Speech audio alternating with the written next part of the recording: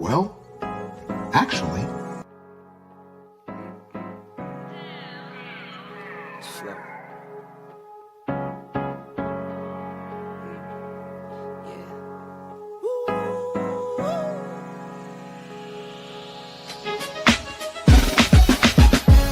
Yeah, I'm watching the rise, and I wouldn't say I'm shocked, cause I'm hardly surprised. This one's for the ride, this one's for who knew I'd make it, just needed some time. This one's for my wife, could've left 1,000 times just about my side. This one's for the grind, I knew it would happen, just had the strength in my mind. To the videos, they thought I was a black guy. That's hard to get over. A foreigner in the sport, but I'm fully devoted. I don't take it for granted that the door's been open. I knew I was different, I knew I was chosen. A breadwinner, but I'm soft-spoken. Authentic like a 5950 and there's no cap. Let's have a toast to that. Let's have a toast for the real ones. Let's have a toast for the real. Let's have a toast for the real ones. Let's have a toast for the real. Let's have a toast for the real ones. Have a toast for the real. Let's have a toast for the real ones. Have a toast for the they done baptized the bad guy. Still don't follow religion. The fabric's not average. The cotton's Egyptian. 500 for the shoes, come dirty, but the European. Less is more and less is the bank. Up the score, I pull up from trade. From the tray, I'm ballin' like Trey. Do what I can, I do what you can't. I wrote this 30,000 feet up. 10 toes, stay G'd up. I'm tryna get that type of wealth, like a house on the hills, can't see us. Say the money still me up. Stay humble, stay teed up. I don't tell you how to live, so don't hit me with no weak stuff. And if you know the deal, then you know the deal.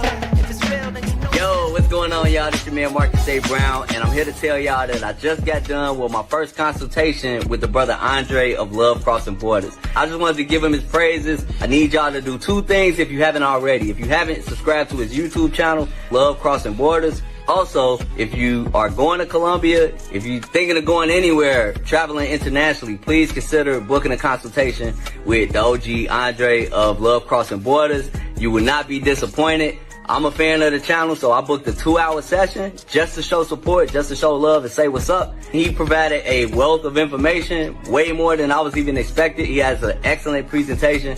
So I just wanted to let y'all know you will not be disappointed. Book the consultation, subscribe to the YouTube channel if you haven't already. Dre, man, I appreciate you. I will be out in Colombia, and I look forward to linking up with you. And y'all, get in tune with him if you haven't already. Tell him MAB sent you. Peace.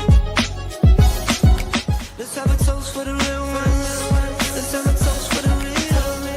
Let's have a toast for the real ones. Let's have a toast for the real. Where are all the black men? And I'm not talking about the scammers, the drug dealers, the robbers, and the crooks. Well, actually... Shout out to all you men and ladies, if you're out there that are watching Andre and Andres Love Crossing Borders. We got a great topic for tonight. A lot of you guys have been sending me emails and text messages through WhatsApp, and I appreciate those messages that are coming from you guys in regards to tonight's topic. And it's talking about the senator who was Colombian born, moved to Colombia at the age of 18 years old and got his citizenship and was able to, of course, become a senator out of the state of Ohio. And he was able to run for Senate, win. But here's the problem. Now that he and his family is in the United States and he's renounced his Colombian citizenship, he believes that everybody should do as he did and renounce their citizenship. He believes, hey, forget about my family back home that may want to have a future and use dual citizenship. Forget about your families, American citizens. Forget about all the 40 million Americans that have dual citizenship. He believes because he was the one that made it through and he renounced his citizenship to become a senator. He believes that everybody else in America, if you pledge allegiance to the flag of the United States, then you should renounce your citizenship as well. We're going to talk about that particular topic tonight here on Andre and Andres Love Crossing Borders. We're going to talk about, can this be done? Are American citizens willing to do this? Is it backlash coming out? Are there citizens that say that they don't want to do it? And at the end of the day, how does this impact the Passport Bro movement? We're going to talk about those things tonight here on Andre and Andres Love Crossing Borders. Shout out to all you guys. Shout out to all of you who are here. Yes, sir. Yes, sir. Let's get some intro music going now. Shout out to everybody here on Andres Love Crossing Borders once again. And let's get some shout outs here. This is a great Friday night. Shout out to you guys. TGIF, man. TGIF. Yeah, you guys have been hitting me up on Facebook, Instagram. I mean, really on Instagram too, as well as in the WhatsApp groups. I've been getting messages over and over and over. And guys have been like, hey, Dre, what about the dual citizenship? Because some of you guys are married to women that have dual citizenship or will have dual citizenship. Some of you guys are in relationships with women that already have a dual citizenship, or you personally have dual citizenship, such as our brother Kings and Dreams. He has a Jamaican citizenship as well as his U.S. citizenship. How is this going to impact us passport bros that already have dual citizenship? So we're going to talk about this tonight. Shout out to you guys. First, shout out to our brother Will. Not only salute to you, brother. Salute to you, my fellow brother that moved to Colombia. He says salute to Andre and Andre in the chat. Happy holidays. Happy holidays to you also, Will. And thank you, Will, for giving the donation by the way of PayPal. The $10 is going toward the Children's Cancer Foundation. We're going to talk about that a little later. Any donations that come by way of Cash App or PayPal will go to our December. We've been doing it for 4 years. Go towards the December Children's Cancer Foundation here in Cali, Colombia. We're going to be doing throughout the whole month of December. All Cash Apps, all PayPals go in that direction. Appreciate the donations, gentlemen. Let me go over here to my brother Will once again. He said, please smash that like button. He said, BMM. He said, that's right. He said, this is going to be a great show on a controversial topic. Yes, it is. You guys really want to be around for this one. The way I break it down, you guys are going to hear some laws that you didn't even know about that existed. You're going to hear about the arguments that have taken place over the last few years regarding dual citizenship. So we're going to talk about that. This is a big deal. So you want to hang around for this one. We got 36 people in the building. Click that like button. We like you. Make sure that you like us too. Shout out to you guys. Shout out also to my man Bean. He said, hello, I'm doing great, man. I'm doing great tonight. Cannot complain. Andre is in church right now. He's having church service. So when I can't make it on a Friday night, Andre goes to church for the family. Shout out to you guys and shout out to Andre. Once again, shout out to our brother Kenny people. Buenas noches. Good evening to you as well, amigo. Glad you guys are here. He said, I can't wait for Rumble tomorrow. Tomorrow's movies over on Rumble. I'm going to drop the link.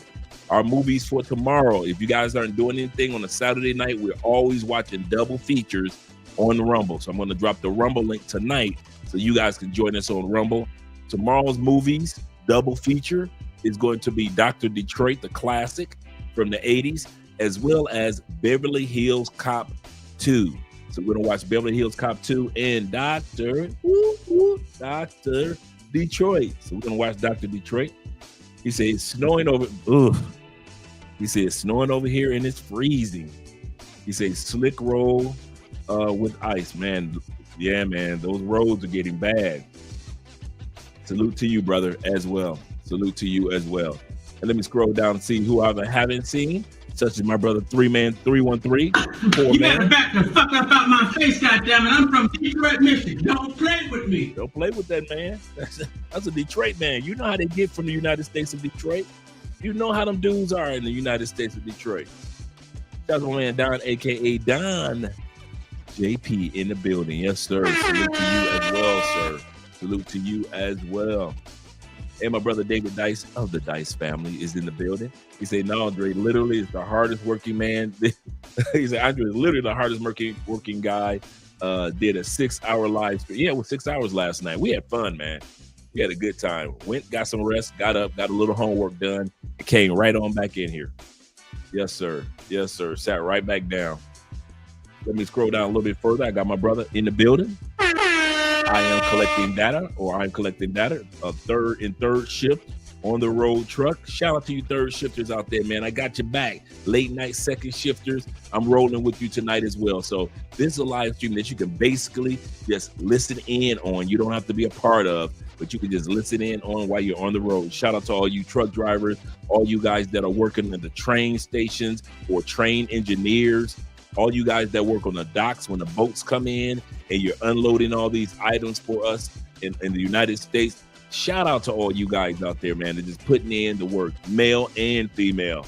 Shout out to you guys. Yes, sir. Yes, sir. Shout out to my man Ruthless. Ruthless Raves in the building. Yes, sir. Appreciate you, brother. Appreciate you. You say taking them flights. Yes, sir. Gotta keep taking those flights. And Show Enough is here.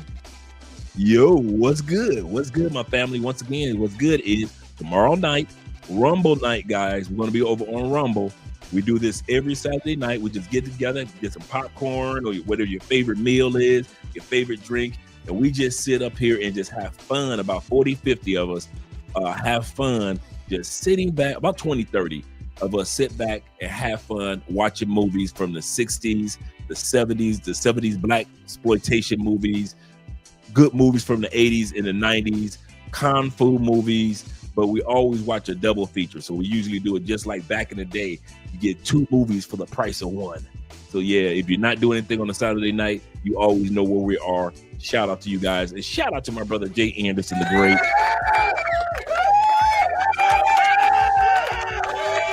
Glad to see you're here. Glad to see you here, brother. Jay Anderson says salute. Yes, sir.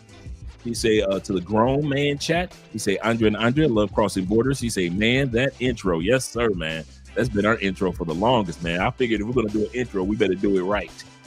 We better do it right. And shout out to my man, Black Lex in the building. Glad to see that you're here. He said, I'm earning my stacking up for a better day. Yes, sir. That's how you do it. Stacking it up, brother. Stack it up while you're on the road, getting that money right. And my brother Thelonious is in the building. Glad to see you here.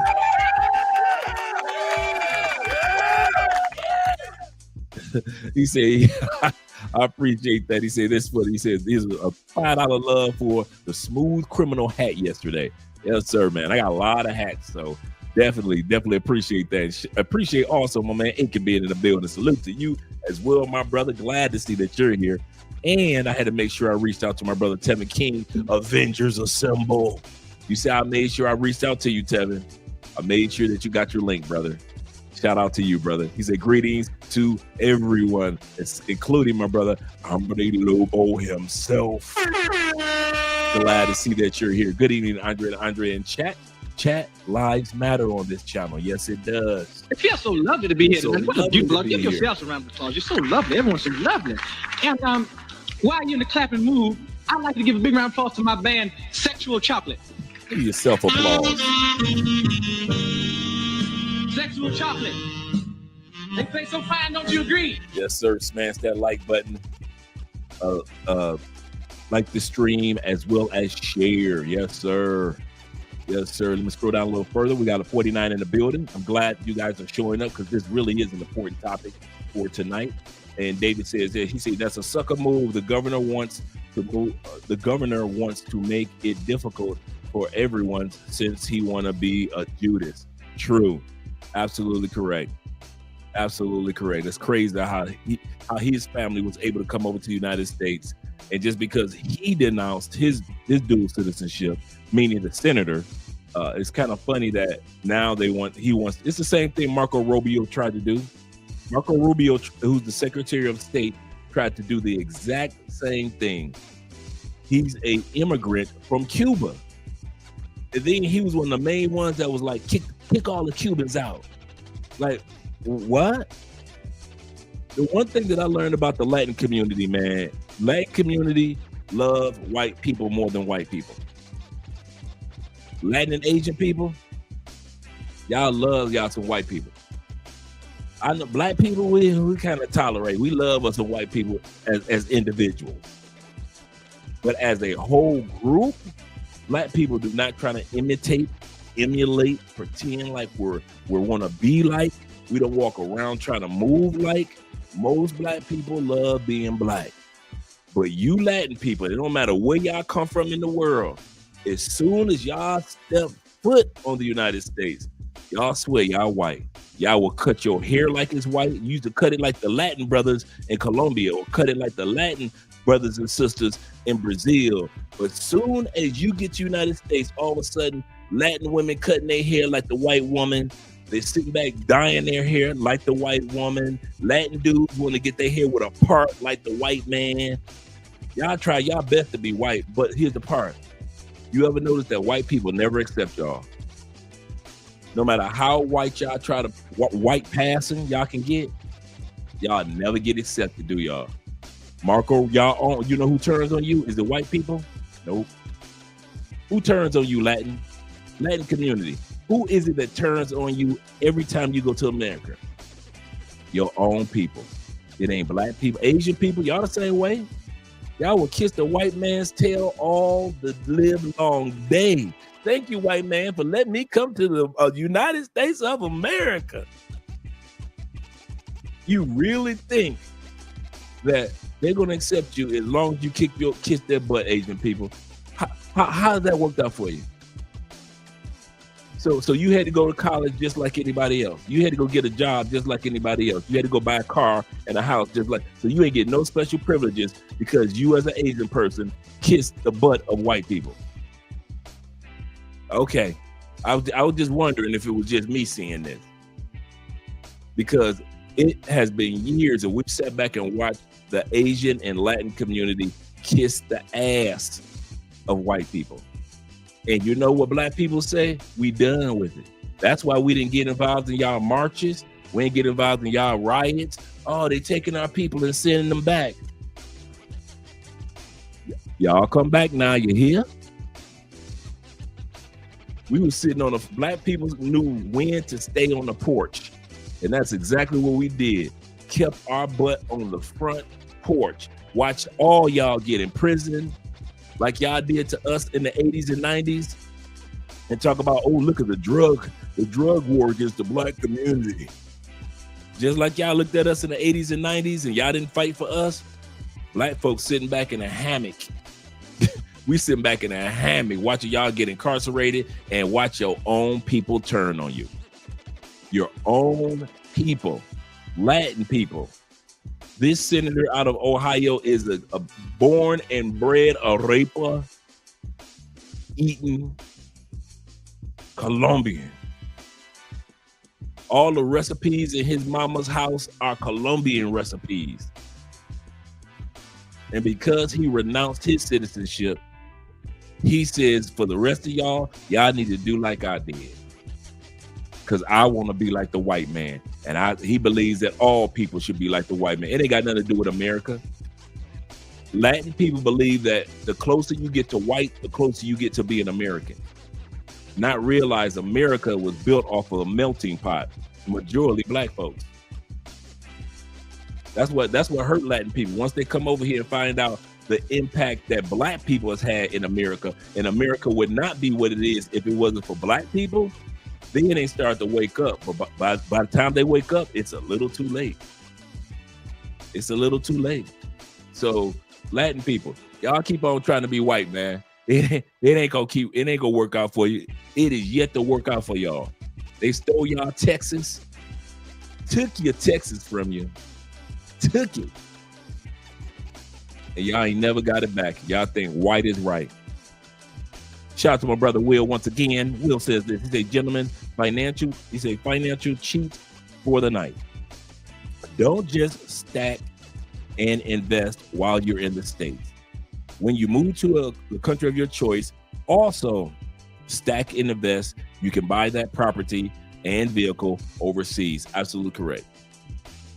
Absolutely correct. He's 100% correct.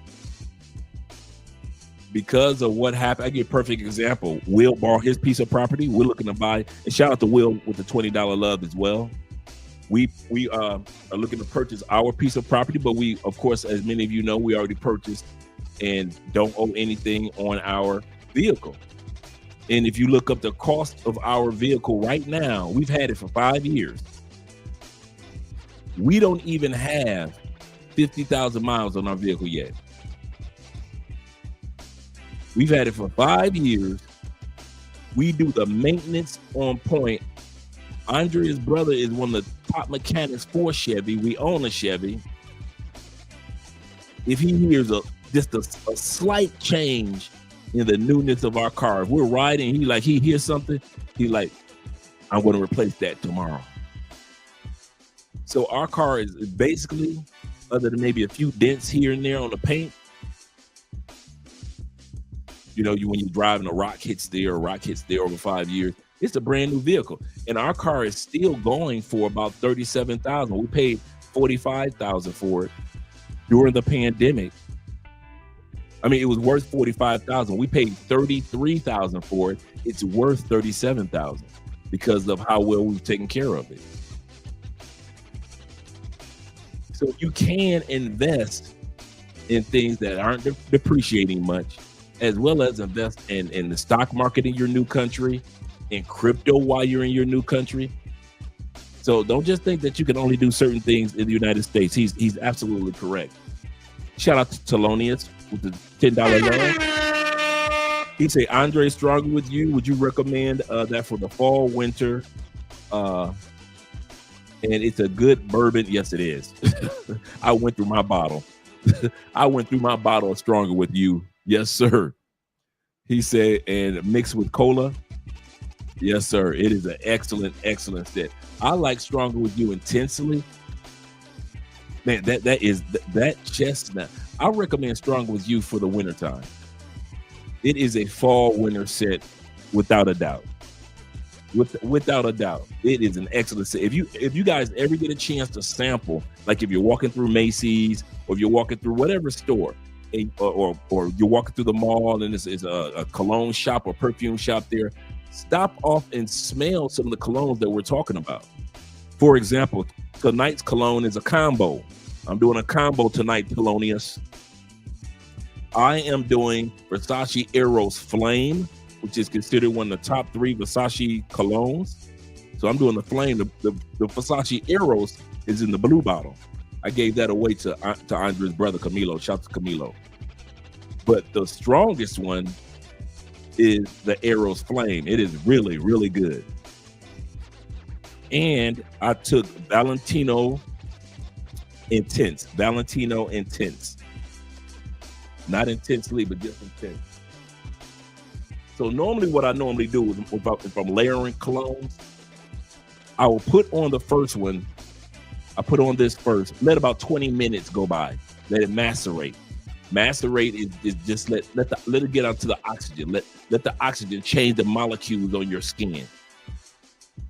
And then if I'm going to layer, then I put on the second layer. So tonight I'm rocking both of these. So Versace Eros Flame and and Valentino Intense, because they're so close. Not that they smell the same, but they just like remind me of each other somehow, some way. And I was like, let me layer these two tonight. So these are the two that I'm layering tonight. Not expensive at all. Not expensive at all. You can still get this one you can get it at Macy's, or you can get it at what's what some of the cheap like I haven't been in the States so long, I forget some of the discount stores, some of the discount distributor stores that are out there. Not Macy's, but some of the more I forget in that neighborhood that you can see in every other neighborhood. Those type of stores. You can get it at Kohl's.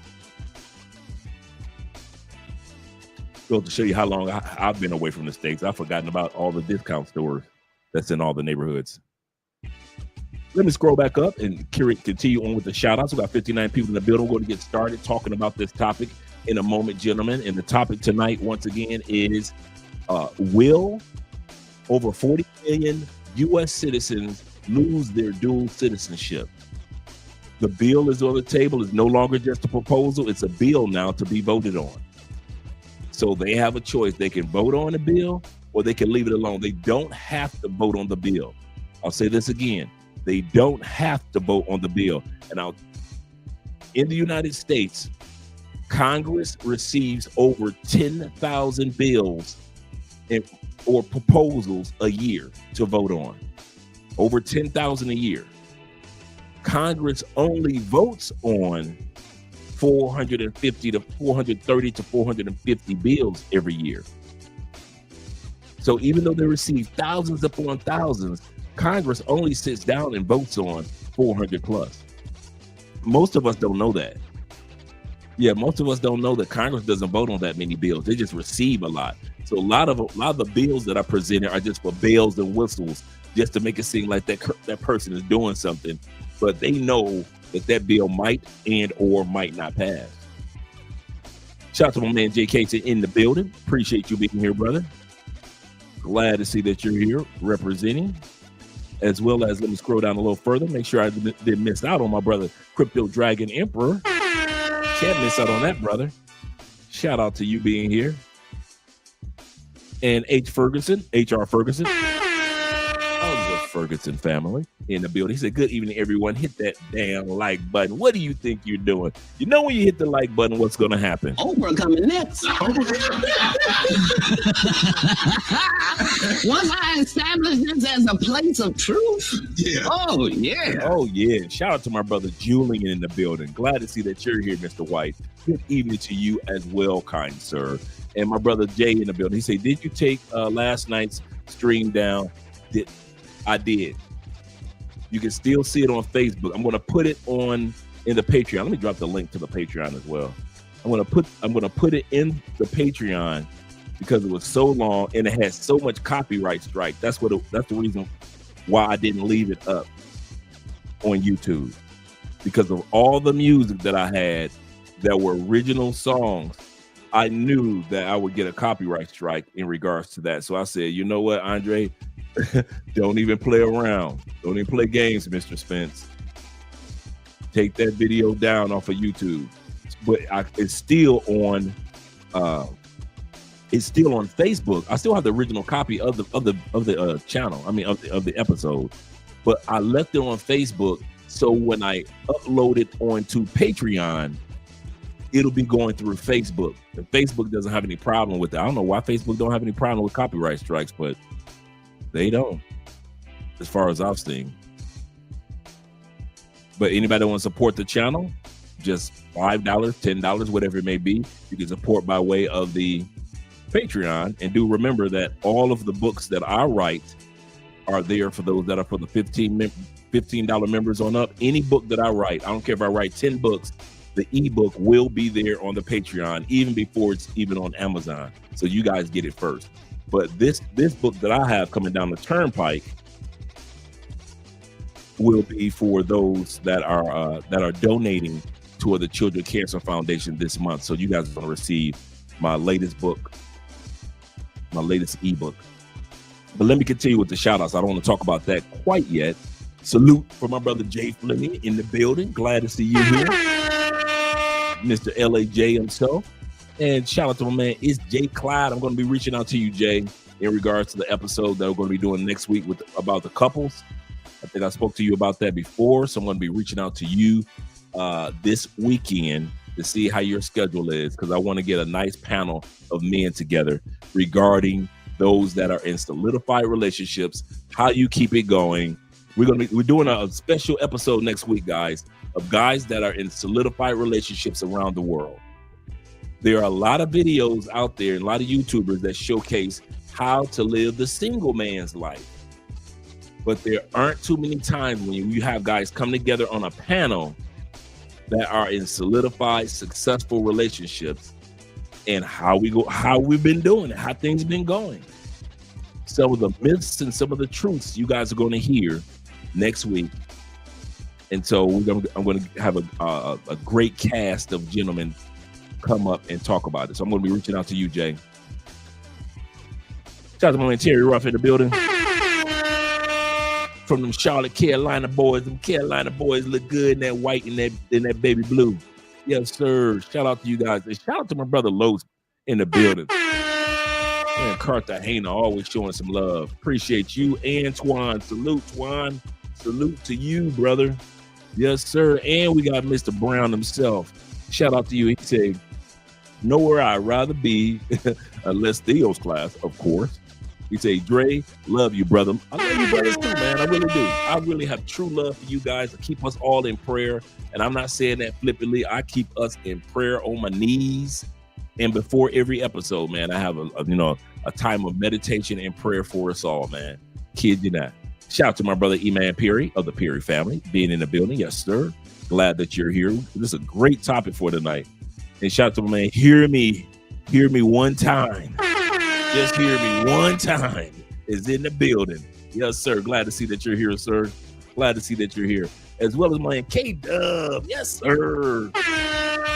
K-Dub said this. He said, Andre, he said, what's your thought on Cigna?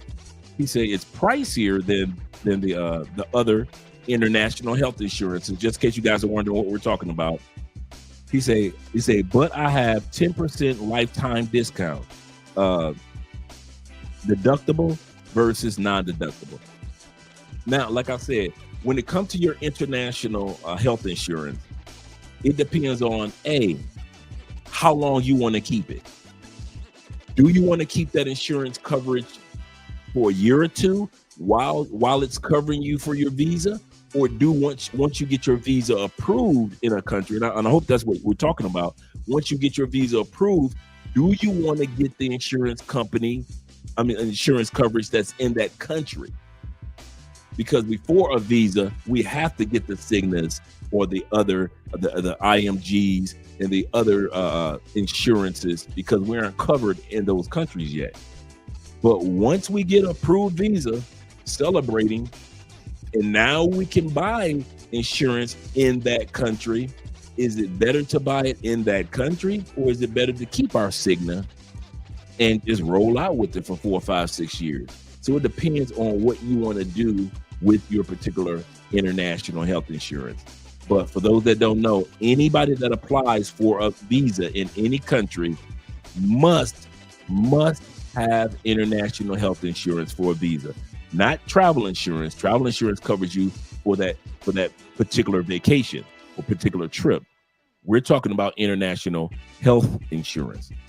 So it depends on what you want to get, as well as the deductibles, as well as pre-existing conditions.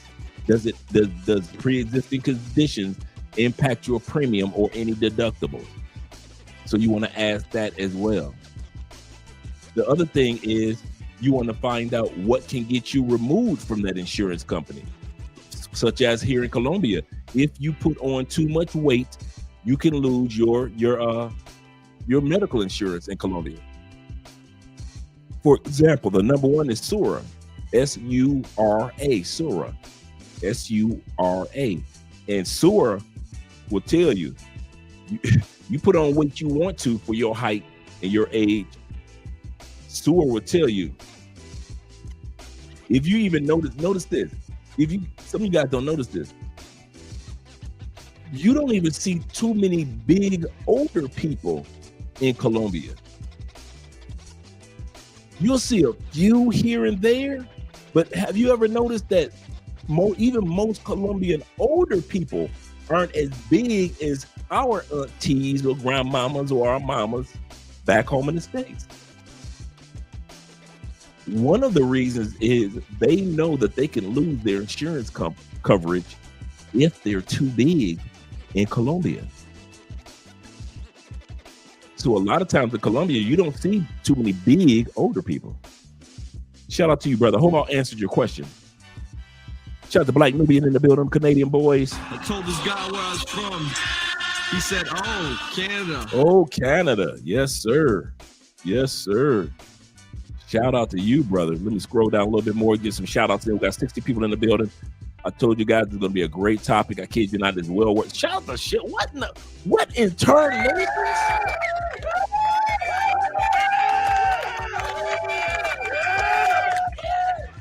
Every time I think Sheldon is too busy for Love Crossing Borders, Sheldon pops up from out of nowhere. Shout out to Sheldon.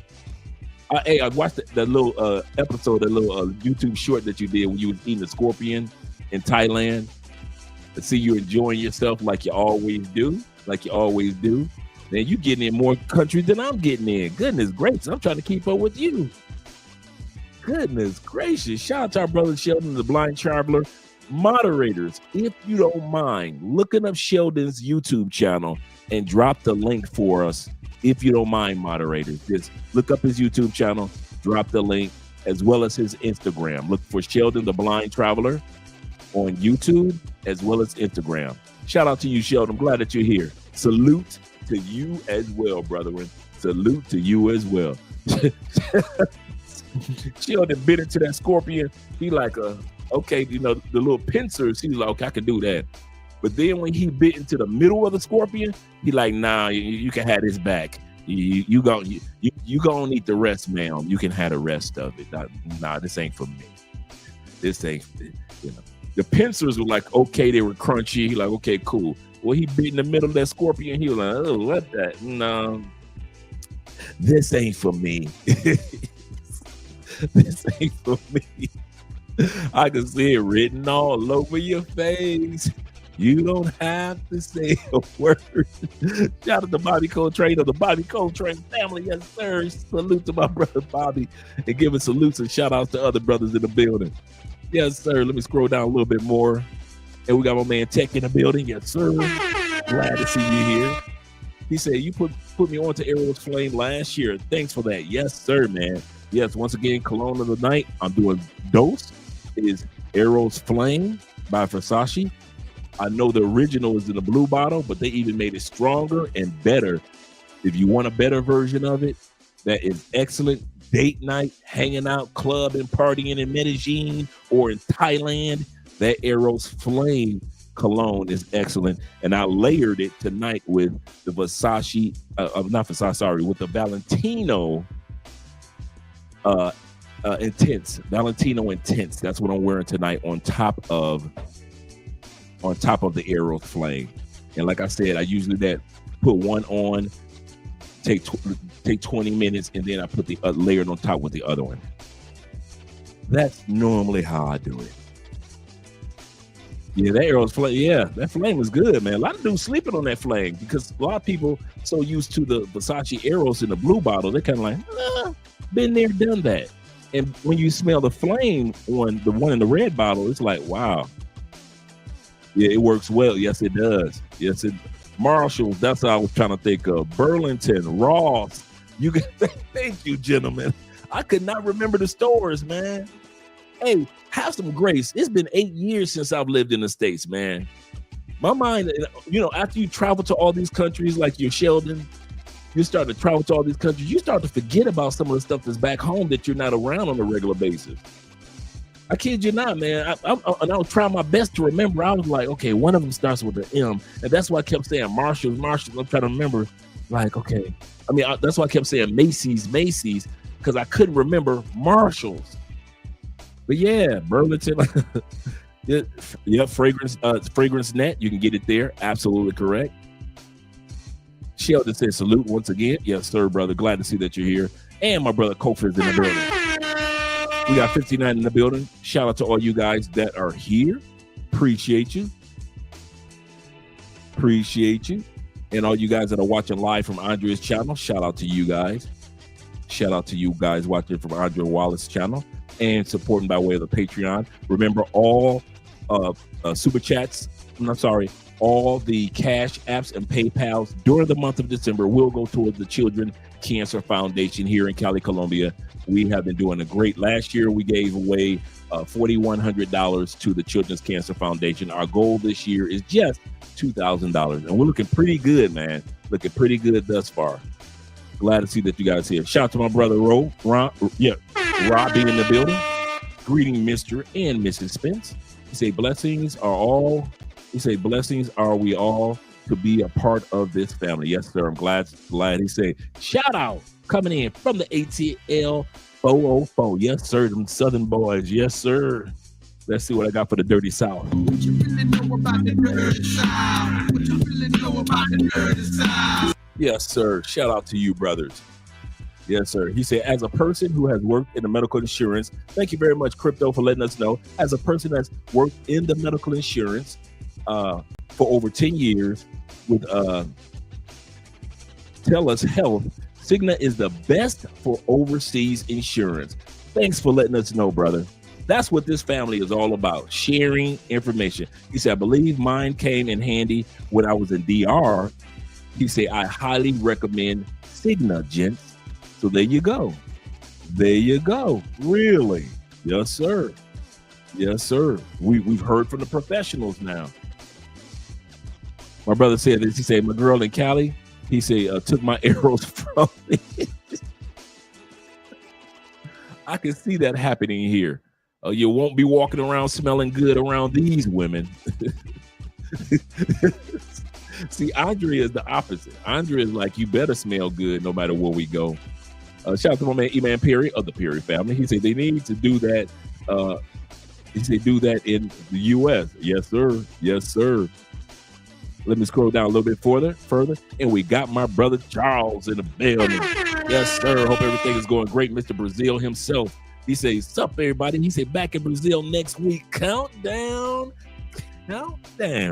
Appreciate that, brother. I'm glad that you're going to be going back to Brazil. Have a good time. Hope your health is doing well right now, Charles.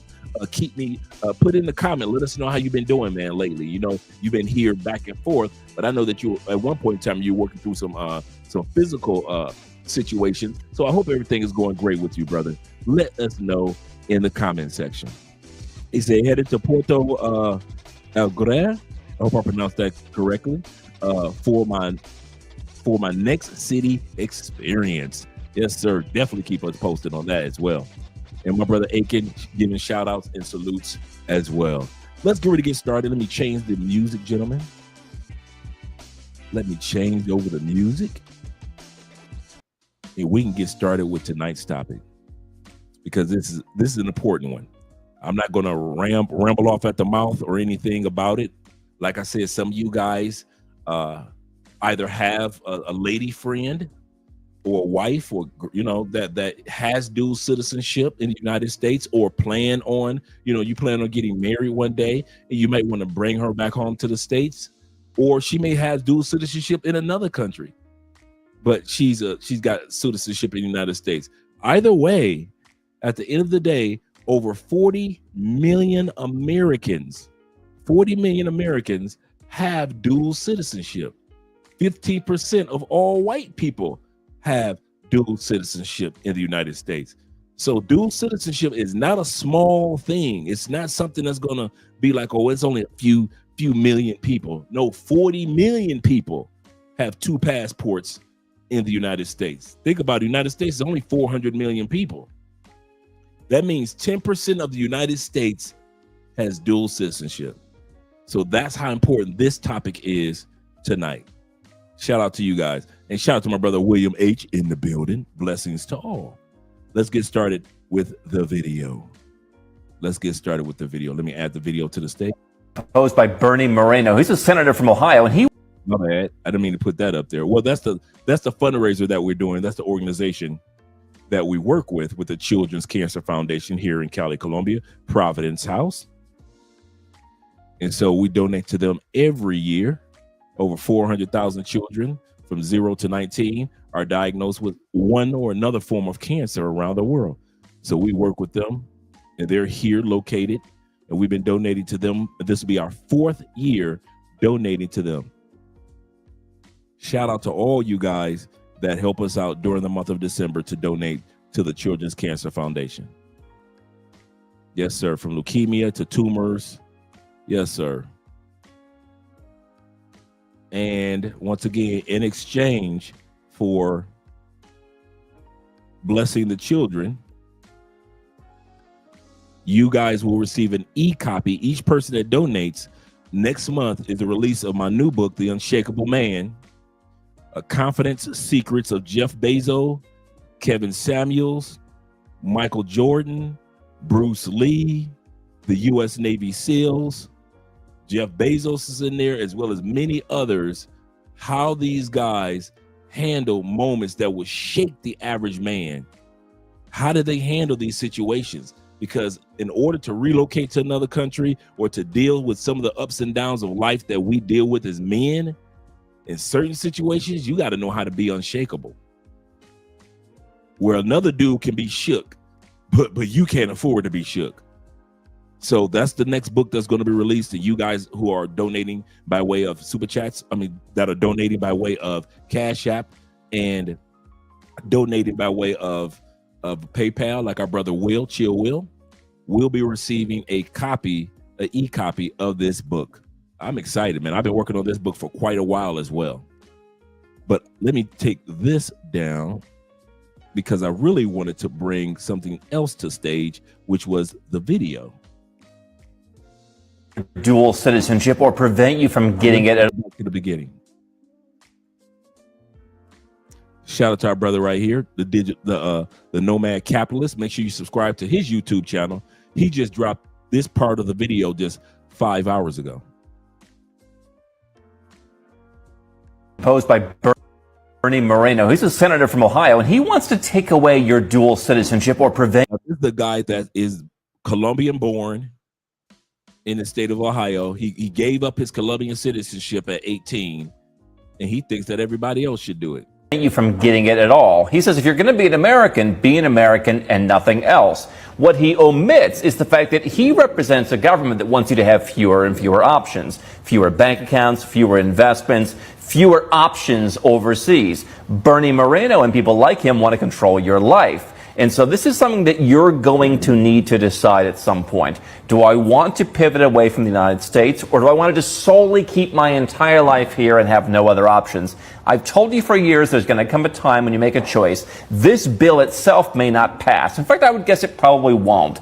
But you're still going to have to start adjusting your life for a United States where even the political party you support thinks you should be subservient to your government. Welcome back. A senator from Ohio is looking to do away with dual citizenship. Republican Senator Bernie Moreno has introduced the Exclusive Citizenship Act of 2025. The bill would make it so no one may be a U.S. citizen or national while also holding citizenship from another country. If an American voluntarily acquires citizenship in another country, they would then relinquish their U.S. status. If passed, those who already have dual citizenship would then have to pick one or the other. Now, while the U.S. government doesn't keep statistics on dual citizens, it's estimated that more than 40 million Americans are eligible. I want to bring in our chief legal analyst, Conley Rhodes, to break this down. So say this passes, and what would be the legal hurdles there? Because the Constitution protects some things saying, well, we just can't take your citizenship away, right? This seems to be a great idea, except it's unconstitutional, so it's dead on arrival. Let me start there. 1958, a case called Perez came out, and Congress was attempting to revoke folks with foreign dual citizenship if they participated in foreign elections. Well, that was overturned in 1967 with the... Now, don't let that slide by. Oh, thanks, Growth. Thanks, Kofa, for the talking about the book cover. Don't let that slide by, guys. In 1958, they had sent forth a proposal in U.S. Congress tried to take away the dual citizenship of any American that voted in a foreign country's election. For example, let's going to use our brother Kings and Dreams as an example, a Jamaican brother. Even though Kings and Dreams, born and raised in the United States, but a descendant of Jamaica, so he has dual citizenship. If Kings and Dreams prior to 1958 decided to vote in the election in Jamaica, there were senators that were trying to come against guys like Kings and Dreams and you other guys and ladies that have dual citizenships. But this is what happened in 1967 to counteract that. Case called Rusk, where they held the government cannot, because it is, as you mentioned, a constitutionally protected fundamental right under the 14th Amendment. Hi guys, I'm an immigration attorney, and yesterday I posted a video on the Exclusive Citizenship Act of 2025, so let me give you an update. I was really shocked by how many of you guys engaged with this post, so I want to give a little bit of a clarification since I posted that video. There's a Supreme Court case called Ephraim v. Rusk, where a Polish citizen in 1926 became a naturalized American citizen. He went abroad, voted in a political election, and afterwards, when he tried to renew his passport, the State Department did not let him. So he went to the Supreme Court, and it was held that Congress does not have the power under the Constitution to take away a person's citizenship. So, according to the 14th Amendment, Congress cannot take away your citizenships. Congress cannot take away your citizenships. A person can only lose their second or other citizenship, or in some cases, if America is your second country and you may come from another country and you still have your citizenship there, that's your first citizenship. Congress has no right to tell you or make you, according to the 14th Amendment, make you renounce your U.S. citizenship. The only person that can take away your citizenship of another country is that other country. In other words, once I get my citizenship here, I'm a resident here in Colombia. That means I've got all the rights of a Colombian, including I can file for Colombian Social Security and everything, right? I've got all the rights of a Colombian except for the right to vote and the right for a passport. So once I become a full citizenship, I have all the rights of a citizen. America cannot take that away from me. Nor, according to the 14th Amendment, can America take away my American natural born citizenship. You can't do that. They took it to the Supreme Court in 1967. I don't know what, this is the funny part. I don't even know why this guy is even presenting this, because it's going to die. That's why I say sometimes they put forth proposals just to act like they're doing something in the White House. Because at the end of the day, if this dude knew anything about the 14th Amendment, since he wanted to be a full-fledged American, which is nothing wrong with that, he would have known that America can't take away somebody else's citizenship. Only that country can do that. And Americans can't take away natural born citizenship from a person. Just cannot be done. He said, I want to do 6 months with the nomad country. He said 6 months in another, which is actually great. He said, I'm not sure the local insurance will be suffice. If you're doing 6 and 6, 100% what my brother said is correct. Go with Sigma. If you're doing 6 and 6, you're not going to be in either country long enough to really benefit off that local country's insurance. So if I knew, like you, I'm glad that you worded it like that, K-Dub. If it were me and I knew that throughout my travels, you know who does that a lot? Aaron, Black Man's Travel, or Black Man's Travel on Facebook, on Black Man's Travel on YouTube. Shout out to Aaron. You know, Aaron has spent 6 months or a year or two in DR. Then he goes to Brazil. He spent so much time here in Medellin, Colombia. Now he's in Thailand. He might be heading to another country. If you're a type of person that moves like that, maybe spend a year or 6 months or a year or two in another country, getting insurance in just one country won't cover you. So you will definitely need international health insurance because you move. My brother Zay, he does that. He travels to a lot of countries here in South America. So it wouldn't be feasible for him to have full coverage of Colombian Sura insurance if he's only going to be here like 6 months or a year here in Colombia. And I'm just using an example. So shout out to you, brother. Hey, sexy boo.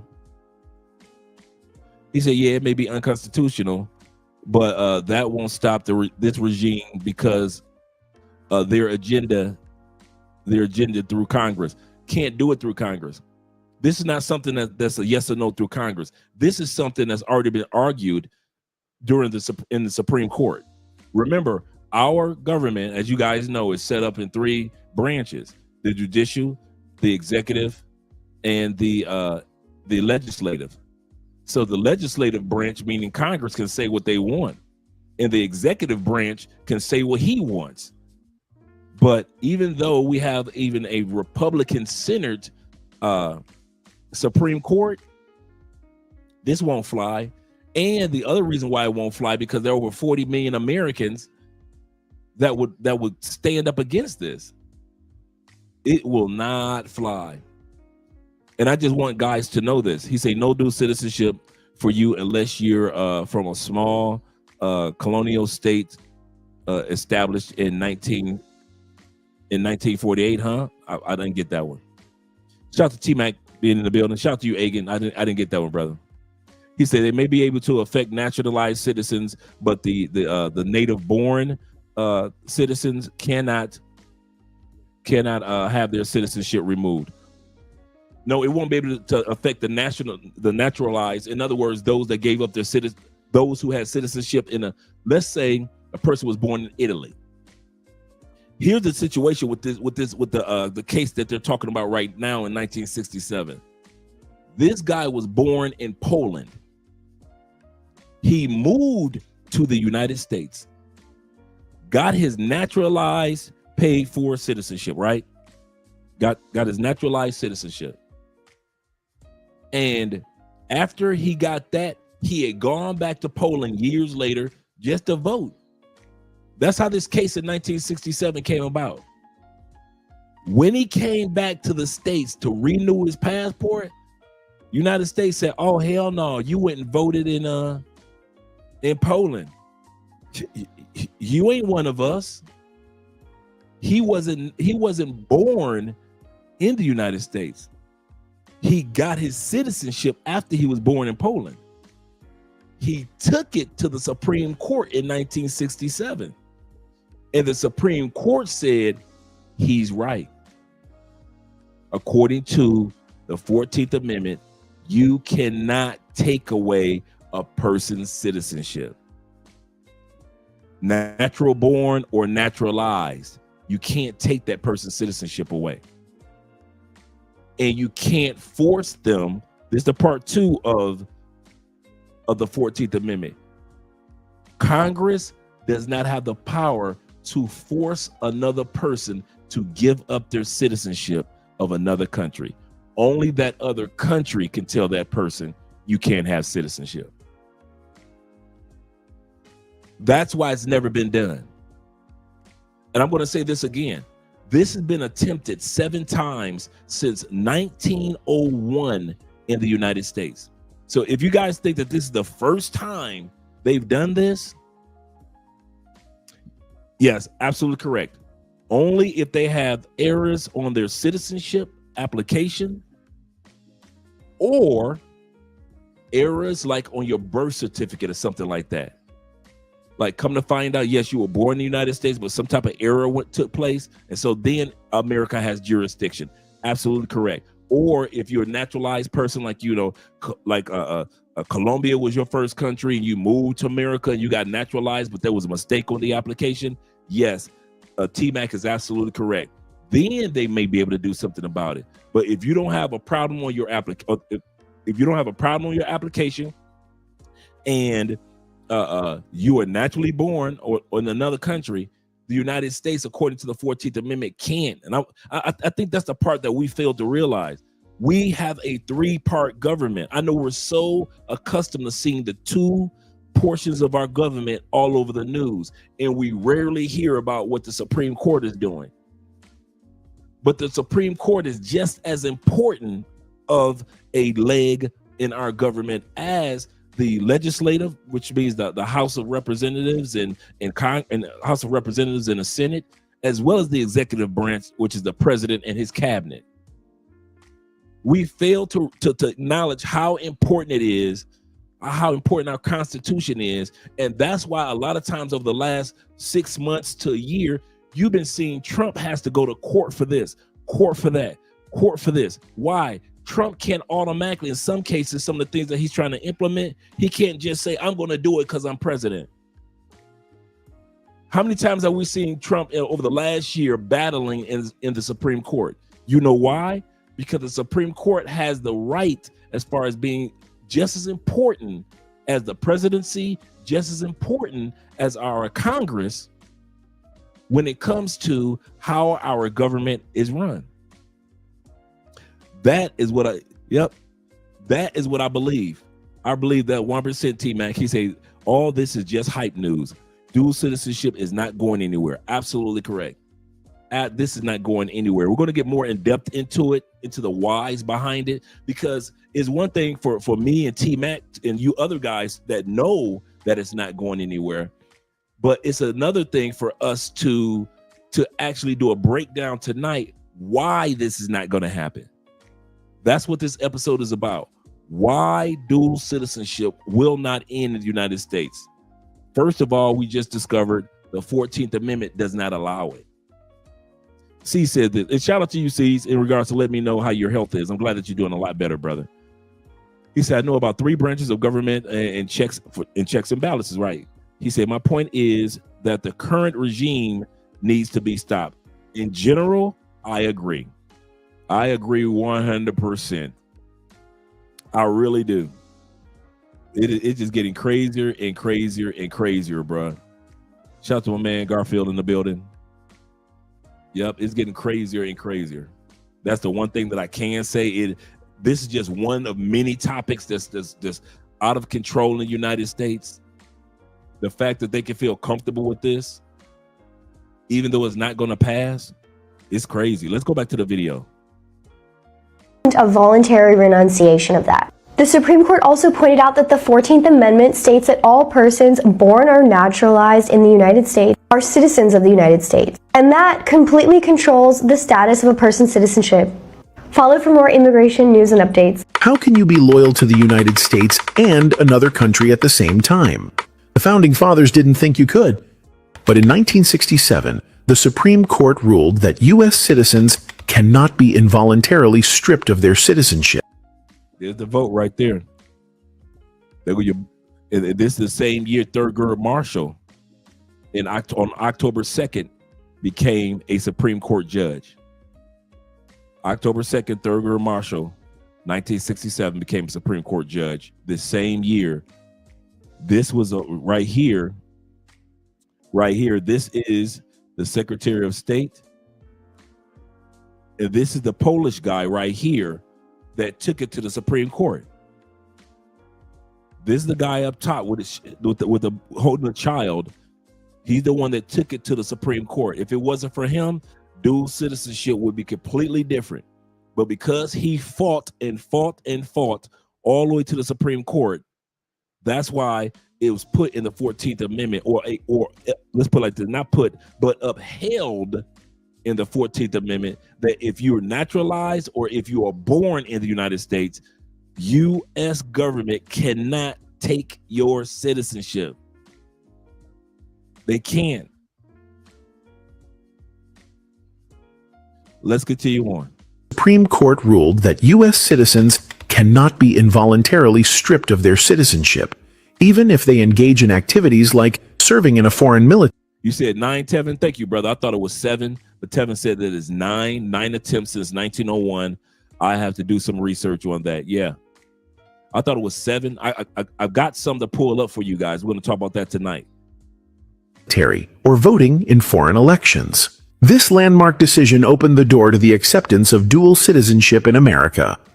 Given the ongoing concerns about national security and the increase in immigration over recent decades, should the U.S. change its stance on dual citizenship? Can the U.S. government deport natural-born and or naturalized citizens, U.S. citizens? Can they deport them from the U.S.? The answer is unequivocally no. I've been going down the rabbit hole of legal cases, Supreme Court legal cases that this is covered in, and then there's a lot. One particular case that comes to mind is Afram v. Rusk, 1967. The Supreme Court ruled that the Constitution, of course, grants Congress no express power to strip people of their citizenship, no right to expatriation. In this case, Afram was born in Poland, came to the United States, applied for citizenship, became a citizen, didn't register. I want you guys to realize what she just said. I'm going to bring back what she just mentioned, because some of you guys, it'll go over your head. The Supreme Court ruled that the Constitution, of course, grants Congress no express power. The Constitution expresses Congress no power. They can't even vote on this to even do this. That's why it's all for show. That's why it's dead in the water. Congress doesn't even have the power to do this. to strip people of their citizenship. No right to expatriation. In this Can't kick you out. Once you become a citizen of the United States, whether it's by birth or naturalization, they can't just say one day, I'm just going to kick you out. I don't like you. Give you a perfect example. Remember earlier this year, Donald Trump was trying to get Rosie O'Donnell kicked out the country.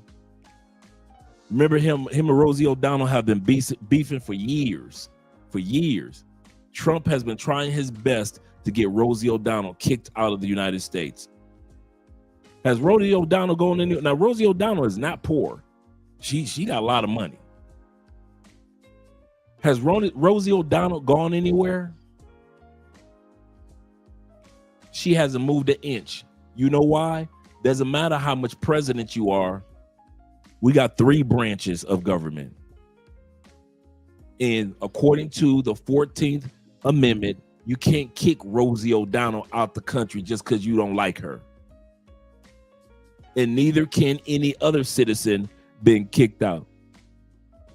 Oh, she left. She's in Ireland. She finally moved. But she didn't get kicked out. That's my point. You can't kick out a U.S. citizen. Congress can't do it. They don't have the power to do it.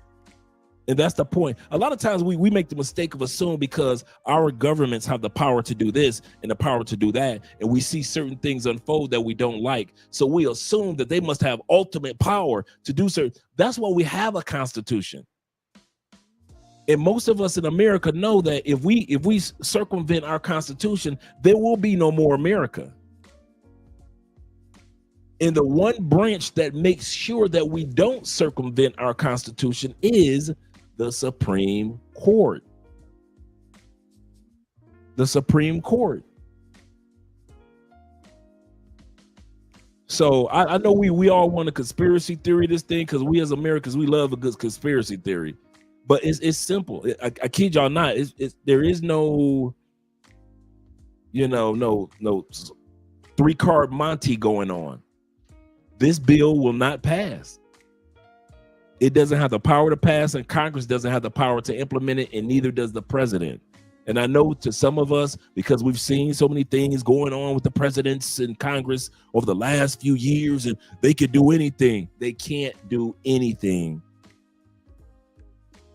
without it ended up in the Supreme Court. And that's why every time you turn around during the Trump administration, you're going to see Trump having to go ask permission from the Supreme Court. How many times? I think Trump has been in the Supreme Court case, 6 times already in his administration this year? Every time you turn around, Trump tries to do something and it ends up in the Supreme Court. Trump tries to do something else, it ends up in the Supreme Court. Trump tries to do something else, it ends up in the Supreme Court. He does not have the ultimate power like a lot of Trumpeteers think he has. He'll try something and he'll see what sticks. And a lot of what he tries, have you guys noticed, the Supreme Court has said, you can't do that, President.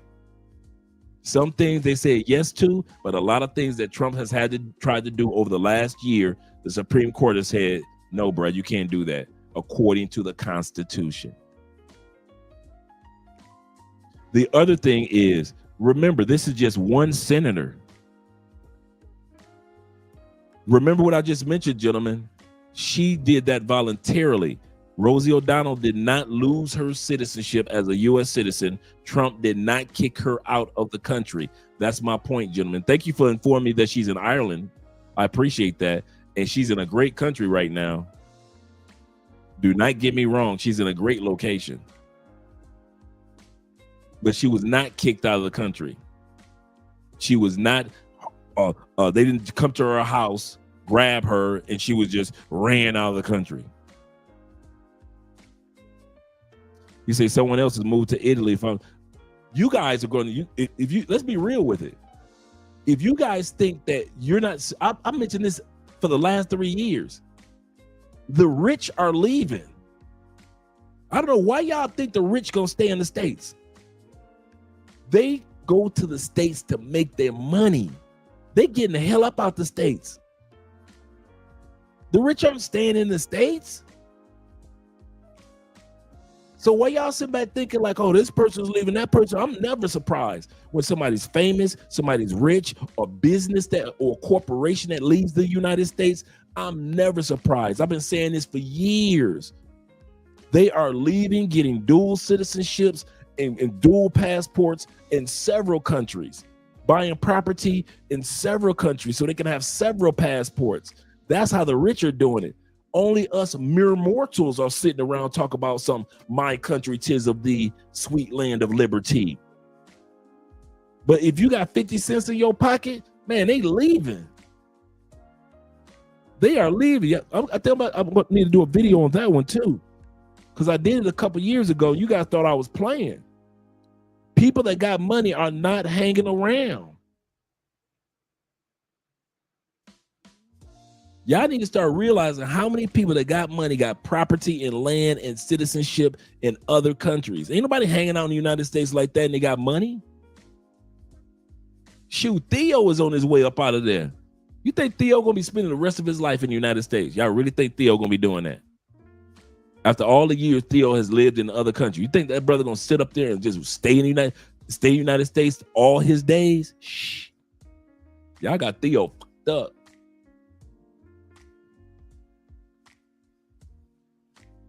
Seriously, gentlemen, ain't nobody hanging out there like that. If you ever look on TikTok, YouTube, it's just us regular mere mortals bragging about the United States. When last time you saw somebody that was rich bragging about I ain't going nowhere? When? And I'm not talking about they didn't even have to be famous. When was the last time y'all saw a well-known person saying I ain't going nowhere? Many of our favorite sports stars, once they retire, they're leaving. They're investing in other countries. Many actors and actresses, singers, performers, business people, they leaving. I know y'all like to keep that, that little red, white, and blue. Ain't nothing wrong with that. But people that have the resources are saying, man, listen, give me my dual citizenship, bro. I use the United States for making money. But my house, where I live, I remember when Madonna left. Y'all laughed at Madonna. When she moved to UK, y'all laughed at her. I remember that. Michael left. Looked at Michael like he was crazy. He's on the run. Y'all called Michael on the run when he left, didn't y'all? Remember that? Oh, I remember. Y'all said Michael on the run when he left the United States. When he said, fuck that damn ranch. Mike was out. What did Mike come back to the United States for? See his family and do some concerts. Did Mike come back to live in the United States? He came back to do some concerts, make some money. He's gonna get the hell right back up out the United States. That's what Michael Jackson was doing. Did he announce his last tour in the United States? Oh, he announced it while he was in London.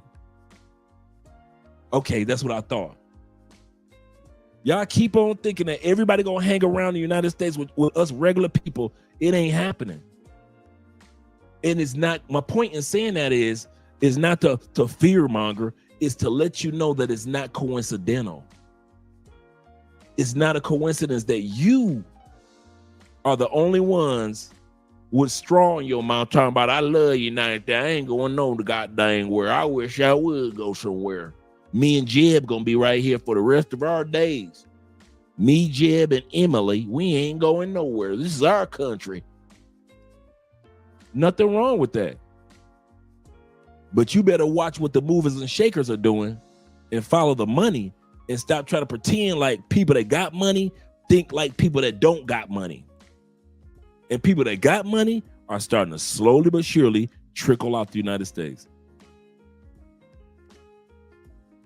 Russell, we know Russell, why Russell loved. Shout out to Tone. My man TV for me said this. He said, I got my kids. He said, I got my kids. He said, I got my kids out of the United States. He said, trying to find a tax attorney or lawyer who use tax codes in the United States while my kids live overseas. Absolutely correct. You need to get an expat. We're going to talk about that tonight. You need to get an expat tax attorney or tax expat tax provider. That's what you need to get. That's what I use. I don't use a regular tax person. Hell no. I use a person that specializes with expats. Yes, sir. He said AI robots. Yep. He said we'll take 50% of the jobs anyway. So you might as well be ready to go global anyway. What's the use of taking all Theo's classes and you gonna stay in the States? Now I understand you gotta take care of mom and grandma and your kids. I got that. All you guys that got responsibilities in the States, I understand you. I kid you not. But those of us that ain't got no stateside responsibilities, ain't no way in the world I'm graduating Theo's classes, getting a job, and I'm staying in the States. When I could make that money and I can live anywhere in the world, won't be me. For real. If I was Diddy, you wouldn't have had me in the States. I'd still be free. I'd be dancing in Dubai. I'd be dancing in Bali. I'm all in Malaysia. You got P. Diddy all in the Passport Bro videos. P. Diddy all in the Passport Bro videos doing his Diddy dances. That would have been me. Ain't no way in hell I'd have been hanging out in the United States. And they trying to set me up. Now you got to go to jail for 4 years. Yeah, that couldn't be me. Let's go back to the video. Shout out to you guys. Case Afram was born in Poland, came to the United States, applied for citizenship, became a citizen, didn't register for the draft, and so they were going to punish him with expatriation and basically say you're not here. Supreme Court basically said no, you can't do that. You can't use that as a method. You can lock him in jail if you want for failing to adhere to the draft, but you can't just expatriate him. Actually, you can punish people. You can send somebody to jail. You can even execute someone with regard to capital crimes, but you can't just deport someone. That isn't how our citizenship works. And one of the interesting things that the Supreme Court did argue in Afram v. Rusk was that the people are sovereign to the U.S. government. And the U.S. government does not get to abridge its responsibilities to the people and decide when that citizenship ends. The USA wants to get rid of dual citizenship. Well, at least one person does. Let me explain. This is Bernie Moreno, a Colombian-born, naturalized US citizen from Ohio who recently proposed new legislation making it so that US citizens cannot have dual citizenship. And here is why it will most likely never happen. So just for reference, this is what the bill wants to do. It wants to force dual citizens to choose one citizenship, and you must renounce any other citizenship within 1 year. And if you don't choose, that means you automatically lose your US citizenship. But here's the problem. Millions of US citizens are already dual citizens. Families and businesses and politicians would be affected. And Congress is super divided, let's be honest. They can't get anything done. Not only that, but the USA cannot strip somebody of their citizenship. They have to voluntarily give it up. This would almost immediately be challenged and struck down by the courts. And here's the biggest reason why this will never happen. Many US politicians have dual citizenship with you know who, and as we all know, the USA calling her a threat to humanity. Correct. A lot of people don't realize how many of our US congressmen and congresswomen have citizenships with Israel. Remember, you can have citizenships with whatever country is willing to accept you. You don't have to be born in that country. You can have citizenship in whatever country that will accept you as an American and says, hey, you can come here, keep your American citizenship, and we will give you it will amaze you. We're going to look at it tonight. How many people in our U.S. Congress has citizenship with Israel, as well as citizenship with other countries, including the United States? My man Tevin King says this. He say celebrities and dual citizenship. He said, thank you very for the list. He said Ryan Reynolds, Sandra Oh, Natalie Portman, absolutely correct. And the list goes on and on, from Arnold to Tom Hanks, all the way down. Yes, sir. Good list, man. Angelina Jolie. Yep. Drake. Justin Bieber. Who else you got? You got so many people with dual citizenships, man, that we got actors and actresses that Melissa Ford was born in Canada. She's a Canadian citizen as well as U.S. citizen. We got so many people that are more than one citizenship. Yes, sir. He said, Dre, I didn't want to say the nation's name in my early comment. He said, posted flag on your channel. I got you, brother. I got you. He said a lot of rich people have dual citizenship. It's just a thing now. It's not like it's. We all know that people that have money can see the world from a different lens than we see it. Let's be real. So when we start to see people that have money and can see the world from a different lens, and they're purposely getting 3, 4, even 5 citizenships. What did Jay-Z say in his rap? I got 5 passports. I'm never going to jail. Did not Jay-Z say that? Did he say I got 1?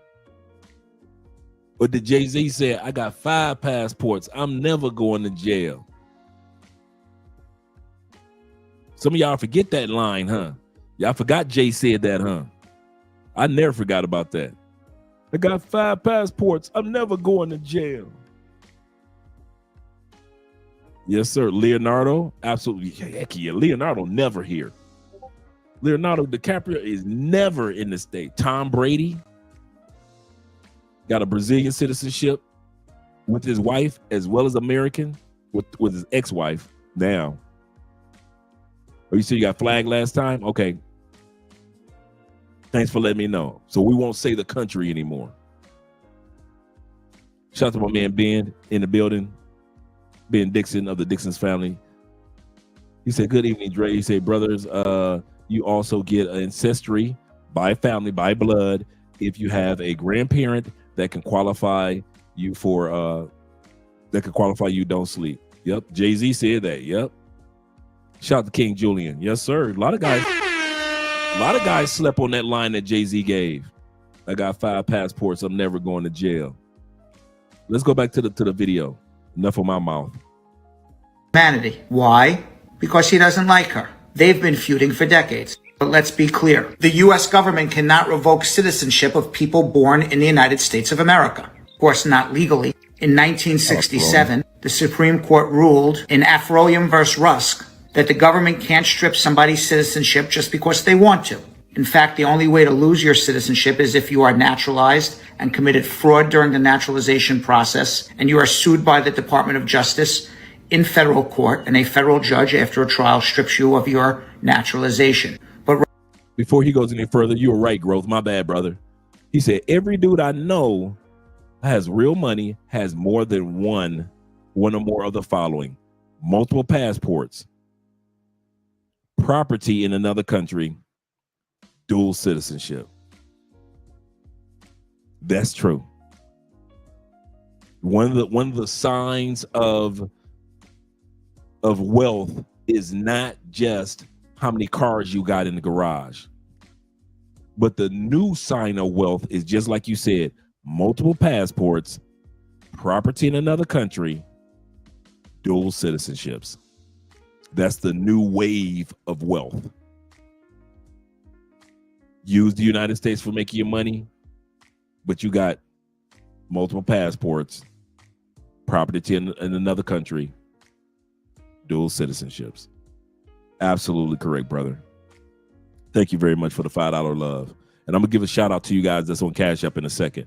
But as this guy is talking about Rosie O'Donnell not being able to be put out the country, out the United States, I want to pull something up on the screen for you guys real quick.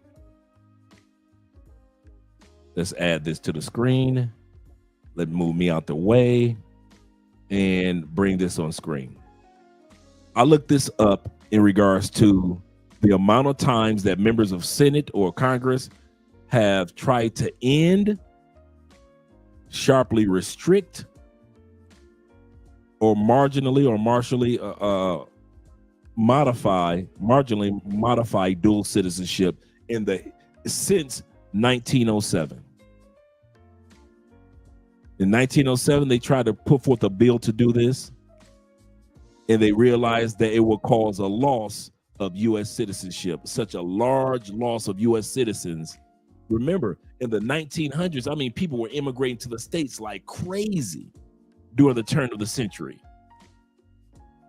So for you to try to tell people they got to give up their citizenship back in their home country, you would have lost millions of American citizens would have went back home before they would have gave up their citizenships during that time period when America wasn't even on top. Think about it. 1907, America wasn't top dog. England was. London was. The UK was.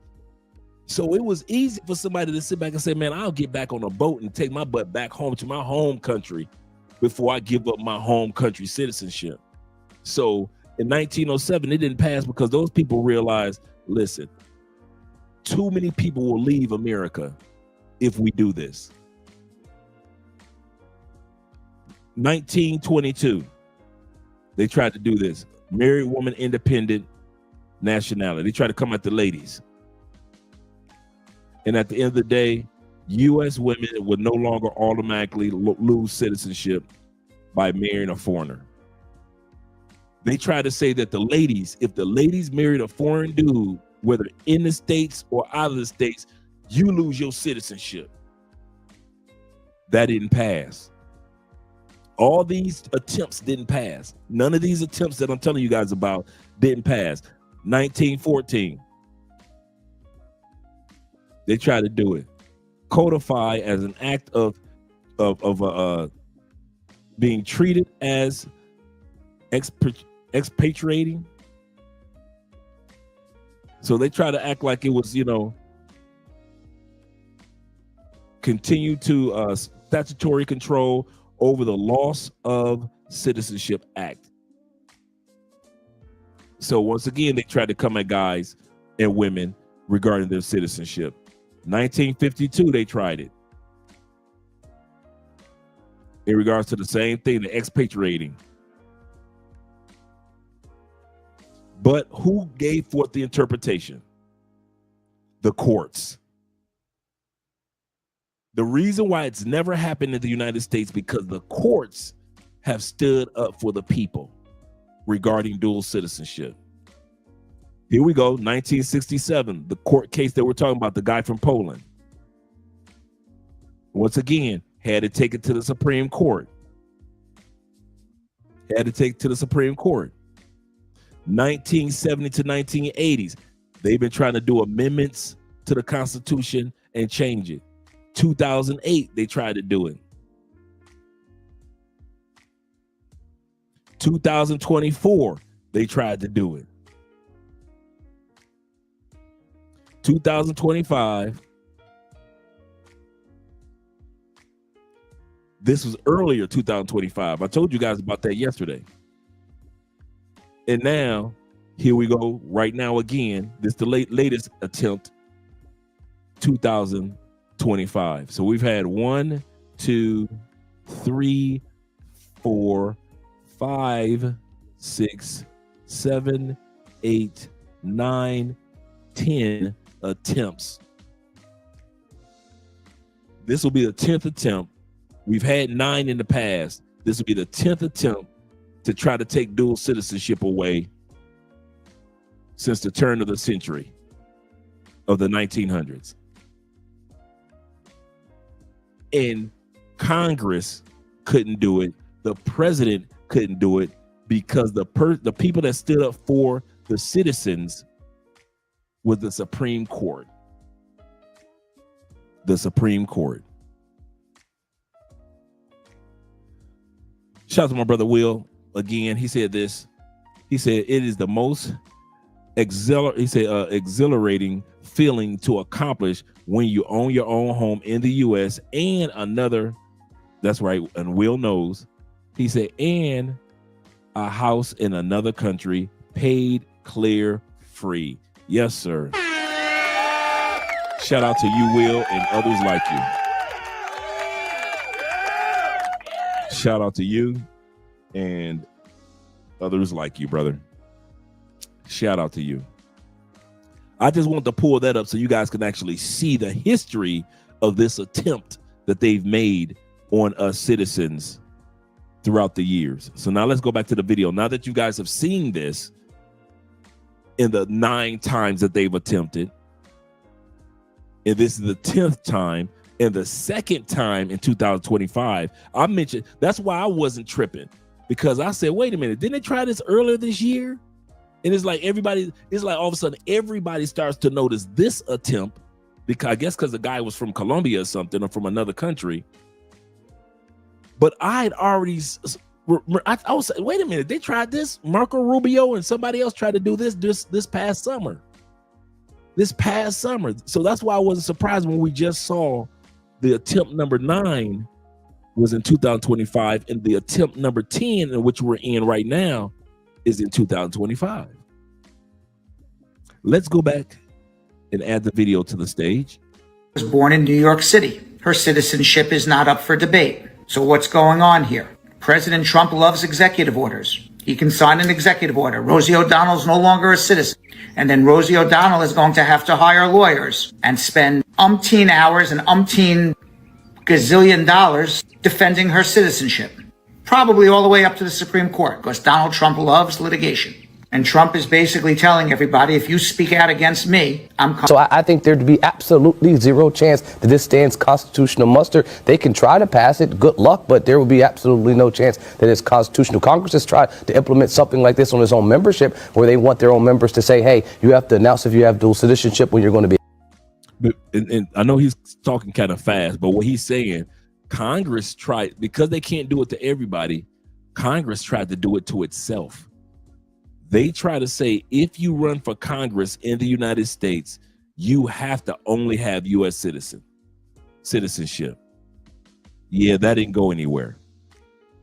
A candidate when you're seeking election, and those are things that they probably could do. Have you seen those lists online of all the U.S. officials who have dual citizenship with Israel? Some fact checkers say these are patently false. But here are some facts. There is no U.S. law prohibiting government officials from holding dual citizenship, in spite of the potential massive conflict of interest. Politicians are also allowed to keep this information secret under the guise of privacy. Never mind that they never have a problem playing up other private information like their religion or ethnicity. What's more, under the law of return, any Jew can apply to become an Israeli citizen when they set foot in the country. Many of our most prominent bureaucrats are Jewish. Coincidence? But I dare you to find any public... Follow the money, follow the money, follow the money. That's the list of our congressmen that have dual citizenship. Right now. You think they're going to vote on this and approve this when you see as many congressmen that have dual citizenship? You see, I agree. No dual citizenship, conflict of interest, absolutely correct. When holding certain offices politically, he say never thought that they'd actually try to do it. Yeah, but it hasn't passed. It'll never be approved. You'll never get congressmen. Look at this list of congressmen. You'll never get congressmen to be able to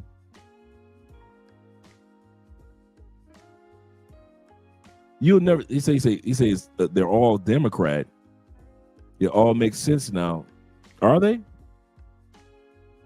Oh yeah, they all showing off the list of Democrats. You know they're Republicans as well. Let's not fall for this one. Don't fall for don't conspiracy theory everything, guys. Do realize there is a Republican list as well. Do not think that it's just all Democrats with dual citizenship. But I just want you guys to see that it won't pass because there are too many in Congress that have dual citizenship. And I think that it's crazy to sit back and say the only way that you'll be able to run for office is if you give up your citizenship in another country. You know how many people wouldn't have been... Listen, if y'all want to play the citizenship game, we could play it. But let's not, because there's a lot of reverse Uno cards for the Trump family. If y'all really want to play that citizenship game, we could play that. But all you Trumpeteers that love Trump so much, there are a lot of reverse Uno cards on that family. If we want to do this citizenship and immigration thing, if y'all want to play that game. Do all you Trumpeteers, do your homework on your cult leaders, family, before you talk about somebody else's dual citizenships. Because that family, bruh, y'all do not want to play that citizenship game. Not at all. And I'm talking about from the wife, the kids, his dad, granddad. Man, y'all do not want to play that game. Yeah. Man, you're not, and the family wasn't even over here legally many times. The son wasn't even, the little 9-foot Damien Omen child that they got now. The boy that's like a giant, but he looked like Damien Omen. Do you know that his mom at that time period wasn't even a citizen at that time period when she gave birth? Man, y'all better do some homework on Trump and his people, man. Y'all sit up here worshiping this dude, and y'all don't know what y'all talking about, man. That family is just as dirty as any other family. Yep. Yeah. You know what child I'm talking about, that little Damien Omen demon boy.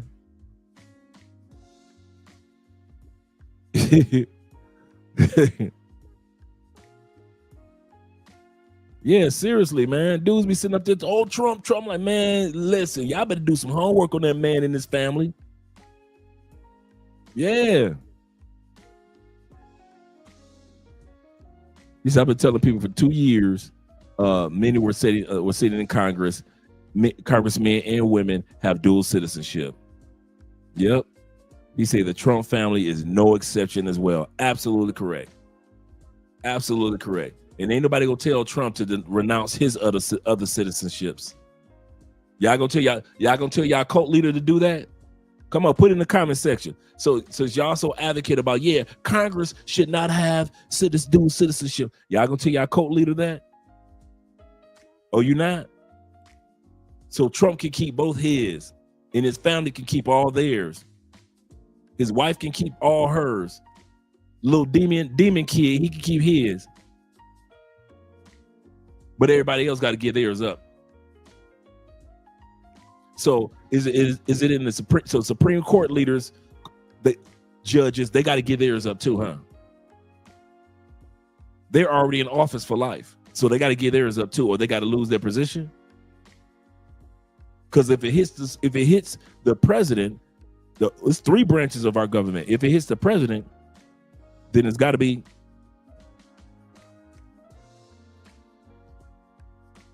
If it hits the president, then it's got to be hit. I know y'all see the smoke back. That's the incense. If you hit the president, then it's got to be hitting hitting Congress. If it hits Congress, it's got to hit the Supreme Court. So Supreme Court leaders got to leave.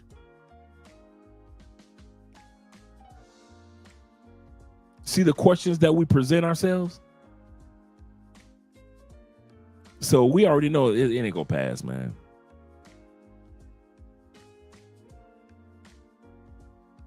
For real, seriously. Yep. Oh man, yeah, he getting his paper, man. For a dude that was going broke, became president twice, man, shoot. Trump is getting, I ain't mad at him. He fleecing. Americans, hey, I'm gonna tell y'all something about Trump. If we dumb enough to go for it, get your money, player. I say get your money, player. If we was dumb enough to go for it, and all these dudes that's broke and can't rub 2 nickels together and voted for this dude, and he was broke and now he worth billions again, get your money, player. I ain't mad at you. Fool me once, shame on you. Fool me twice, right? Fool me once in 2016, shame on you. Fool me twice in 2024,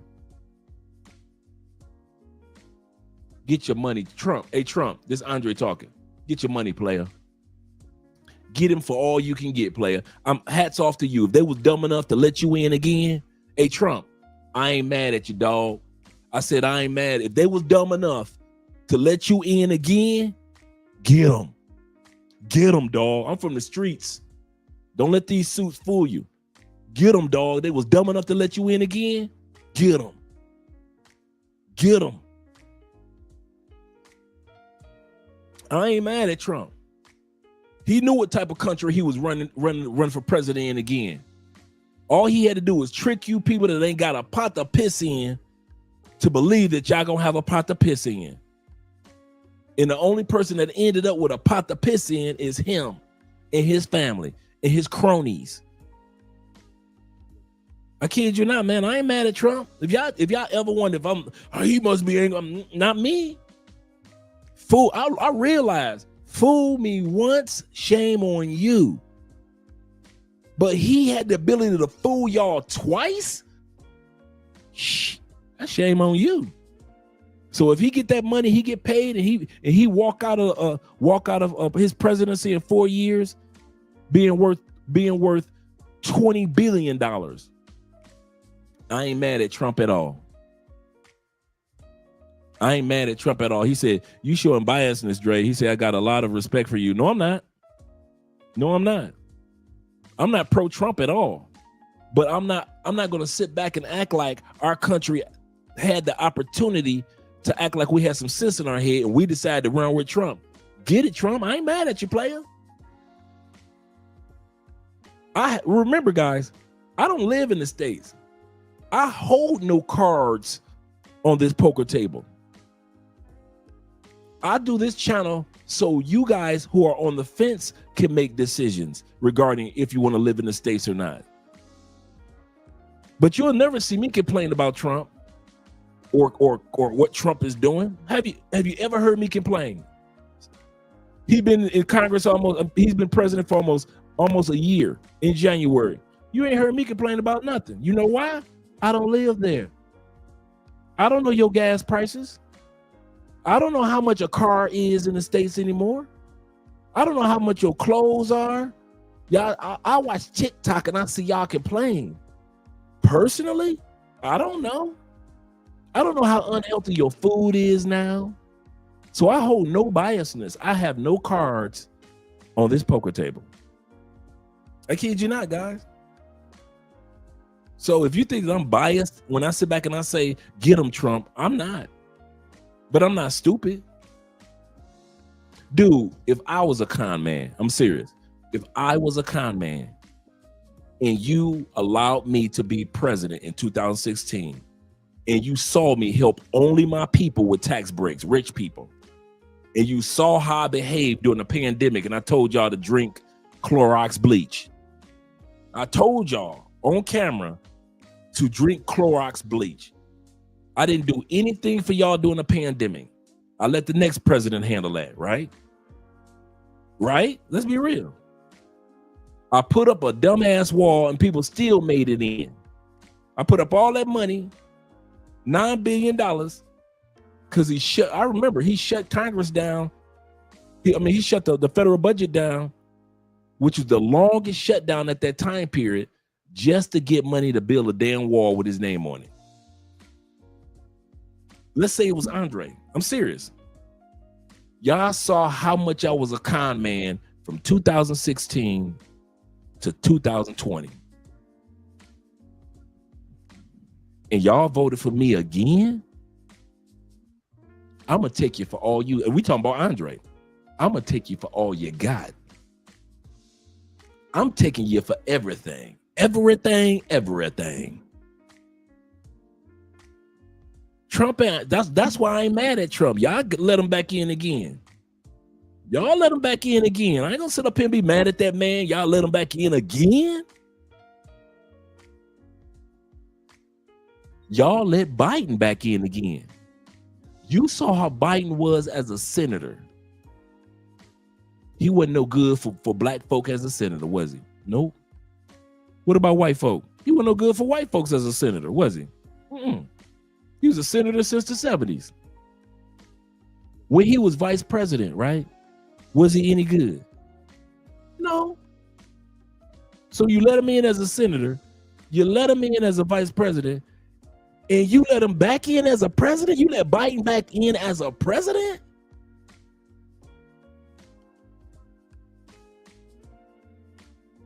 You knew what you was. Shame you once, shame on me. But if you do it again, you let me back in again. Y'all let Biden back in more than one time. We knew that man was in his basement, retired. He had no plans on running for nothing. Everybody kept running him. Oh, Biden, we want you to run for president because you qualified. Nope. Nobody said Biden was qualified. Because you youthful. Nope. Nobody said because Biden is youthful. Why did we go and run to get Biden? Because we didn't want Trump to win again. We was hating on Trump. We didn't hire Biden because of vote for Biden because of his qualifications. We just hated Trump more than we liked Biden. And so our dislike for Trump got Biden in office. And look what he did. Him and his son made money. And then y'all let Trump back in. And guess what he gonna do? Make some money. So guess what you should do for the next 4 years? And I mean this. Guess what you should be focusing on for the next 4 years? Making money. Because anybody that's focusing on making money, Trump gonna look out for. But if you ain't focused on making no money, Trump don't care nothing about what you talking about. And I ain't mad at him because you let him back in. That's all I got to say. You let him back in. You can holler Democrats, Republicans, have fun with all that. But at the end of the day, I can't be mad at Trump, man. I'm serious. I can't be mad at him and we voted him back in. Hey, what? Yeah, messed up during the pandemic. Biden signed a crime bill to lock every brother up you can imagine. So yeah, man, seriously. So if y'all think I'm biased towards Biden or biased towards Trump, anytime we let these type of dudes back in again, I keep my mouth shut. Y'all let Biden back in again, knowing Biden wasn't no good for the country. You let Trump back in again, knowing that he wasn't no good for the country. And you think I'm supposed to be mad at Biden for getting his money or mad at Trump for getting his money? I ain't mad at these dudes. And if you do it again, you let another fool in, I'm going to look at you the same way. Get your money, player. It's a money grab. Y'all keep voting these same dudes in that's 109 years old, see now, and they getting their paper. So if you think that I'm biased towards Trump or biased towards Biden, no, I see two old ass dudes that found some suckers called the United States, and these two old dudes are fleecing us, all of us, for the finances that they can get for 4 years. That's what I see. Just in case you ever wonder what I see about the United States over the last 10 years, I see two old dudes that hustled us and scammed us and used us and tricked us and lied to us. One was a Democrat, the other was a Republican. And they both hustled us. And they both gonna walk out with paper. So let's look at it for what it is. It ain't no Democrat Republican thing. It's about we got hustled by two old dudes. And now you can sit up there and lie and be a Trumpeteer, or you can lie and say I'm with Biden. Doesn't matter. That's why they got y'all fooled. They got y'all fooled into thinking it's about the Democrats and Republicans. Man, them old dudes don't care about no damn Democrats and Republicans. As long as they can walk out with $3 billion, $4 billion, $1 billion. You think Biden walked up out of the presidency broke? Shh. Biden ain't walk out that presidency broke. Man, Biden and his son got so much money and so many deals and so many contracts. Biden got hooked up by the time he walked out. He ain't broke. Same thing with Trump. Trump was filing bankruptcies, going broke, lawsuit upon lawsuits. He was at the point that if I don't win this second presidency, we ain't gonna eat. And what did y'all do? Let him right back in there. And if you think Trump gonna walk Trump that created his own gym shoe, his own cologne, his own set of plates. He done sat up there and created his own do-rag. Trump done sat up there and created his own Trump frisbees. This man got Trump crypto. This man is scamming and hustling y'all to the he taking Biden blueprint. Trump look at Biden like, shoot, if he can do it, I can do it. If Biden can hustle y'all and y'all ain't gonna do nothing about it, Trump say, I'm gonna come back in, I'm gonna hustle y'all too. I ain't mad at Trump. I am not mad at that man because y'all let the same thing happen with Biden. Back to back, two old dudes hustled y'all. And the next dude gonna hustle y'all as long as we as American citizens keep on complaining and blaming instead of doing something. We'll complain all day long. We'll blame all day long. But if we ain't gonna do nothing, these old dudes gonna keep coming into presidency, making money off of us and laughing on their way to the bank. Yeah, Trump watches, Trump satellites.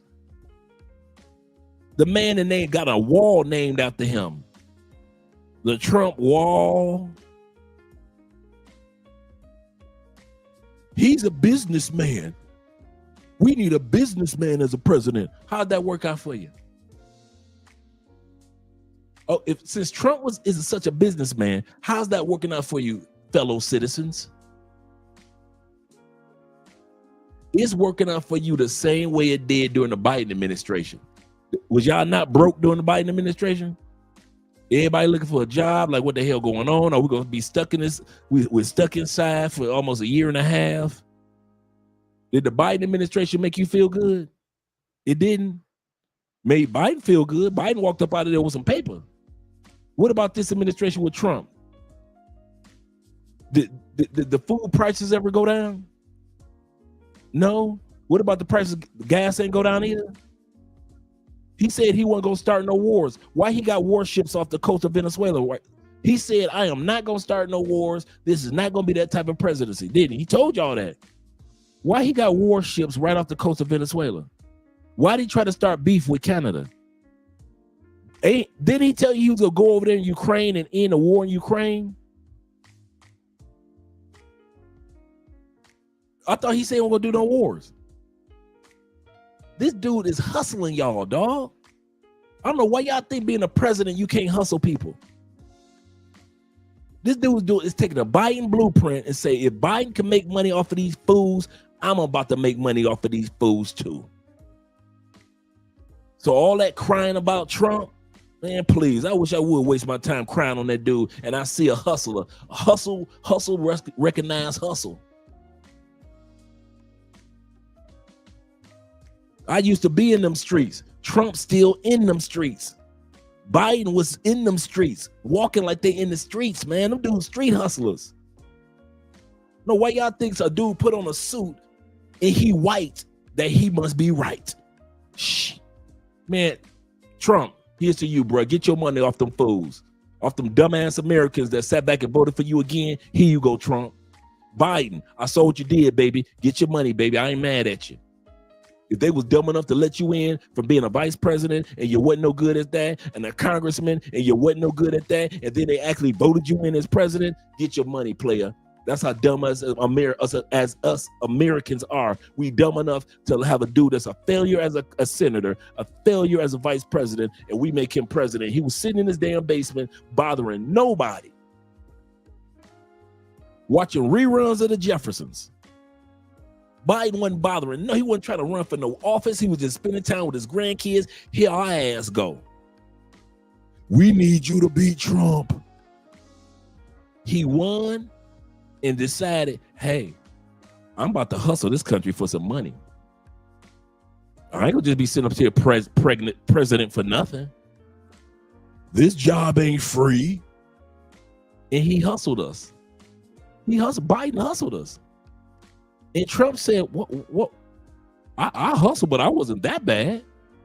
I mean, in 2016, I hustled, but I ain't hustle y'all that bad. I just looked out for my boys who are rich. I gave them tax breaks.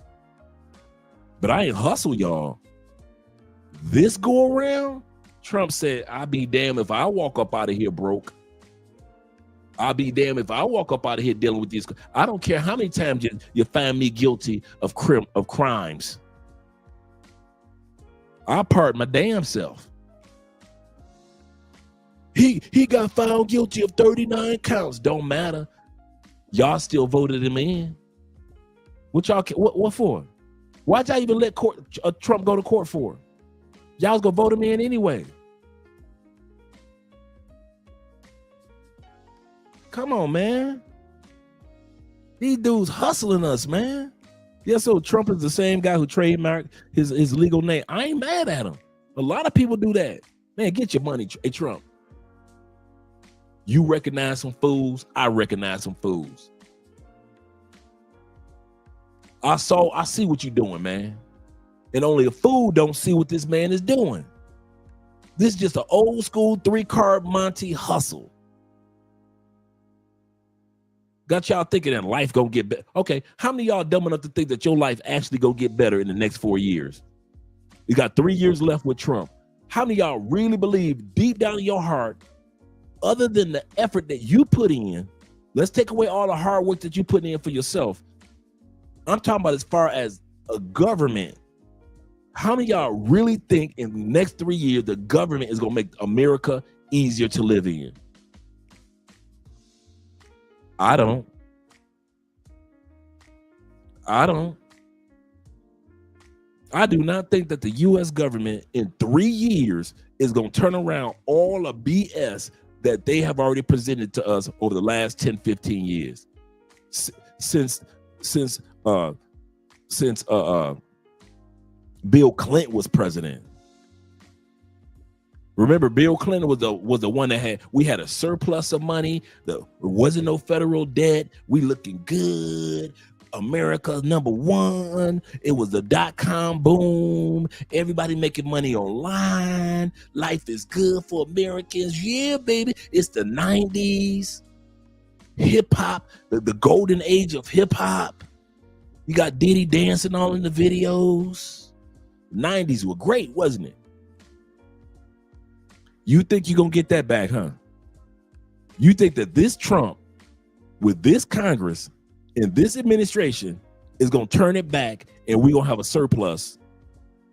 It's going to turn it back and we're going to have good prices and we're going to have Diddy dancing on the videos in the next 3 years. Man, if y'all don't get your ass out that country and stop imagining shit, y'all like John Lennon. You imagining shit. The only America you gonna see is the one that you imagine, like you John Lennon. Imagine all the people live. Yeah, babe. Yeah.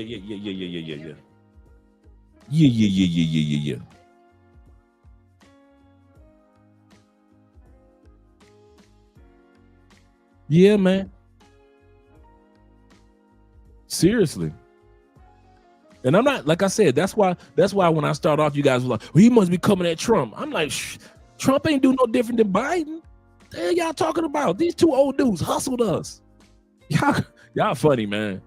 Y'all funny. Shout out to Tevin in the building. Tevin says this. He said, ain't going to lie, Dre. He said, since Trump got back in the office, he said, my stock portfolio increased 1,800, absolutely correct, percent overall. He said, I'm in the green. Plus, he tells us what stocks to buy.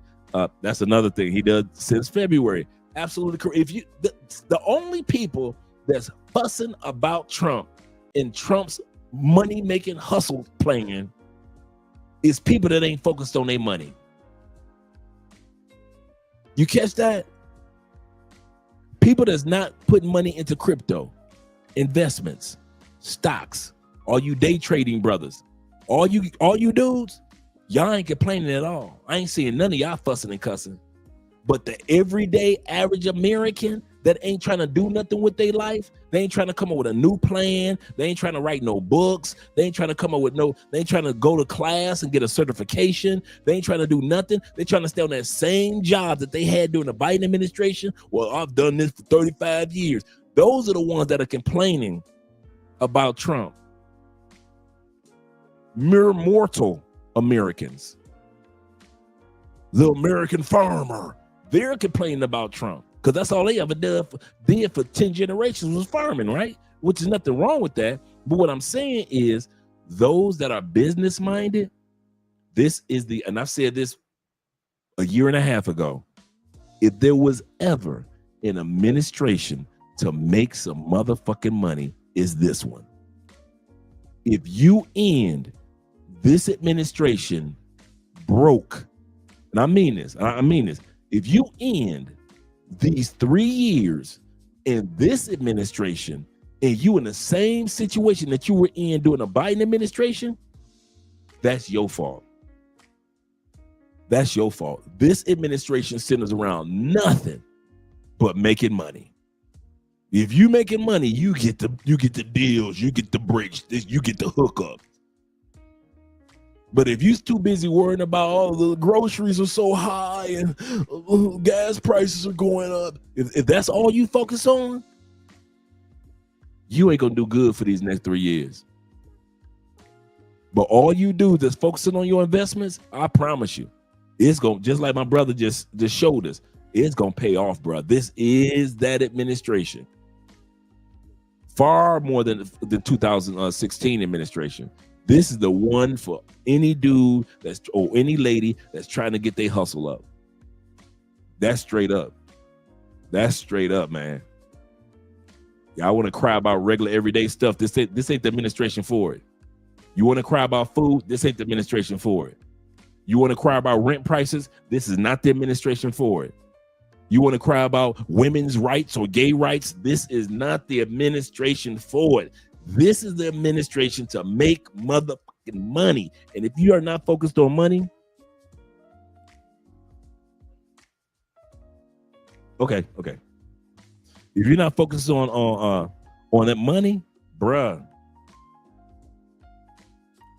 Trump and them don't care about your complaints. They really don't. I wish I could put it in another way, but I'm telling you, that administration. This is that. I kid you, Trump and them don't care nothing about your groceries, don't care nothing about your gas, they don't care about your grandmama medication, they don't care nothing about that. Trump and them are about that dollar. That whole administration, all of Congress, all of the House of Representatives, and the Senate, which is Congress, of course, and the president. All they care about is who gonna make money and who ain't. Facts, Dre. Better start investing. Yeah, that's all they care about. And if you're not focused on making money, they don't care about what you're talking about. Look at how much stuff that's going on with Medicaid, Medicare, and all that. You think Trump and them care about that? They don't give a about that. All they care about is how much money can be made. Do you think they care about all them people being thrown into prisons by ICE? Nope. All they care about is how much stock those private prison stocks are making money. That's all they care about. Man, y'all gonna quit sleeping on Trump, man. Y'all gonna quit sleeping on Trump. Let me go back to the video, man. Let me shut my big mouth. Get mad at that man because he hustling like Biden did. Okay. I'm not black, I'm OJ.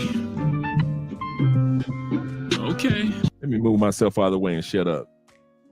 Follow the money, follow the money, follow the money, follow the money.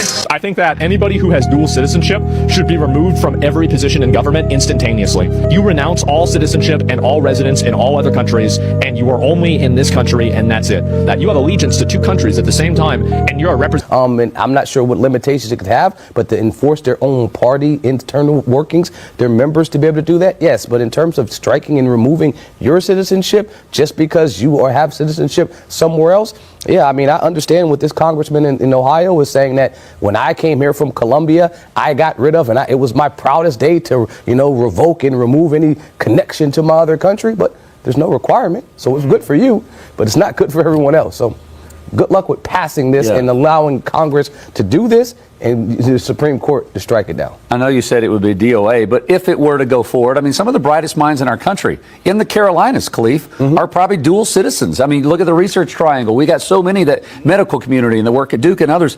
What would that do to even just the job market? Substantially diminish it. I mean, quote Elon Musk again, these individuals that come here are citizens from another country, come here to work because they're adding a benefit that we may not have at the time. So they're teaching, they're not just coming to work, they're instructing and giving their skill set to folks here so that we can learn. If you're now saying that you're going to have to make a choice, is what his words were, they're going to choose to probably stay at home because you're paying them a lot of money to come here to help. And so enforcing this also for people who already have dual citizenship, very impractical, and it's retroactive punishment sort of, and that can't be legal either, can it? I don't think any of this portion sounds legal. I mean, it's right now, I've said this a couple of times, we are, with President Trump's request is to be American first, and any of these nationalist type of ideas that's putting America first, it sounds great on paper, but in actuality, something like this is going to be hard to implement. So there's a really good chance that you could be a citizen of another country and you don't even know it. 2 out of 5 Americans have citizenship in another country through descent. That's 40%, okay? So it's worth looking into. Here's how you find out. Sit down, pour yourself a glass of wine, grab your computer. What we're gonna do is we're gonna find a website that's free, like familysearch.org. So what you're gonna do is you're gonna plug in your name, and then you're going to put in your parents' names, and then your grandparents' names. All the information you know off the top of your head, their birthdays, whatever. Other people who have already done their family trees corroborate with your family tree, and you're going to find out where your grandparents are from, your great-grandparents, and so on and so forth. This is where you find out that your great-grandparent was born in Canada, or depending on how close you are with your grandparent, you find out they were born in Ireland, or what have you. If you find out you have someone who was born in another country, then you're going to Google search citizenship through descent of the country that your ancestor is from. Every single country has different rules. Some countries stop at grandparents. Others are more forgiving and go to great-grandparents or even beyond. Then from here, you're just going to have to fill out the forms and find the documents to prove your lineage. You send in your packet of all your information. You become a citizen of that country. It gives you the option to live and work in that country if you ever wanted to. And really, at the end of the day, isn't it just cool to say, I'm a dual citizen? I'm really passionate about talking about this stuff because not a lot of people know about it, and I find it really fascinating. I hope that you do too. Let me know if you found this helpful and if you found out anything about your family tree and where. Will the U.S. end dual citizenship? Senator Moreno of Ohio introduced the Exclusive Citizenship Act of 2025, which states that if a U.S. citizen does not renounce any foreign citizenships within 1 year, they stand to lose their U.S. citizenship.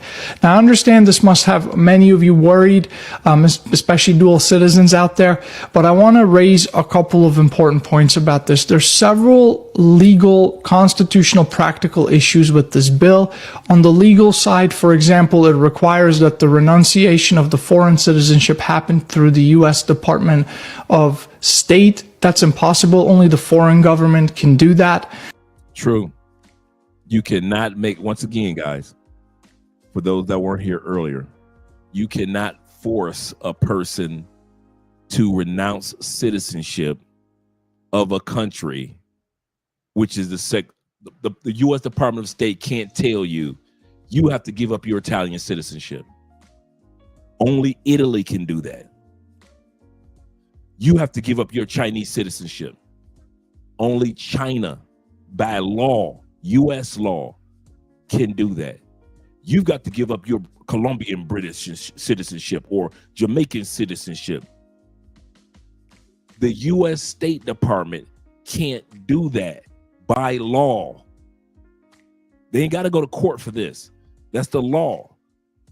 Only the country in which you have your other citizenship has the right to inform you that you have to give up your citizenship of that country. America can't do that. And in reverse, another country cannot tell you to give up your U.S. citizenship. This is another reason why this won't pass. On the constitutional side, there's a Supreme Court case, the Afroyim versus Russ case, which protects U.S. citizenship and essentially states that only the individual U.S. citizen can voluntarily relinquish their U.S. citizenship, Congress cannot take someone's U.S. citizenship because you have a 14th Amendment right to be a U.S. citizen. And in addition to that, there's many practical issues with this bill, such as all these U.S. citizens who would lose their citizenship would be subject to the exit tax, which would be a complication for the IRS to handle. So the bottom line is there's quite a few issues with this bill. I've recorded I did not even think about that. The exit tax. For those that don't know what the exit tax in the United States, once you give up your U.S. citizenship, there is a fee to pay.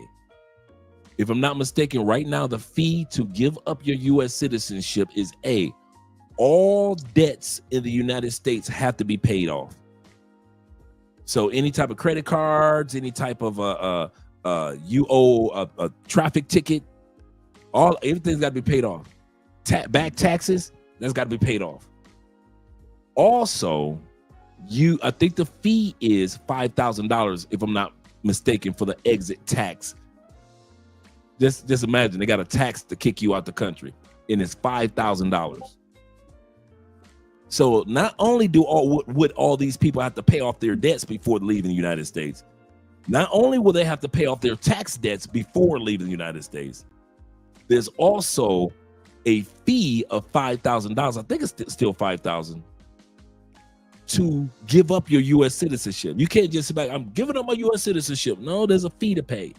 And there's some requirements, and paying off all your debts is one of them. He's absolutely correct. I forgot about that. a long video on this that I've posted, but if you have questions, comments, post them here and I'll do my best to record more videos. Thank you. This literally could have saved me 8 years of visa-related headaches had I done this sooner. I so wish I did this sooner. I'm applying for Polish and Lithuanian citizenship, even though I live in Belgium. There are two main paths to becoming a dual citizen, by descent and naturalization. Citizenship by descent is typically when your grandparents or great-grandparents were citizens of a certain country and you can reclaim their citizenship based on your ancestry. Naturalization is a process where you live in a certain country for a certain amount of time and you integrate well enough to become a naturalized citizen. Typically, citizenship by descent is a quicker process, taking a few months rather than several years. The reason I'm so interested in Polish or Lithuanian citizenship as a foreigner living in Belgium is because they are both EU member states, and so is Belgium. This is what people are talking about when they're talking about becoming an EU citizen. Becoming a citizen of one EU country gives me the right to live and work visa-free in any EU country. Also gives me the right to family reunification, which means that my family still living in the US can apply to join me here. However, unfortunately, in 2025,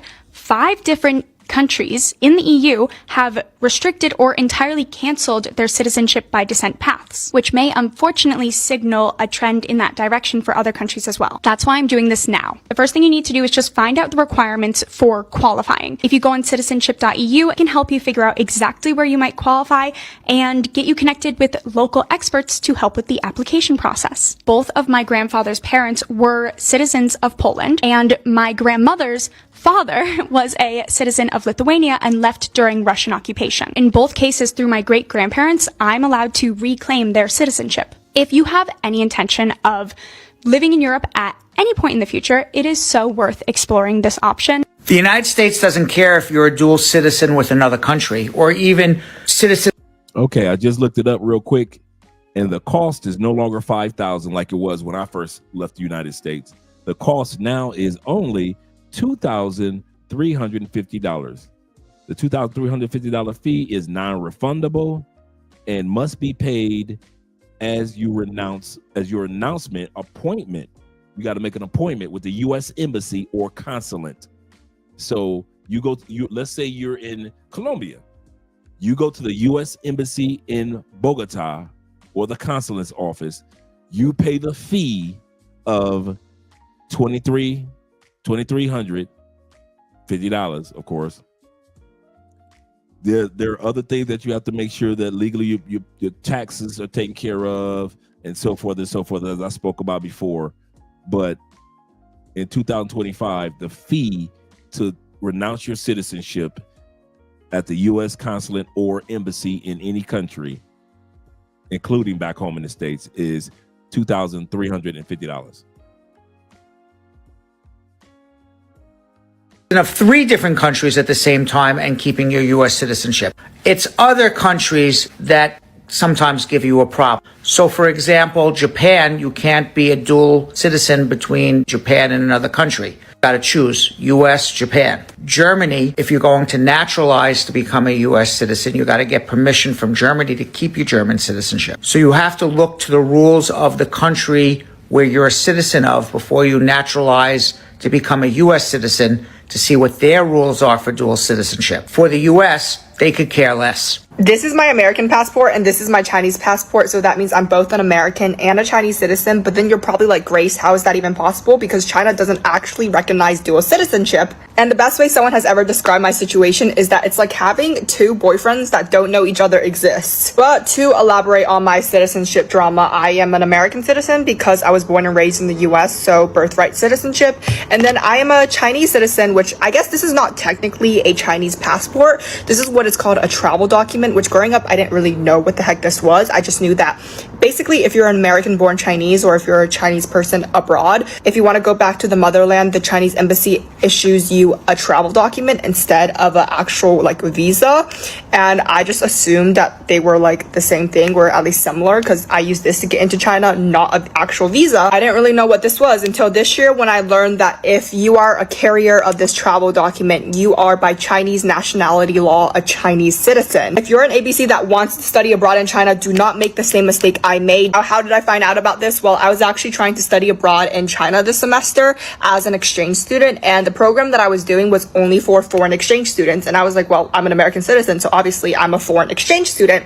But then when I went to try to get my student visa at the Chinese embassy, they told me I could not get a student visa because I'm a Chinese citizen, so I don't need a visa. And I'm like, what do you mean? Like, I am born and raised in America. And they're like, well, you hold this document, which is a travel document, and by Chinese law, if you're a holder of this document, you are a Chinese citizen, so you cannot actually get a visa to enter China. And I was like, okay, what do I do? Because I was literally scheduled to study abroad as a foreign exchange student, but I found out like a month before the school year actually started that I couldn't actually go to China to study because I had this. I was desperate, so I was trying to find all ways to figure out how I could potentially still get that student visa, and they're like, well, you need to revoke your Chinese citizenship, which by the way, I never even knew I had. Again, I was born American citizen, and I just didn't think that this would make me a Chinese citizen because China doesn't allow dual citizenship. So basically, America recognizes you as an American citizen because of this, and then China recognizes you as a Chinese citizen because of this, but then they just mutually pretend that each other don't exist. So if you want to study abroad in China, but you hold this document, make sure your exchange program accepts more than just foreign exchange students. They accept Chinese citizens too, because you are technically a Chinese citizen with this document. True or false? You can hold dual citizenship as a naturalized U.S. citizen. This is true. You can have dual citizenship as a naturalized U.S. citizen. Although the language in the U.S. citizen oath ceremony does say that you are pledging allegiance only to the United States, the U.S. rules do allow you to maintain dual citizenship. What you need to be aware of is your country of origin's citizenship requirements. Some countries will automatically revoke your citizenship if you become a citizen of another country. But they're giving folks that have dual citizenship, if this passes within the language, a year to, to revoke your other citizenship. But you got to think about it. The reason you have dual citizenship, maybe you have another parent that was born in another country, and you want to be able to take and appreciate some of the benefits that come with being a citizen of both. That's allowed. Now to say you can't because somehow you should remove your citizenship here. Well, if you were born here, if you were born to an American parent, you're a citizen. So you're actually a citizen in both. That's going to be a problem, which I think constitutionally will be struck down. Retroactive punishment, unconstitutional as well. There'll be a number of problems with this. Again, our chief legal analyst, Conley Rhodes, weighing in on this for us. And again, the congressman probably knows this, so the question is why even submit it in the first place. But Khalif, thank you for that. Queen City News Plus. Just search Queen City News on your smart TV's app store. So I'm scrolling and I saw this guy, this black American guy talking about leaving the country, fleeing the country. We don't flee. And I was on Leo Spell, shouts out to Leo, his live last night, and I heard another woman, a black American woman saying, oh, maybe we should all collectively leave. Why the fuck would we leave a country that our ancestors, literally the soil that they're buried on? Why would we leave a country that they did so much hard work and toil to build? Why would we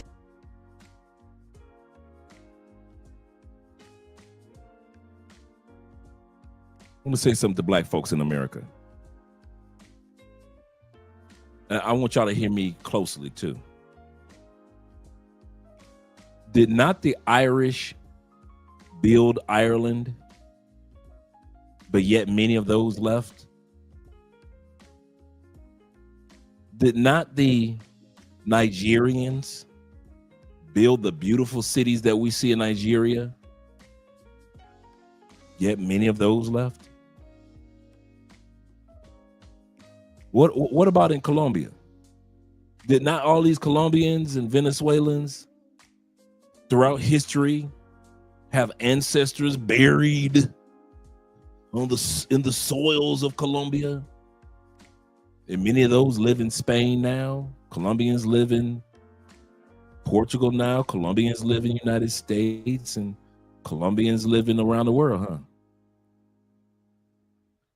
How is it that every other culture around the world knows that they built their country and their ancestors are buried in the land of their homeland, but when it's time to relocate for a better life, every other culture knows how to relocate, but black folks is the only one that will use that excuse. Our ancestors built this country.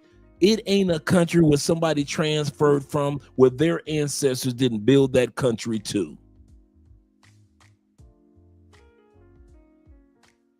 You got Russians that live all around the world, and their families and their ancestors built Russia. Germans everywhere, and they got ancestors that build Germany. That lame ass excuse that we keep using day in and day out. Thank you. Mexicans around the world with ancestors going all the way back to the Aztecs. I think it was the Aztecs or the Incas. I think it was the Aztecs. And yet they have no problem with packing if they need to, and relocating to another country. Only black folk in the United States is still using that my ancestors BS to stay stuck. Hey, black folk, I want to say something to y'all. If y'all scared, just say you scared. Black folk, if you scared to leave and you don't know nothing about the rest of the world, just say it. But stop using our ancestors and the fact that we build a country as an excuse, because the Canadians can use that same excuse when they go to other countries. The Africans, all 54 countries, they can use the same excuse. All 12 countries over here in South America, they can use the same excuse. That lame excuse that we keep on using, man, is getting tired. Thank you guys for reminding me it's the Aztecs. But you know what? No. This the funny part, Mr. Gilmore. I've heard black people say this for years, even before I left the United States.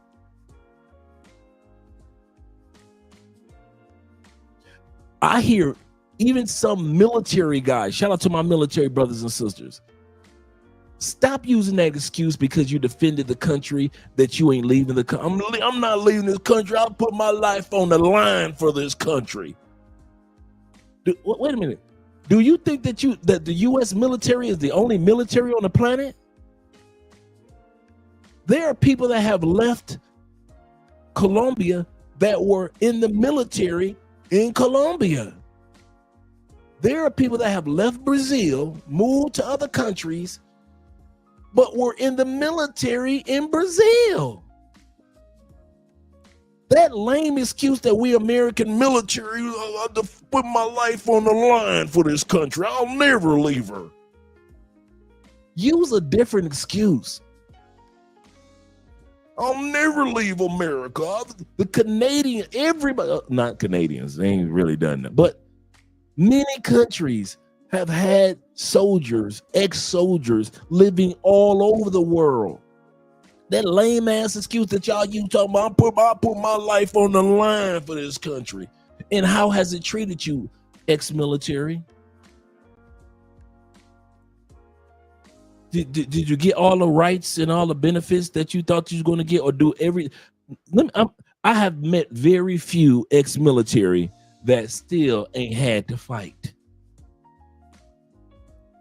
What do you mean by that, Dre? I have met very few ex-military that once y'all get done fighting overseas, you got to come back, fight for this benefit, fight for that benefit, fight for this benefit. Y'all got to talk to your fellow military commanders and military brethren to say, hey, I can help you out with getting you a 100%. I know you at 80%. Y'all still got to fight. You got to fight for better medical. You got to fight for Congress not to turn on you. You got to fight for Congress to give y'all the amount of money that y'all really need to take care of yourself. You got to fight for your GI Bill. You got to fight for, y'all been fighting. Dude, when y'all sign that piece of paper, it's funny for how y'all sit up here and brag about how you put your life on the line for the country. That same country, you still fighting. It should not be how our ex-military who have put their lives on the line, male and female, have to celebrate once you get your 100% disability. That should have already automatically been a given. It should have been automatic in many cases.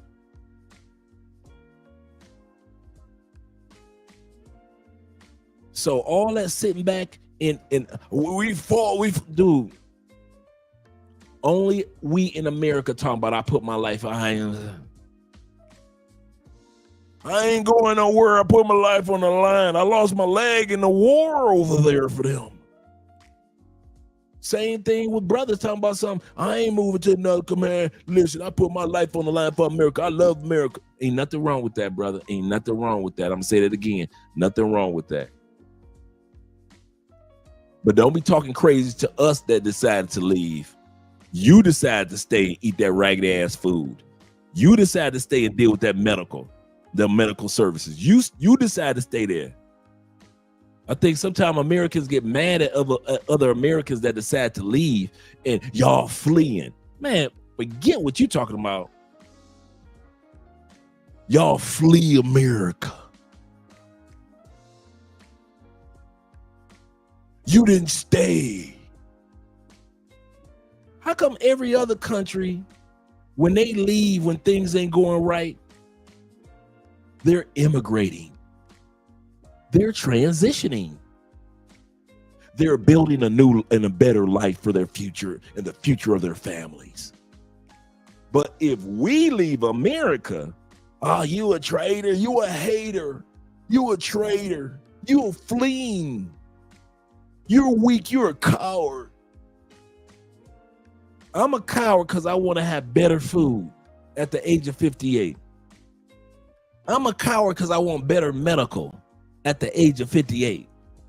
I want to have more supportive women or supportive woman in my life at the age of 58. I'm a coward because I didn't stay in the United States and deal with what y'all dealt with during Trump, the pandemic, Biden, the post-pandemic, and the hell y'all going through now.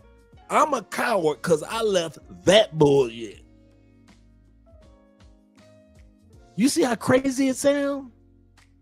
The reason why I paused this and I brought this portion up, don't let anybody shame your decision whether you want to stay in the States or whether you want to leave the States. Don't you let nobody shame you. I won't shame you for staying, and I won't shame you for leaving. A lot of us have solidified reasons for why we stay in the States. Family, friends, finance, and in some cases, fears or worries. And I understand it. We got responsibilities back home. But that does not, those of you who have responsibilities back home, that don't give you the right to shame those of us that left. And all that ancestry bullshit y'all try to sell us, everybody that leaves and go to another country have ancestors buried in their homeland, and that ain't stopped them. Come up with another excuse, black people. And I mean that. Come up with another excuse, because that my ancestry and we built this country bullshit, I used to say that dumb shit too. We built this country. We shouldn't leave. If it wasn't for us, da-da-da-da. If it wasn't for us, da-da-da. I used to believe that bullshit too, until I started looking at other countries and how they moved. And I was like, wait a minute.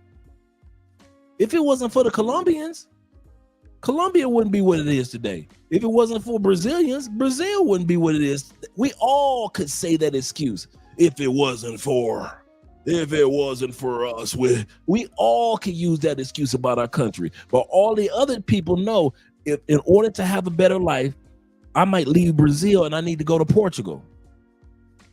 Or I might need to leave Poland and go to Lithuania, even though all my ancestors are in Poland. Nobody else is using that lame ass excuse talking about their ancestors bullshit. Even the African brothers and sisters ain't talking that. And if they need to move from Kenya to South America for a better life, guess what they gonna do? Move to South America, and they gonna be talking about that my ancestors built Kenya. If it wasn't for my ancestors, Kenya wouldn't be what it is today. Blah blah blah blah blah. They don't do that shit, do they? They just pack up their shit. Whoever want to leave, they leave, and don't nobody shame them. Only we as black people shame somebody for getting the fuck on.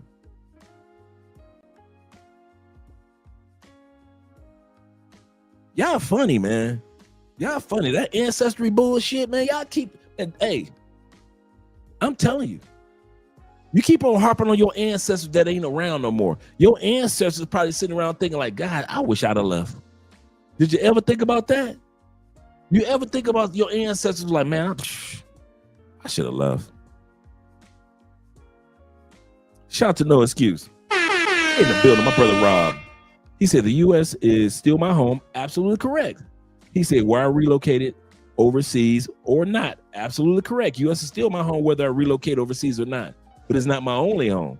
He said, I would never denounce my citizenship though. I'll tell you the only reason that I wouldn't renounce my citizenship. You ready? It ain't got shit to do with Andre.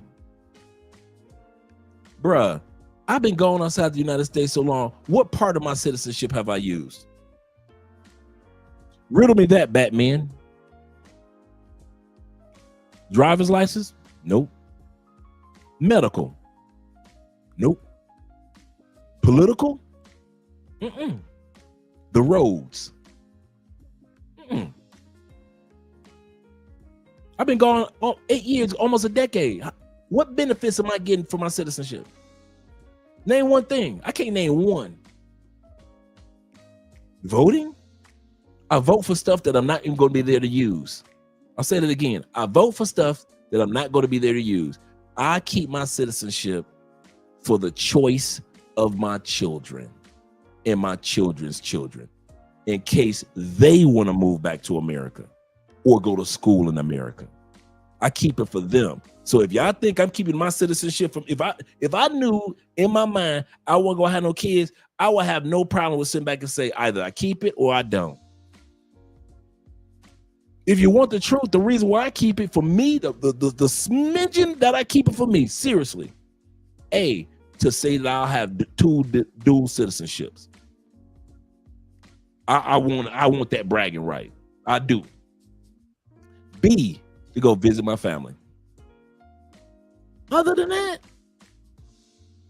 I don't know why y'all sitting around thinking that I'll be sitting around like, yeah, if it wasn't for me, no. And I love the United States of Detroit. I'm a Detroiter through and through. Detroit for life. But at the end of the day, I don't get no benefits from being an American citizen. None. It's going down because people don't like us around the world. I gotta whisper, I'm from the States. I used to be like, I'm from the States. Now I'm like, I'm from the States. I'm serious. And some of you guys that are living in other countries, you're going to start living in other countries long enough, and you're going to sit back and ask yourself, what have I personally benefited in the last 5 years? For example, let's say you got somebody that lives in Thailand, Richie Mack. Other than what he has back home, his family and his property, when he's in Thailand, what U.S. benefit is he using while in Thailand?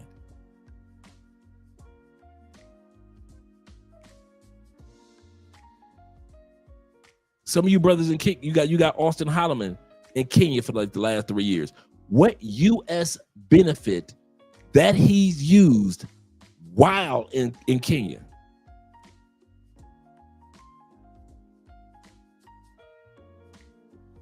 Some of y'all don't never want to admit that part, that when you leave, if you're gone, there are people I'm in the expat group on Reddit. Dude, my little measly ass 8 years, and this people that's been going out the United States 27, 32, 51 years.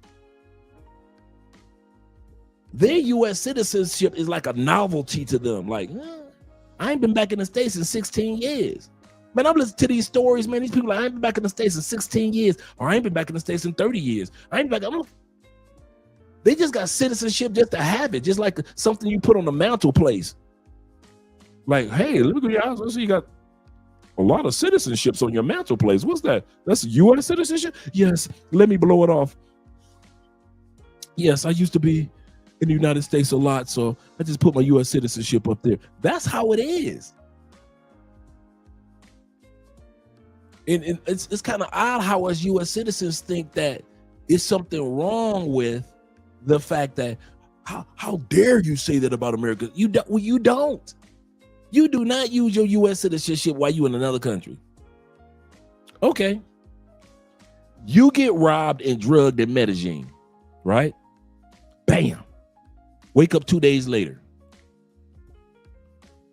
How many of us heard something good that the U.S. Embassy did for somebody after they got drugged? I'll wait.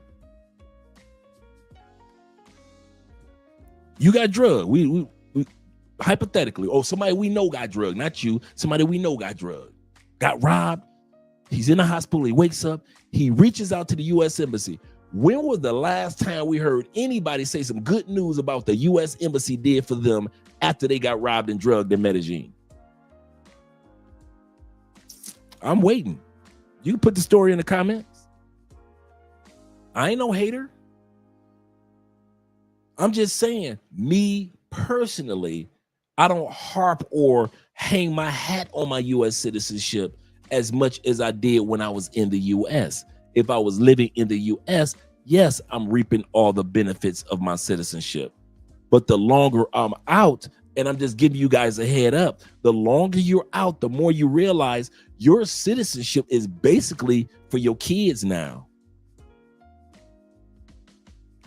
Let's be for real. So your kids can use it just in case they want to. I know my ass ain't going back. So we didn't get that conclusion a long time ago.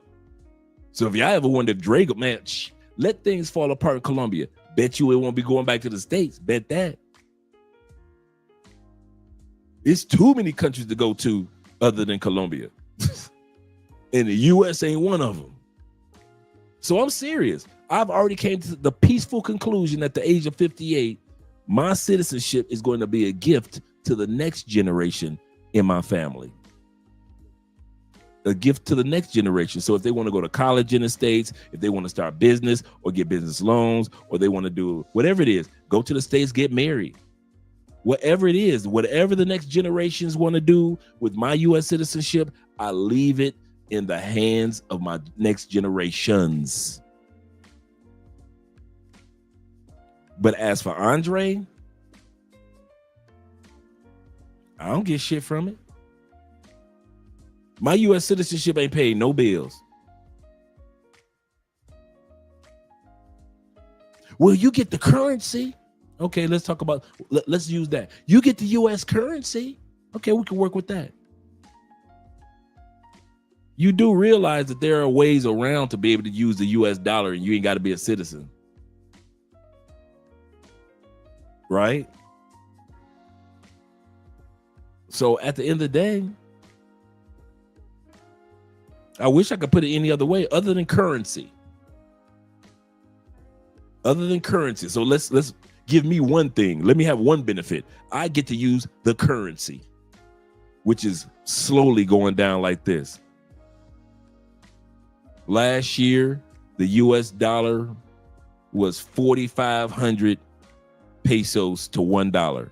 Now it's 3,700 pesos to every $1. US dollar is going like this in Colombia. Now, when I came here, it was only 27. I came here when it wasn't even 3 to 1. It was like 2,600 when I came to Colombia. So I'm not panicking like a lot of you dudes.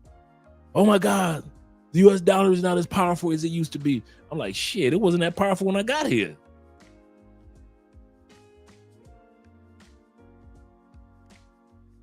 I'm gonna tell y'all something. If the Colombian pesos was just 2 for 1, if it was just 2,000 to 1, I'm still ain't taking my ass back to the States. I still get a 2 for 1 discount. No. I am FSM he say, Dre, you think you're better than US than us black citizens? No, I don't. Not at all. Don't care to be. And I know you're being facetious, but I don't think I'm better than anybody else. I think because I'm so analytical that I see things without emotion that a lot of us Americans we're known for. Like everybody around the world, no matter where you go in the world, people are emotional about their nationalities and in their country. So I'm not just saying it's just an American thing. But what I am saying is, if you look at it from the rational point of view, those of you who are outside, and I'm giving you a tip.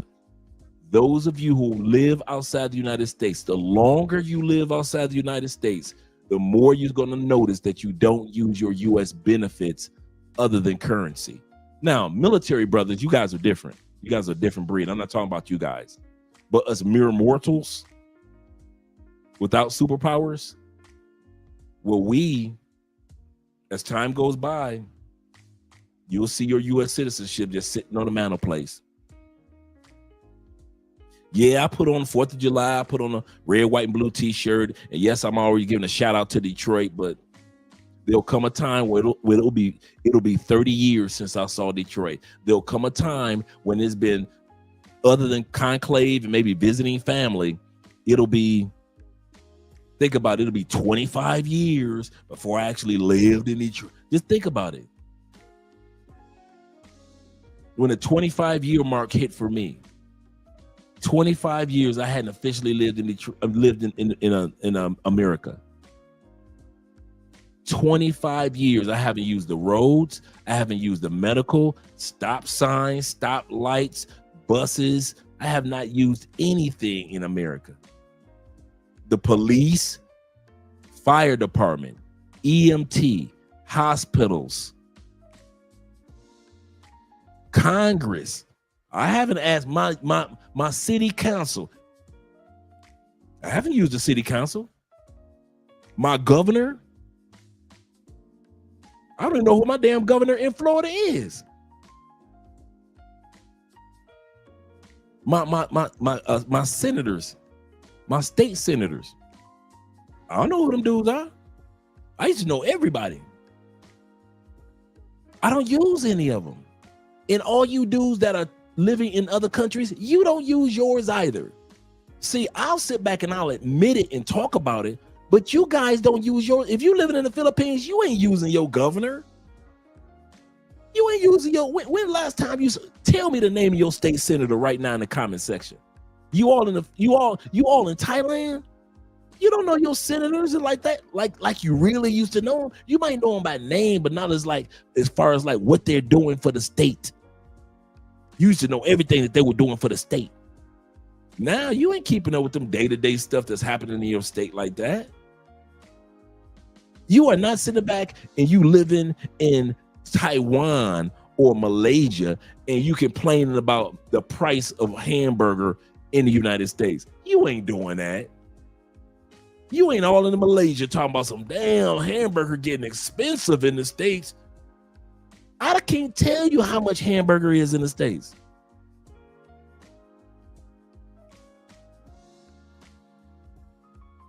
See, when you come, I'm telling y'all something. When you come and watch Love Crossing Borders, y'all notice something about Andre. I pull the curtains back for y'all. I think that's a blessing, but I think that's a flaw that I have too. I have a habit of grabbing the curtains and pulling back and let y'all see the magic trick. I haven't forgot about you guys with the Cash Apps either. Shout out to you guys who are donating. I try to let you guys see relocation with the curtains pulled back. I pull back the curtains, and it's not just the fun part. It's not just the, hey, I got a citizenship. It's, hey, I'm married part. I try to pull the curtains back and let you guys see what the true experience of relocating to another country is like. And I'm telling you, as a relocated person, you will, as time progresses, you'll notice that you don't use your city. You know what? We vote almost like, let me have some fun. We don't vote like y'all, like, man, listen, I'm tired of these bills, man. I'm gonna go ahead and vote for so-and-so because he said he go check. I don't vote like that. I don't vote because of gas prices. I don't vote because of medical. I vote because it's my right to vote as a citizen. And here we go. My ancestors did die for my right to vote. So I vote to respect my ancestors and my right as a citizen to vote. But as far as the pressure of who I vote for, I don't feel that shit. I did not feel no pressure about Biden. I mean, about Kamala. I didn't feel no pressure about Trump. I don't feel no pressure about state senators.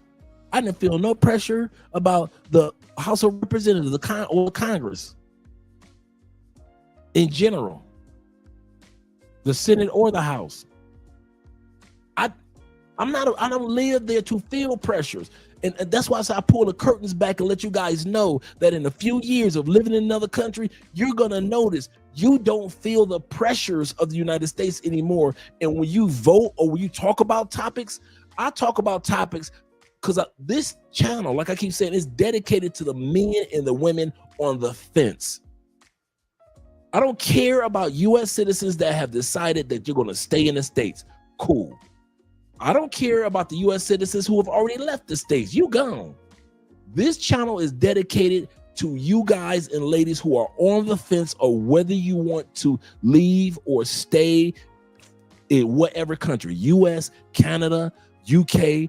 If you're in a country and you're right on the fence of should I leave, I try to show you the benefits of relocating outside of any country. That's what Andre and I try to do. Our job is to talk to the men and women on the fence.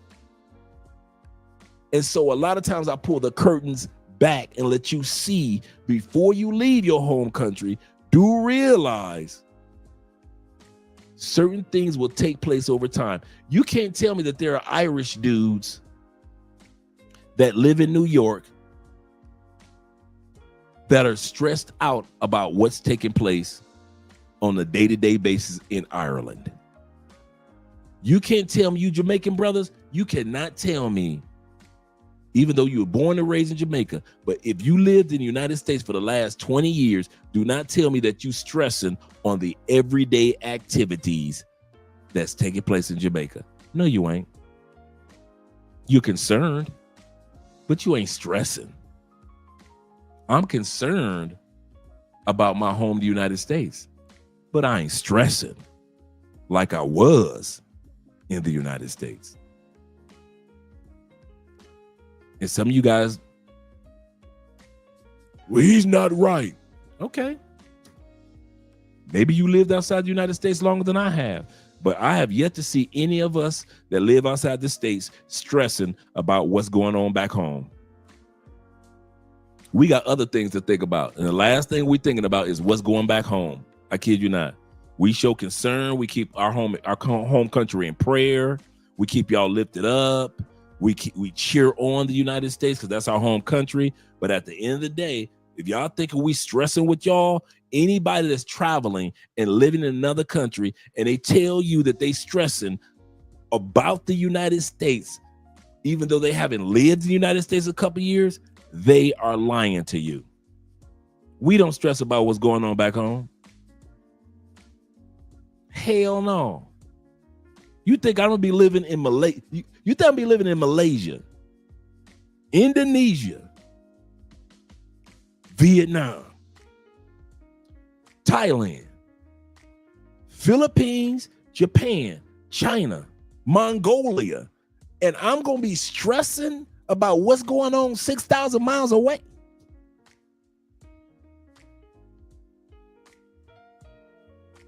No. Half the time we be like, oh man, that's sad. Y'all want the truth? I'm giving y'all some straight truth. We be like, oh man, that's sad, man. That's messed up. Turn our little TV off, grab our little, let's say I'm in DR, grab my Presidente beer and keep on sipping. My Presidente ain't gonna get cold with me, get warm. It's gonna be cold. I ain't gonna be sitting up there worrying about what y'all doing in the States. And, oh man, I wish I was there to do something. No, you don't. Maybe for family, but the rest of it, I ain't never seen none of us go back to the States and enlist in nothing. I'm gonna say that again. I've yet to see the expat that do a video talking about, I went to the States because I'm an American and I'm going to enlist and I'm going to or volunteer or I'm going to help. I'm going to do my part. I went back to America to do my part. Did you ever notice that after 9/11, it wasn't nobody coming back home to do their part?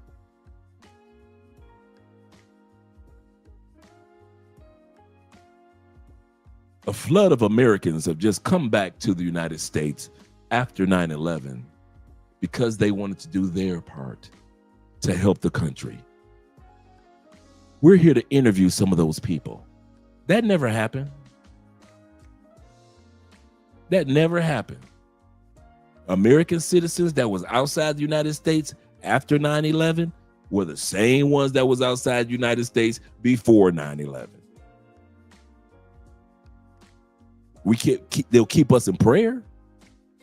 They call home and make sure everybody was all right. They may have donated to some families in New York, but they didn't come back home, did they? Wasn't no flood of American expats coming back? Not at all. You know why?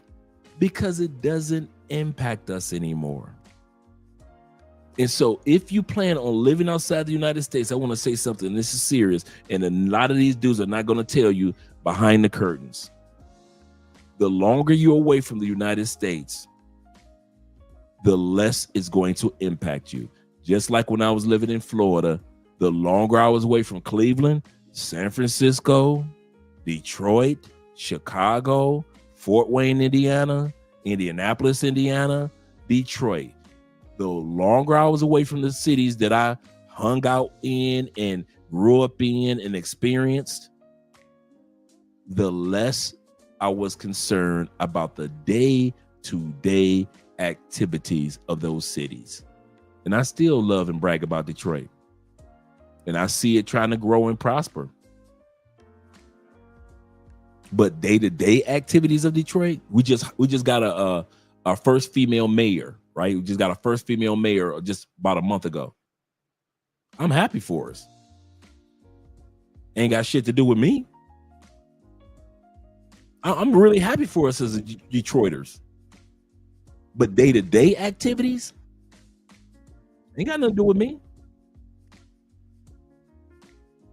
I think I'm the first person to really come on camera and just give you guys the breakdown of the mindset of an expat when it comes to their home country. Sorry, I wish I could make it seem like it's, yes, we're out here and we no, we ain't like that. No, we barely keep up on the music, fellas. We barely keep up on the music. We can't tell y'all what's on television. We barely can tell you what movie has come out in the United States. We're too busy living new lives in these new countries. That's what my point is. We're too busy living new lives in these countries to sit back and look in the rearview mirror on what's taking place in the United States. Seriously. I wish I could put it a different way, guys. I really realize this. What I just said over the last 20 minutes tonight will not be acknowledged until you are out of living in another country, maybe by year 5, year 6. If you still live in the United States, what I just said over the last 20 minutes, you won't get. Some of you will. Some of you will be like, nigga, please. Ninja, please, right? And I get it. I didn't say what I just said for the last 20 minutes for you to get it today. I said it because I know you're gonna notice it in 4 or 5 years. That's why I said it. You're gonna notice it in your 4th and 5th or 6th or 7th year outside the United States, how distant you are from the day-to-day impact of your home country. It doesn't impact you anymore.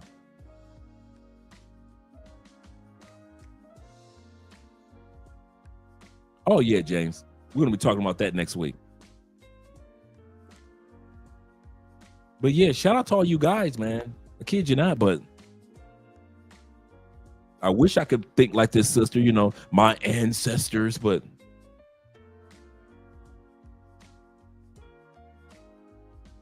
you love your family back home. You miss, you know, certain little things, ranch dressing and going to a football game, but other than little mediocre things, you don't see us going back. They used to, when I left the United States, there were 8 million expats. Now there's almost 10 million of us. And I'm talking about expats that ain't never going back. I ain't talking about some visiting another country. I'm talking about people that's like, I am not going back. 10 million of us and growing. And growing. So I hope the little information that I just shared was helpful, but I think it's going to be helpful in a few years for some of you guys. I think it's going to be helpful in a few years, but as for now, some of you guys might not get what I just said. Like, what are you talking about, man? I'm always being down for my country. I didn't say you were going to be down for your country. I said that you will not be impacted by your country as much as you're impacted by your country right now. Shout out to all you brothers. Let's go back to the video. Leave a country where mostly everything around you they invented. Why would we leave a country that literally has our blood, sweat, and tears in it? Why would we leave a country that everybody is trying to flee to? The math don't math. They always stood up. They stood 10 toes and they fought the good fight. We are our ancestors' wildest dreams. We have more resources, believe it or not. We are smarter. We have access to more information. We have channels in which we could communicate to each other on opposite ends of the country. And we are in the worst case scenarios than we've ever been as a community, as Black people. We own less of our own communities than we did way back when, during our ancestors. Remember, during our ancestors, we own this, we own that, we own this. Now there's a percentage of us that own this and a percentage of us that own that.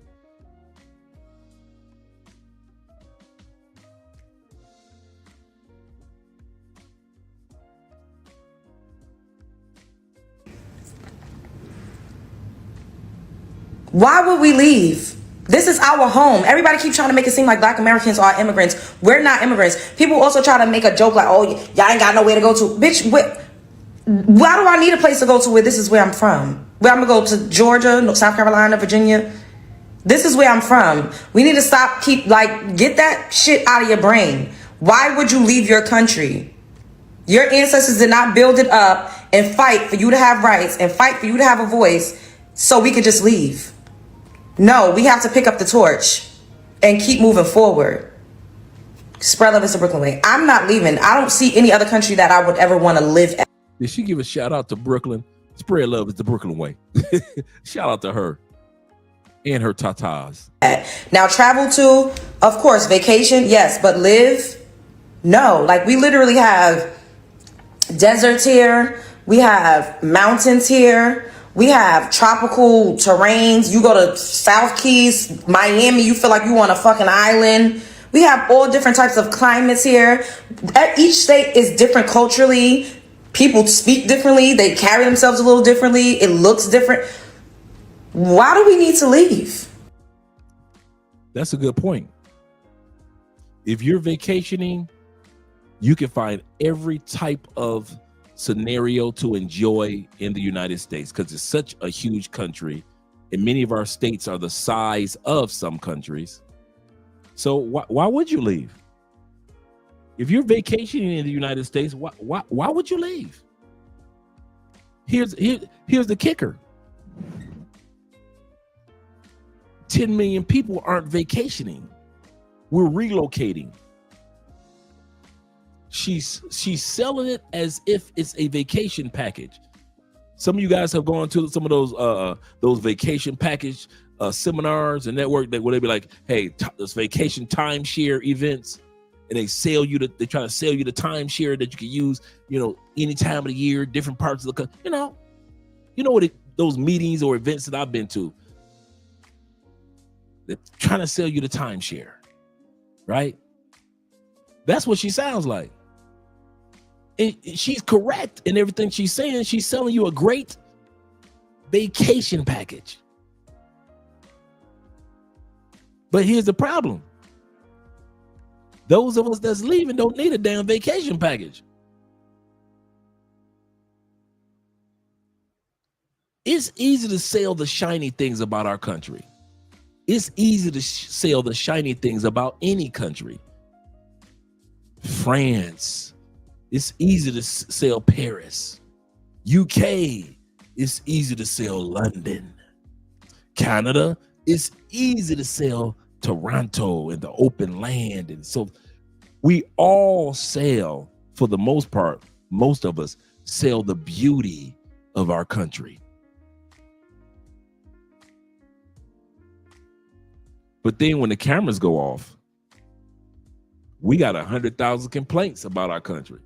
The same country that we said that's so amazing on camera, them cameras go off, we cussing and fussing about everything. Food, groceries, medical, all the hours we got to work, no vacation time like you really need it. America is one of the few countries in the world where we brag about not having used vacation time. Man, I got 57 hours of vacation time left in December. I got 24 hours of vacation hours left. I got 17 hours of vacation time left. I forgot what the stat is. I think it's 9 billion, if I'm not mistaken. Americans leave 9 billion with an alien vacation hours on the table every year. She ain't gonna tell you that. She ain't gonna tell you work, die.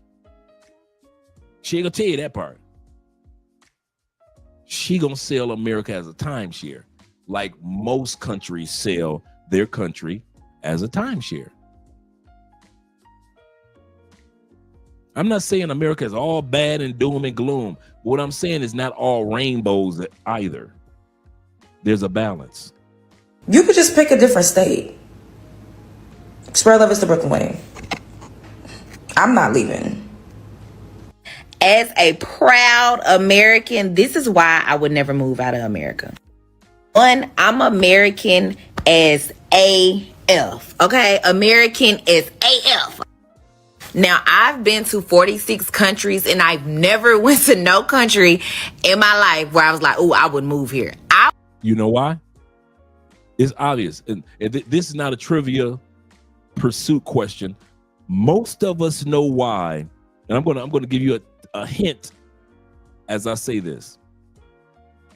Most of us know why a single Black woman, independent, would not leave America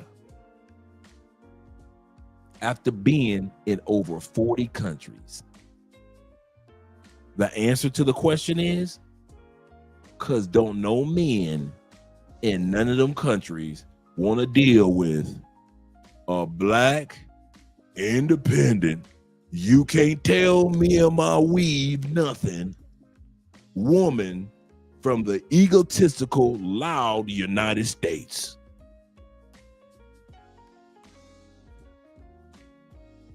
Every country most black women go to, they're supposed to visit. There are very few black women that are built for relocating. Very few.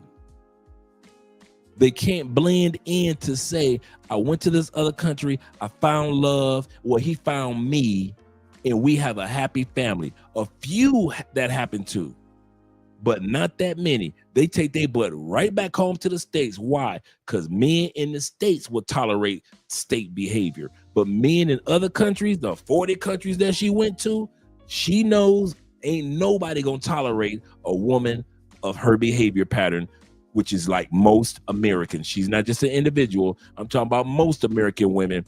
Most men ain't trying to deal with that. Most men will smash an American woman just to say, yeah, I had this American chick, I smashed her, to have a tale to tell.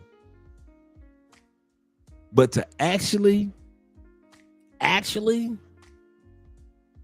say, I'm about to wife one up, man, y'all don't wife black women up in the States in general outside of black men. Who wifing up black women in the United States? White dudes? Less than 3%. Asian dudes? Less than 1%. Latin dudes? Right around 1%. It's us brothers. If these sisters from the States want to get married, of course they ain't leaving the United States, because the only mother that's gonna marry them is a brother from the United States. African brothers ain't marrying American women in masses like that. You don't be seeing them Nigerian brothers in Atlanta, they were smashing American women and trashing American sisters. You ain't seeing Nigerian brothers in masses marrying sisters from the States. And I'm not talking that green card talk. I'm just talking about behavior. The only people that tolerate African American women are African American men in general on this planet. So she is not stupid. She's 100% correct. She should never leave the United States except to go visit some countries. That's it. And I mean that for most of our sisters. I know some sisters that are in very happy relationships and married personally that I know that are here in Colombia in amazing relationships. So I'm not saying that it can't happen, but that's not the norm. Most sisters, yes, they can get 100 stamps on a passport, but marriage, ain't none of them Italian boys put no ring on it. You say Caribbean man is not wifing up American women neither.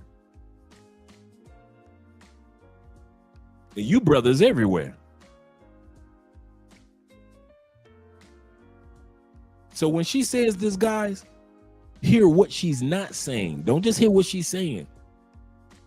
Because we watch enough passport cis videos to see how much they're crashing and burning in other countries, and then they run back to the United States after they've crashed and burned in Ghana, crashed and burned in Morocco, crashed and burned in Panama, crashed and burned when it comes to relationships in Colombia, crashed and burned in Brazil.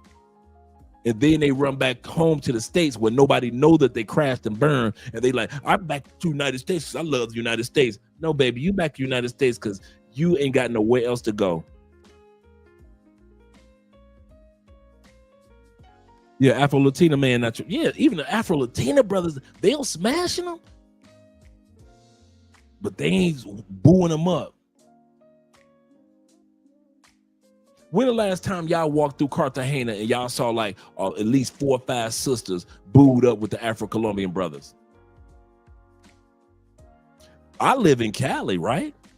This is the second largest black populated city in all of South America, right? If all these sisters is coming down here for the festivals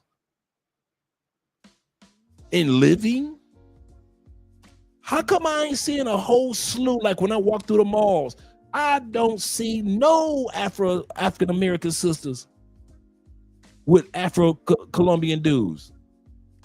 No. I think I've seen it once or twice. I kid you not, bro. So if you think that you just gonna come to a black city and you think that they automatically coming here, bruh, these Afro-Colombians, he's right, the Afro-Colombians, they don't mess with these sisters like that. They got their own fine ass sisters. Why would they get with our fat ass African American women when they got these sexy Afro-Colombian women that they can choose from? Right? Why would they get with our American women that can't even cook instead of getting with a sexy Afro-Colombian that can cook, that can be supportive, that can have his lineage? Why would they get with our women that talk about, I ain't gonna have nobody's baby, I already got 3 babies back home? Why would these Afro-Colombian dudes do that? Why would the Brazilian brothers do that? Shh. Man, y'all better start. Yeah, okay. I'm not black, I'm OJ. Okay. I would visit, but I would never leave America. And I talk plenty crap about America. But one thing about it, I love being American. I'm just way too Americanized to move to any other country. Like, I complain about a lot of stuff, but to me, America is the best country in the world. Of course. You know, I know it's gonna ruffle the people's feathers, but I just feel like America's the best country in the world. If I was a black woman, bro, straight up, if I was a black woman from the States, I feel just like her. I would feel just like her. Kid you not, bro. If I knew that the whole world didn't fuck with me, think about it. I want y'all guys to sit back and think about it. If I knew as a black, let's say it was the opposite, and it was how black men couldn't find no love in any other country as a black man. Let's say it was the opposite, and the African American woman, she could go out and find love, but the African American man, he couldn't, right? He couldn't find love. Let's put it in that scenario. Instead of me being a woman, let me still be a man, right? Check it. I would talk just like her. I'd be like, as a black man, I ain't never leaving America. This will be my spot, man. I ain't never going nowhere else. This is it. I visit another country, but I ain't never going to. If I was in that scenario and nobody fucked with me in another country, and anytime I went to another country, I got fucked over for the most part.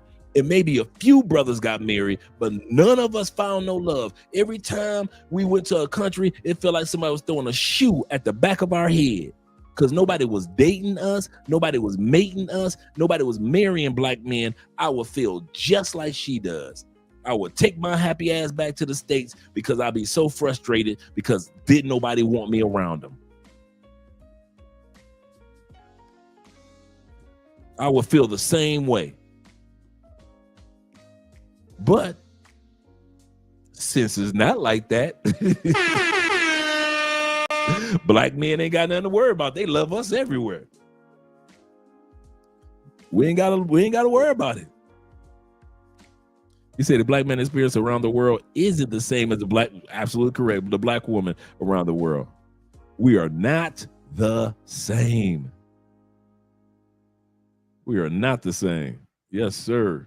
Let me not harp on this. Let me let her say her piece. Now, every country has its faults. Don't get me wrong. But I love having freedom of speech. I love being able to get on the internet and say whatever I want to say about whoever I want to say, whether that be the president, any type of government official, and nothing will happen to me. And a lot of people in other countries cannot do that. Traveling to countries when I was in Asia for a month and country hopping, traveling in.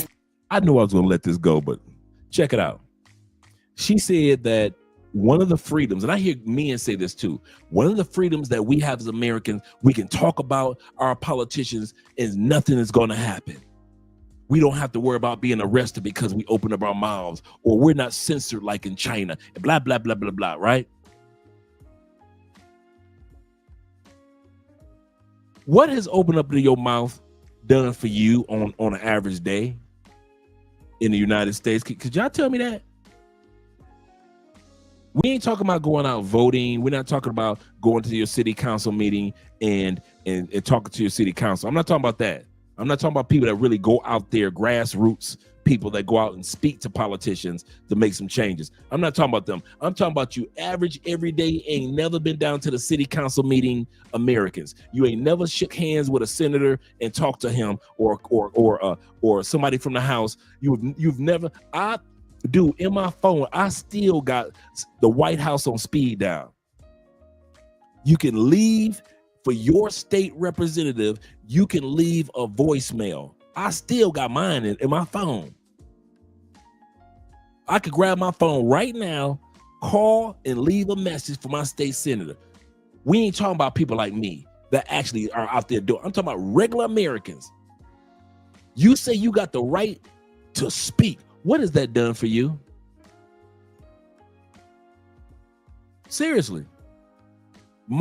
Other than me getting off my butt and really going out there talking to senators and city councilmen and mayors, if I wasn't doing like literally doing it, my little regular everyday complaints while I'm drinking a beer ain't do no different than the dude who lives in China that ain't got the right to speak. We both ain't got shit. You see where I'm going with that? We both ain't got nothing. If I'm just a regular American sitting around cussing and fussing about the president, but I ain't willing to do nothing about it, you ain't no different than the regular dude in China that ain't got no rights. He ain't got nothing and you ain't got nothing. You ain't got nothing because you ain't gonna do nothing about it.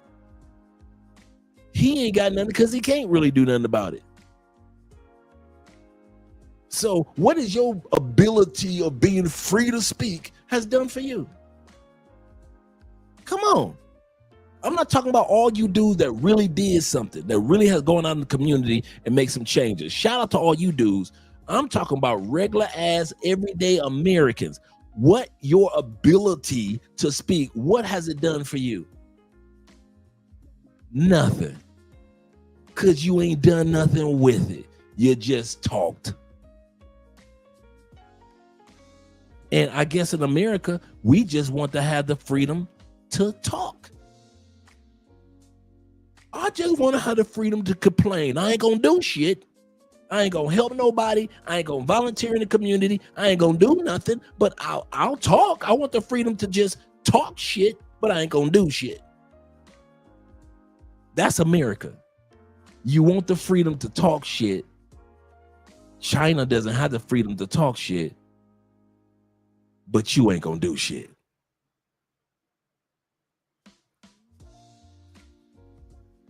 Yeah, okay. I'm not black, I'm OJ.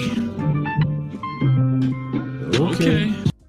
Stayed in Africa for a month and country hop. I realized like I could never move here. Like I could never move there. The fact that I get to vote for laws and policies and who holds a government official title and stuff like that, and a lot of other countries don't have that privilege. I like having that. And I know a lot of y'all be moving to other countries, be like, oh, the cost of living is so much cheaper. I don't give a damn. I don't care how cheap it is, baby. I'm not moving there. Yes, people like, oh, it's so dangerous in America. Really, now, lo and behold, I do feel safer when I go to other countries than I do in America. But, baby, I got God covered. I'm covered by the blood of Jesus. Once I pray and walk out this door, I'm good. I don't worry about nothing. Because if it's my time to go, it's just my time to go. So all y'all people like, oh, America, this or that. Like, now, if I'm talking to another American, I can talk about America. But if I'm talking to a foreigner in another country, baby, I'm going to ride for USA. Like I said, I'm very well traveled. I've been to 46 countries. Next month, I'm going to 3 new countries that I've never been to already. But guess what? At the end of the day, I'm coming back to America. I love having an American passport. And that's just period. A lot of stuff we have access to, a lot of other countries don't have access to. Now, lo and behold, if I had to move to another country, even though I am pro-black, I would have to move in a country that's westernized. Very much so, because I'm westernized. So that probably would be like somewhere in Europe. Even though, another thing, other countries feel like AC is not a necessity. It's a privilege. It's a necessity. Free water, free clean water is a privilege in other places. It is a necessity, okay? And how other countries, they always be like, oh, Americans are so lazy. They're so privileged. They're so selfish. They're so self-entitled. Yes, all of that is true. All of that is true. All of that is true, especially for me, baby. I don't even deny it no more. Because it is. It is. And I like it. I'm sorry. When y'all be saying y'all hate America, where the fuck is y'all going? Like, is y'all finna go build another country or something? Because everywhere else is damn full. So unless we want to go build another country, where is y'all going? Because when y'all go anywhere else, y'all gonna get treated way worse, especially being black. So where is y'all going? Jamaica? Then y'all be saying crazy places. I'm finna go to China. Girl, I'm not going over there. I mean, I love my Chinese people, but I'm not going over there. No. I'm not going nowhere where they have like difference of opinion as far as religion. They don't respect our English. They don't respect my skin color more than I get treated. Worse than I get treated here. Have you seen the prisons in those other places and what they will lock you up for? Child, I love America. Where y'all going? If anything, you should be going to Jamaica or something. Go to Jamaica. I love Jamaica. I travel by myself all the time, but I never travel to any place that don't have those top 3 things. I'm thinking about renouncing my American citizenship, and here's why. 1. I never use it. I haven't lived in the US since the 90s and haven't used my American passport since I became Canadian. I'm also Taiwanese and Dutch, and my life is in Europe. 2. I still have to file US taxes every year, even though I don't live there. The US is one of the only countries that chases their citizens around the world for taxes. I don't have to pay anything yet because I don't make enough, but I might one day. 3. The US is currently $36 trillion in debt, and if they already chase their citizens around the world for taxes, who knows what they'll do when their debt holders come to collect. I have no intention of ever giving up my US citizenship, largely because I do feel American still always will, and I want to vote to make my country better. But I also believe in dual citizenship. You can 100% be a person of more than one country. The only issue is, America has an insane tax code where you are taxed at the full rate even if you no longer live in the United States. It is one of the only countries in the world that does this, and it's incredibly stupid. So while no, I've accepted I will retain it so I can vote to try and move my country left and better and more... So if you can buy a U.S. citizenship for $5 million, can I sell mine for $5 million and get the fuck out of here? Hey, what's going on? Quick question. Would you sell your citizenship for $5 million? That's... Now, you just heard all these Americans talking about, I'll never leave. America's the greatest country in the world. I'm never going anywhere. It's the greatest country and the greatest of all great countries, right? Right? I brought this 5 million back up because remember earlier this year, when Trump came out with the golden ticket citizenship for $5 million, and Americans was like, I'll sell mine. Oh, y'all must have thought I forgot. All y'all Americans that brag about how wonderful American is, y'all will sell that motherfucker just as fast for the right amount of money. Some of us were like, I don't take that much. Just give me 100,000. Just give me 50,000.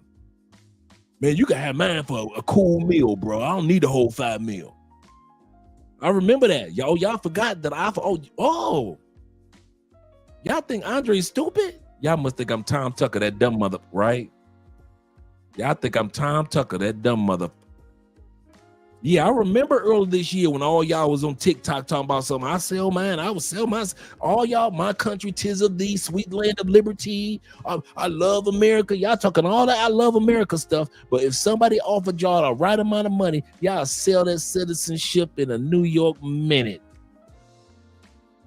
Talking about I love my country. You love your country until the right price come along. Yeah, she talks too much for real. He said, I don't want to come home to hear a big mouth. Oh, hell no. You say sell it for a Big Mac. For real. Shout out to D-May in the building. With the $5 love. D-May said she will still love America so much if Sugar Daddy stops sending her money to travel. Absolutely correct. Absolutely correct. Shout out to Winifred. Winifred says this. He said they don't respect her loudmouth black women trashy ways. Absolutely correct. You know, Zeta in the building. Shout out to Zeta. He said America is so good, but trading millions of jobs to other countries like China. Last time I checked, absolutely correct. He said, I'm selling mines $20K. Now 30K later, U.S. citizenship for sale. Just in case you guys want to know, we can always reach out to Dave. Julian says this. He said, he said, you think I'm Tom? Yeah, that's one of my mama old lines. My mother used to sit back and say that. My mother used to catch you in a lie. Boy, you must think I'm Tom Tucker, that dumb mother. No, ma'am. Yes, you do. Yes, you do. You think I'm crazier than a crab trying to cross a crooked cock. That's what you think I am. You think I'm crazier than a crab trying to cross a crooked cock. If you don't get your butt in that room, boy, get your butt in that room. You said, give me $5 million. I want the whole fever. He said, I want the whole fever. Give me the $5 million. He said, the sister who got arrested in Dubai for yelling at a man, for real. Great example. Absolutely correct. 5 meal tickets. 5. Count them. 1, 2, 3, 4, 5. Me, hell yeah. Let me go ahead and get that, boss. Let me go ahead and get that. But would you sell your citizenship for $5 million? Because I could think about 5 million things I could definitely do differently. Or not. But what about you? Let me know in the comments. You know what? I don't know why it doesn't work with my account, my stateside account, my Zelle. I don't know what's going on, but just hit me. We'll talk tomorrow. I'll hit you up on WhatsApp tomorrow. I mean, I do have PayPal too, but just hit me up tomorrow. Check this out. He's gonna ask this foreign woman about would you move to another country? But would you sell your citizenship for $5 million? Because I could think about 5 million things I could definitely do differently. Or not. But what about you? Let me know in the comments. If you don't think it's the greatest country, if you could have a one-way ticket to any country and citizenship upon arrival, would you take it? Any country. Any country in the world. I'll leave this tomorrow. Yeah, but you would have to trade your citizenship with whoever's. Yeah. You would do it? Uh-huh. Which country would you choose? A couple.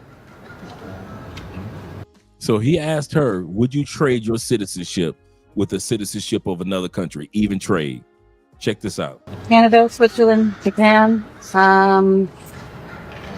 I would go to Ireland for sure. There's a lot of places. There's small ones I don't know all the names of. I feel like just like a job, there's shit everywhere. Right. But at a certain point. If you're living abroad, it's most likely that you don't owe the United States taxes if you're set up properly. So I suggest you get set up properly and file your yearly taxes, because not paying your taxes could have consequences you're not prepared for. So let's. He said that wrong. and I'm going to let him talk, but he said it incorrectly. Let's talk about it. Now, I've already covered if you make under 130K, you qualify for the Foreign Income Exclusion Act. So while you can exclude up to that threshold and pay nothing, you still have to file your taxes. But that's now he corrects himself. He's 100% correct. As an American citizen, if you live out of the United States for 330 days of the year, you often heard me say this and talk about the exclusion. It's at 100 for this tax season for 2025-26. It's $130,000. As long as you make less than $130,000, or your first, let's say you make $180,000, your first $130,000 is excluded. It's tax-free, zero. But you have to file taxes. So we as U.S. citizens do have to file, but 98% of all expats don't owe taxes. Why? Because most expats don't, just like most Americans back home, don't make $130,000. So most expats are under the threshold. So most expats file, but ours is tax-free because we don't cross the threshold. On top of that, we get for our income another 18% of our $130,000. So another, let's say that 18% adds up to be like $36,000, $37,000. That means for my utilities, tax break. My anything I have to pay on the car insurance, U.S. tax break. Anything that I pay for as far as taking care of myself, rent, food, all of this is part of the tax deduction that I get on top of $130,000, up to 18% of $130,000. This is another reason why 98% of U.S. expats don't owe any taxes, even though 100% of us need to file. So it's basically just paperwork for us, and it increases every year. I mentioned this before. When I first came to Colombia, the tax break was $102,000. Because it increases every year, it's up to $130,000. These are tax breaks that you don't get. You got to pay taxes. We got to file taxes. You have to pay taxes. We have to only file taxes. So he's 100% correct. Let's finish off what he's saying. federal. What about state taxes? Well, you don't live in a state that has state taxes, correct? Made videos on how to keep a U.S. address. Services like iPostal. You'll want to make sure that that address is in a state like Florida that has no state taxes. Now we got you covered under federal and... Correct. He's absolutely correct. He's 100% correct. Since my last state was Florida, and you can register yourself to be in other states that are non-state tax states, I don't owe any state taxes. Why? Because I'm registered. My last place of registration is Florida. It's Florida, the last place. And as far as I know, Florida, Texas, Nevada, and a bunch of other states, South Dakota, tax-free. In state, if you make under 130K, you should owe nothing, but you do have to file. Now, higher earners, you may qualify for other exemptions, but you still, again, have to file. And if you do owe, and you decide not to pay, after roughly $62,000 in debt, your passport can be revoked. You clearly need that. Don't forget that. Your passport can be revoked if your IRS tax debt supersedes $62,000. He's correct. Oh, Washington State as well. Thanks, Charles. If it exceeds $62,000, once you get it back under $62,000, you get to use your passport again. I remember I told you guys I was in a I'll answer that in a second. DJ. I remember, I just mentioned that I'm in the expat group, one of them on Reddit, and so I saw when it was tax right around now, tax season coming up. I'm looking at all these expats like, man, I ain't filed no damn taxes in 10 years. I ain't filed taxes in one was 20 years. So I hit her up. I was like, girl, you ain't filed taxes in 20 years? She was like, Andre, no. But what blew me away was this. She said, when I went back to the States and I filed my taxes. Now, mind you, this woman hadn't filed taxes in 20 years. You think she going to prison. She wasn't a special woman. She was just had been living in Europe all these years. And she was like, man, damn, file them taxes. I don't live in the United States anyway. And I'm looking at all these American people telling me, I ain't filed no damn taxes. And I'm like, what? And she said, when I did go back to the States, she said, I went back to the States about 5 years ago and I stayed there for like a year. She said, I hired an expat tax accountant. And she gave me the information, right? And I've been using them ever since. And so she said, because of all the tax breaks that we get as expats, she said after 20 years of not paying taxes, true story, she said the tax accountant working with the IRS and all those tax breaks that I gotten all throughout all the years that I was gone. You know what that woman's tax bill was? $500. Let y'all back in the States not have paid taxes for 20 years. You know your tail gonna owe way more than $500. But expats, we get so many tax breaks. So many. So I'm not an advocate of don't file your taxes just because I saw all them people on Reddit doing it. But what I am saying, bruh, y'all just do not know how many benefits we get. I filed my taxes due. Since I've been here these 8 years, I ain't owe United States no taxes. I owe United States paperwork, file my taxes. And then here's the other kicker. We don't owe our taxes until June 15th. We get an automatic 2-month extension. Expats don't owe in April. If we file in April, cool. But we get an automatic, you ain't got to do nothing for it. It's just automatic. June 15th is our tax day. If you want to file for an extension, your extension date is October 15th of that year. If you need a second extension, you just file a paperwork and your extension goes to December 15th.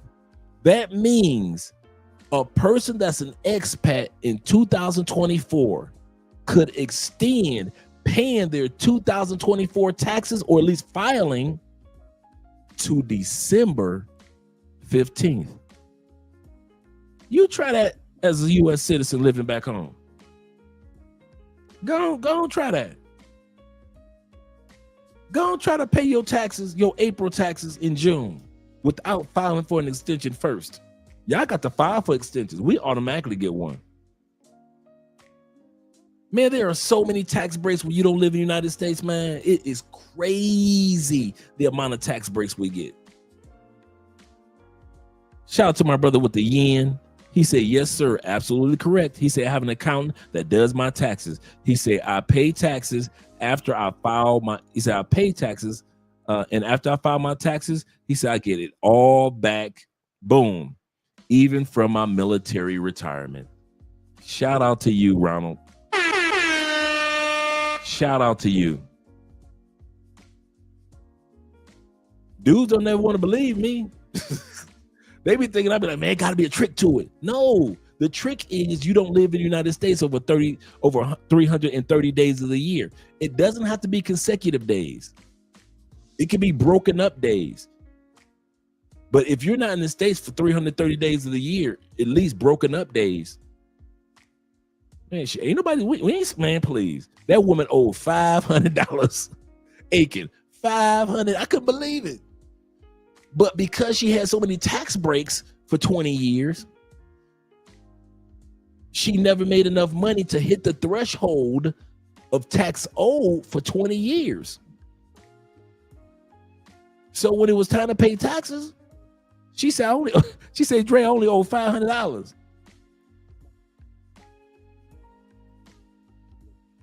Now I don't understand. I don't know how it works in regards to your retirement, but it doesn't matter the career itself.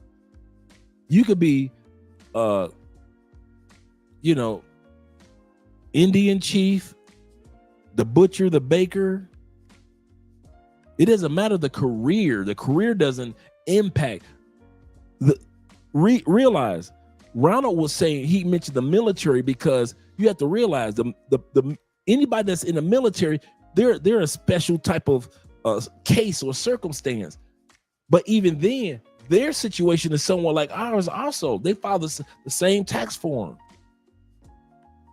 But us that have regular everyday jobs, such as you retired from a government job, such as the police, or retired from the fire department, all that, you get the same tax breaks I get.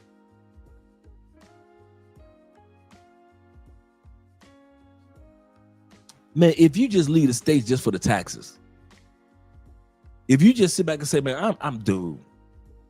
So Dre, you telling me if I make less than $130,000, if I keep myself under $130,000, I don't owe no taxes. You don't owe no taxes. You file your tax form, and just like my brother said, you get your money back. Or you don't owe nothing at all. You ain't got to file. You ain't got to put up for nothing. I don't know why we as expats don't know this. They don't tell us this as citizens. Hey, fellas, I didn't know this until I left. So I'm about to sit up here and act like, yes, I always knew this. No, I didn't. Most American citizens do not.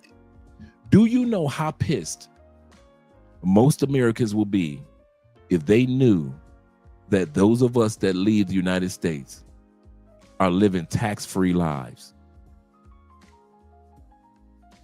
Do you know how pissed?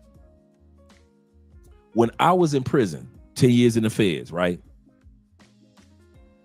Right around year 7, they stopped the program for prisoners to be able to get Pell Grants to go to college for free. You know why? There were so many complaints from American citizens hating on the fact that prisoners could get a master's degree for free that Congress voted on it and shut down. That's why that's when prisoners were no longer able to go to the they took all the gym equipment out, couldn't exercise. Who are you prisoners to be healthy? Who the hell are you prisoners to be healthy? Who are you to get an education and rehabilitate? And they took out, right around 96, 97, they took out all the Pell Grants. So all those prisoners that was trying to work on educating themselves and change their lives before they got out, American citizens hated so motherfucking bad that those dudes were and those ladies were changing their lives. Y'all ass got it shut down, and that's why prisoners in there acting a damn fool now. If American citizens knew that us 10 million expats was living rent-free around the world, man, you motherfuckers will fuck up a soup sandwich. Y'all snitch about everything. Y'all be calling y'all senators, congressmen, the president. Y'all be calling Fox News, CNN, MSNBC. Did you know that they were getting tax-free benefits for 10 million? Why don't we get those benefits? How come they get those? They're not special. Why come? Shh. That's the one thing I can say about expats. You visitors, you travelers, you talk too much. You're on social media and you're telling all your business. Us expats, we don't talk that much. That's why y'all only hear it here and on a few other YouTube channels. But other than that, most YouTube channels with expats, that live in other countries, they ain't telling y'all shit about no tax breaks. Cause y'all will fuck up a soup sandwich. Y'all sit up there and snitch to the president, snitch to Congress. We should change the laws. Expats should pay some taxes. And it increases every year. We get it just like the military get the cost of living increase. We get one too, but ours is the tax break. So every year, so like next year, it could be like 132,000 or 137,000. So if you make less than 137,000 going to 2026, 2027, it could be like that. It goes up every year. I remember it went I remember when I came, it was $102,000 tax break. Then it went up to 105, 108, 112, 115, 121. So it doesn't go back. So we get more and more and more and more. It's getting higher. And if y'all Americans knew the tax break that us Americans will get, y'all will fuck it up. And I know y'all. We hate on each other in America. That's one thing I can guarantee. We some fucking haters. We can't stand to see the next man win.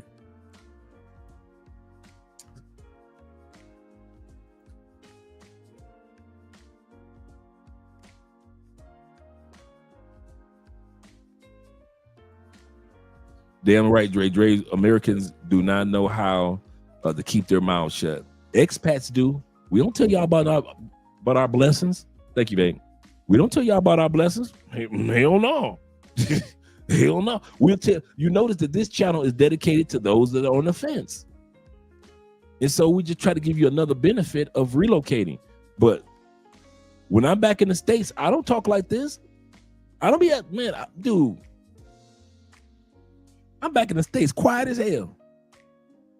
I go back to the States, they put me on the stage, I talk. When I come down on that stage, I mind my own business. I don't be walking around talking about, man, y'all Americans crazy, y'all ain't getting no benefits, blah, blah, blah. I keep my mouth shut.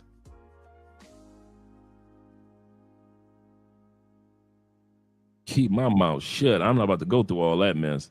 Let me get a shout out on Cash App to all you brothers that donate to the Children's Cancer Foundation. Give you guys a shout out. Shout out to my man Obadiah with the $5 love. Shout out to Black Scorpion in the building as well with the $10 love, and Blade Runner with the $5, as well as my man The Dark Knight with the $10 love. Appreciate you, gentlemen. Appreciate you. It's saving lives out here. Yes, sir, man. I'm trying to let brothers know.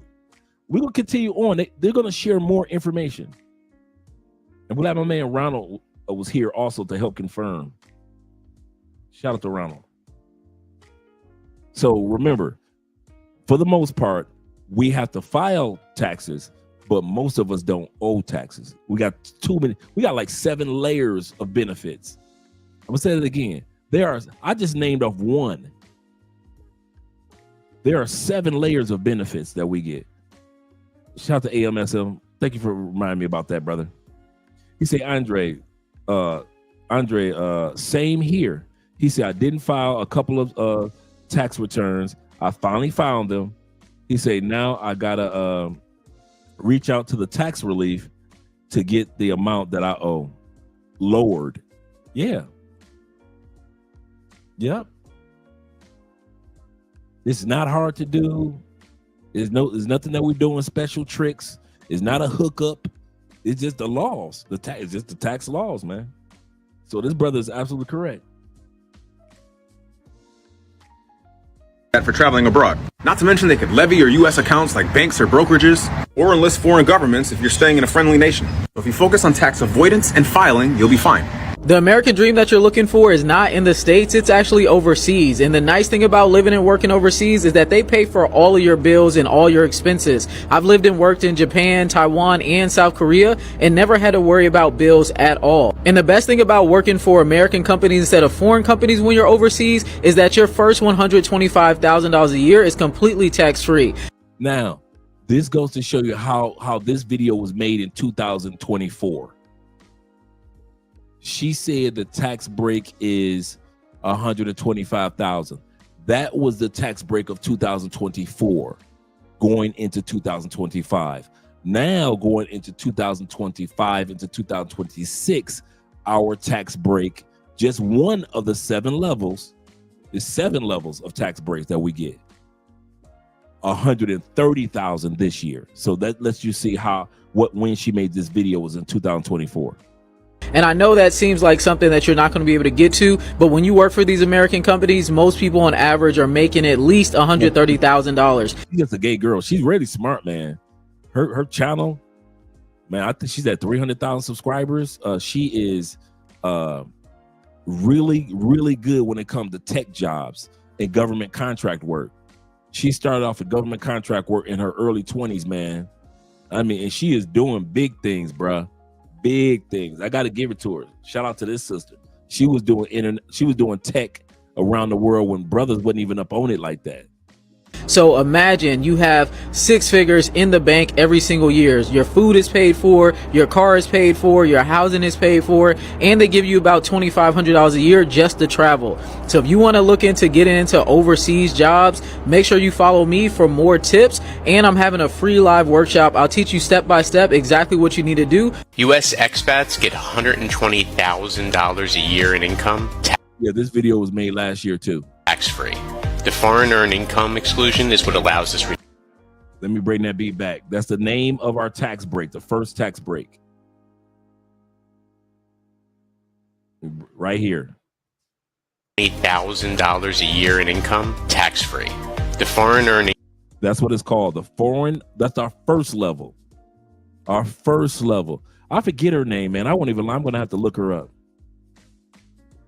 Give me a little bit of time while we're watching this, and I'll look up her channel and I'll pull it up. Some of you guys know her channel, but I'm going to take some time and look her information up. She's all over Instagram, all over TikTok. The tax break is called the foreign earned income. Yeah, she is. A lot of guys that watch her know she is a monster. Shout out to Big Brother in life. That's what the tax break that we get. The first level is the $130,000 tax break. It's called the foreign earned income tax exclusion. That's the one that increases every year. Income exclusion is what allows this reduction of taxable income. Married couples get $240,000 tax. Now married couples get, I think it's $260,000. Yep, it's $260,000. Married couples get a $260,000 tax break. That means as a couple, just think about it. If a couple doesn't go over, a married couple, didn't say which one was making the money. It could be her, him, or both. A married couple, as long as they don't go over $260,000, it's tax free. We're not even talking about like I said, it's 7 levels of this thing. We're not even talking about the 18% that you get on top of that for your rent, your utilities, your mortgage, your taxes that you may be paying in another country, and or whatever, your payments that you're paying on your car notes. All that is tax free in the United States on top of the $130,000. Or if you're a couple, $260,000. Man, yeah, have fun in the States, though. Have fun in the States. 57% of U.S. expats say FACTA is the top concern with living abroad, which requires stringent reporting of foreign bank accounts. 34% of expats contemplated renouncing U.S. citizenship to avoid taxation. 85% don't feel represented while living outside the U.S. Correct. 85% of us don't feel represented out because we don't use, and it's not a bad thing that they're saying. They're saying, hey man, we're not being represented. Taxation without representation. It's somewhat like that, but most of us realize we're not taking advantage of any of the things that the everyday American is taking advantage of. We don't take advantage of the railroads. We don't take advantage of the everyday cops. We don't take advantage of the school teachers. Our kids are not growing up in American schools. Why would we pay taxes on buildings that our kids don't use, the community centers, right? That's what they mean by the 85% of us that say has nothing to do with us.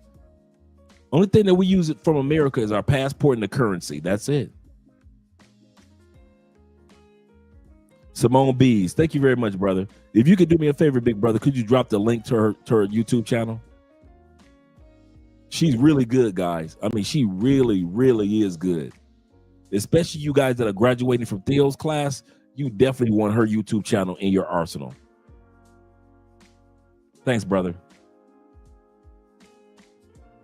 This article has an extensive FAQ section answering questions such as, do expats in Mexico pay taxes or retirees? The U.S. actually pays you up to $130,000 to leave. Here's what I mean by that. Unfortunately, the United States is one of those countries that tax you for having a passport. Doesn't matter where you are. The only other countries that do that are Eritrea and North Korea. Not a great list to be on, but here's why it doesn't actually matter. So there is something called the foreign earned income exclusion, right? Not credit, exclusion. And what that means is that if you can pass the bona fide foreign residency test, right, which you can if you obviously are a bona fide foreign resident, then the income you make is excluded from U.S. taxes up to the first $130,000 that you make. So do you have to file? Yes. Do you have to pay? No. Do Americans overseas still have to pay U.S. taxes? If you're a U.S. citizen, you're taxed on your global income no matter where you live. For example, I have U.S. citizenship, but I live in the Netherlands. Even though I have to file U.S. taxes every year, I don't necessarily have to pay anything, and here's... Did you hear? You just heard the brother say that, right? Even though he has to file, he doesn't owe anything. The other brother said, even though he has to file, he doesn't owe anything. This young lady just said the same thing. Even though she has to file, she doesn't owe anything. That's exactly what I've been saying for the last 4 years on this channel.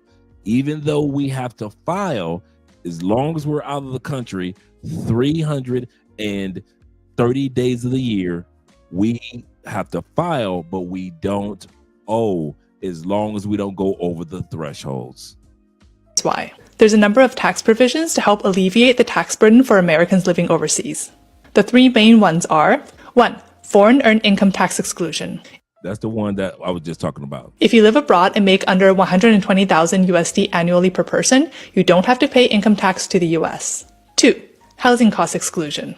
Now, the number 2 that I was talking about, the housing cost exclusion. That's the one I was telling you about, that you get up to 18% of the $130,000 on top of it. So 18% of $120,000, let's say it's $37,000. You get to use that whole $37,000 to get tax breaks. In other words, for your rent, your utilities, your food, whatever it is, whatever the housing costs, your insurance, whatever that is, you get a tax break up to, let's say, $37,000. Big brother, so I've been trying to post the link, but I don't know if it appears. I don't see it. Do you guys see the link?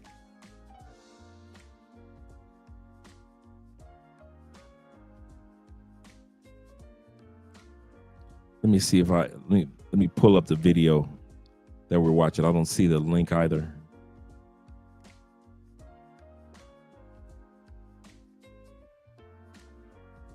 Nope, big brother, I don't see the link either. It didn't post. But let me see. While she's talking, I'll see if I can do it. In addition to foreign earned income, you can sometimes exclude or deduct housing costs such as rent or utilities. 3. Foreign tax credit.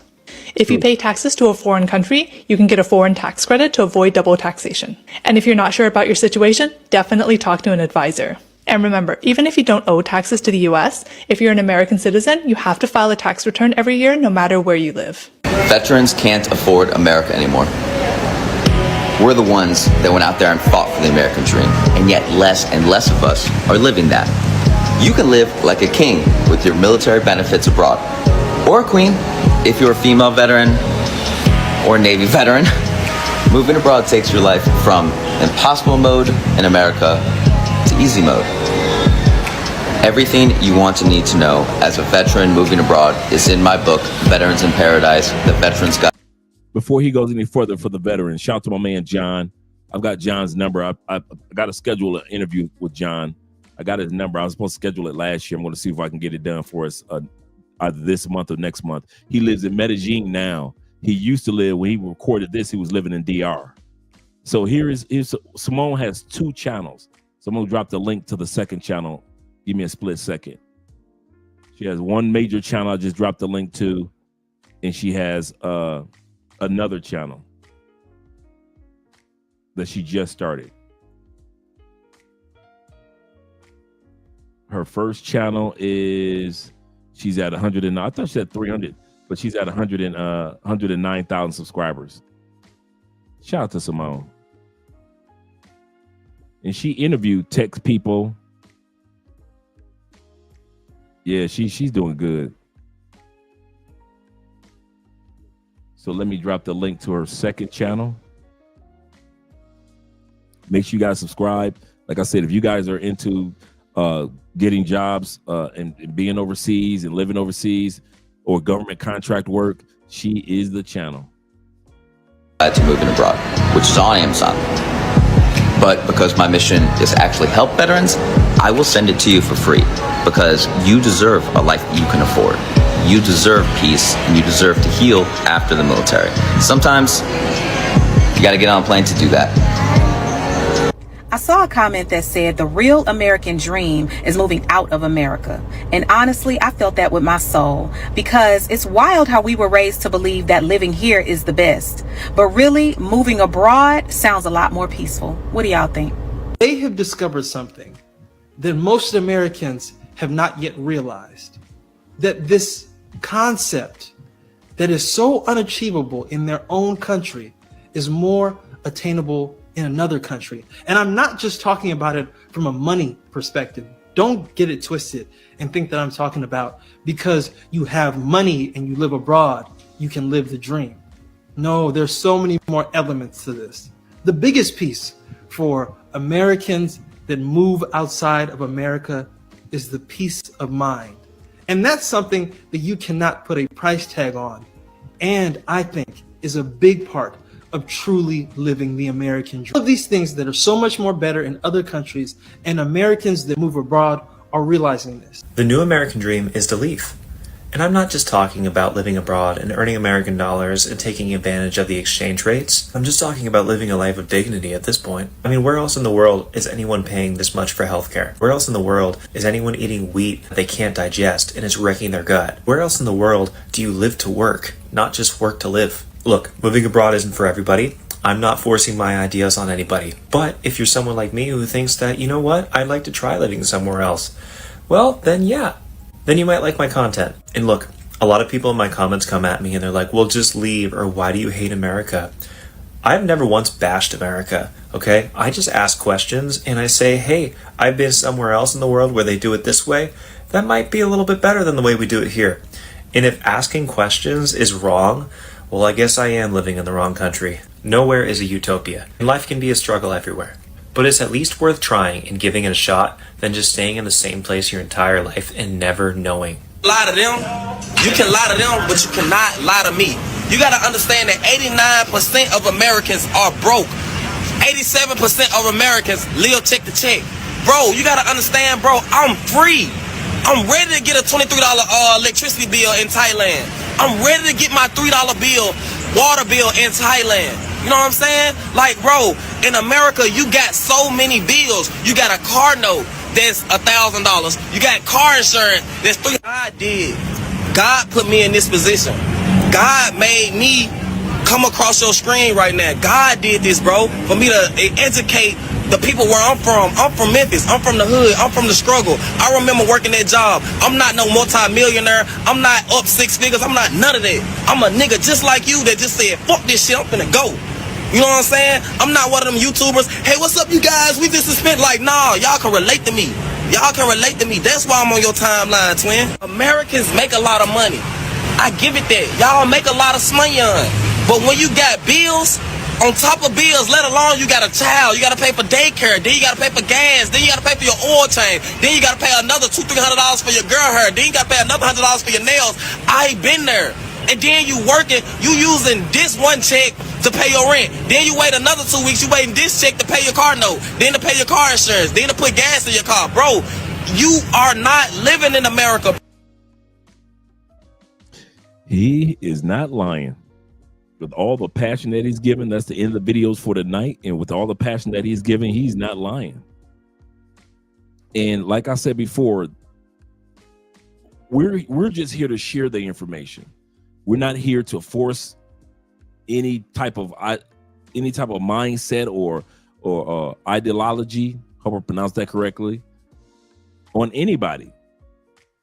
Ideology. Whatever. We're not here to force the mindset that I have on anyone. I am here to let you know that you have options. That's it. That's it. You can take advantage of them or don't. And it's cool. Either way. I'm staying in America the rest of my life and I'm good. And I'm just going to visit other countries. That's cool. Don't ever think that this is a channel that's dedicated to shaming you for staying in the States. I think the United States is a wonderful country. Beautiful. I wouldn't have wanted to be raised in any other country but the States. I love the States. But that doesn't mean that I was born only for the States. Just because I was born in the States, I wasn't born only for the States. And I acknowledge that. And I enjoy the life that I live in another country. When these cameras and lights go off tonight, I can go to bed with peace. Shout out to all you guys that have found peace in other countries as well. So let me go to the comment section, see if I got anything, if you guys have anything else to say. Other than that, we can do the cowgirl outros. Yes, sir. Zeta said, yeah, he said, but I'm trying to move where everybody aren't moving. That's a good point. Aren't moving to like a flock of geese. This is so true. But I'm gonna say something to you. When you move to another country, and as you build your own routine, you don't see that many expats. True expats have their own lives established. We have to kind of like meet up on purpose. Like Wednesday night is Gringo Tuesday. I mean, Tuesday night is Gringo Tuesday. So expats might meet up on there, or language exchange classes, or like we did for Thanksgiving. All of us came together for Thanksgiving. But I'm here to tell you, true expats, we don't hang out with each other every day. Dude, if I was living in the Philippines, I am not going to see, me and Ronan can live in the same city, in the same area. We ain't going to see each other every day. We have to schedule times to see each other. There are people that follow us on YouTube quite a bit. But once they move here, they don't have time to be watching us every day. They watched us long enough to get the information they needed. They moved to their country and now they're enjoying their lives. Dude, there are guys, I kid you not, there are guys I'll see. I've run across some guys I may have not seen in 5 years. I run across some guys I haven't seen 3 years, 6 months. They haven't gone anywhere. They still live on the same side of the city as I do, but they're living their lives. So I'm just want to encourage you, Zeta, that no matter what country you go to, I promise you, you're going to be so busy living your life. You're going to see an expat here, see an expat there, but not as often as you think you will. Now, vacationers hang in clusters. So if you're hanging out and you're just on vacation mode, yes, you're right. Everybody's on vacation mode. But when you move, you don't see nobody. You don't see nobody, man. I kid you not. You don't see nobody, man. It don't be like that. He said, I don't mind meeting up with expats. That's it. We just do meetups and we just gone. He said, Dre, I approve. He said, I got approved for my global entry. Shout out to my man, Dave. He said, thank you along with the brothers in the chat. That's Thanks, fellas. Yes, sir, Dave. I've been kind of, we've been following you through that journey over the past couple of weeks, man. And it is great to hear that you got your global entry. You can get in and you can get out real easy now. Shout out to you. Dave said this. He said, I was with him until he said that he paid for his girl's nail and hair $200. Yeah, for real, in Mississippi. Seriously. Yes, sir. Shout out to Dave, man. Congratulations. Definitely. Let's bring that beat back. It feels so lovely to be here tonight. What a beautiful life. Give yourself a round of applause. You're so lovely. Everyone's so lovely. And while you're in the clapping mood, I'd like to give a big round of applause to my band, Sexual Chocolate. Yes, sir. Sexual Chocolate. They play so fine, don't you agree? Yes, sir. Before we go, I want to make sure I give you guys our link for the Rumble. Remember, tomorrow night is Rumble night. So let me get this pulled up for us. Get this pulled up for us.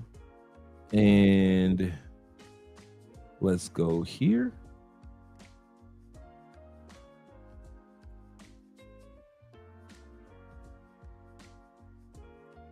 Trying to get everything separated correctly.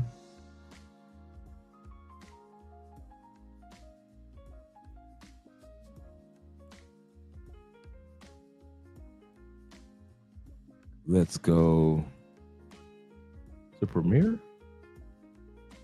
Account settings.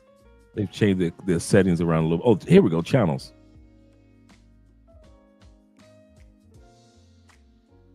Am I in the right one?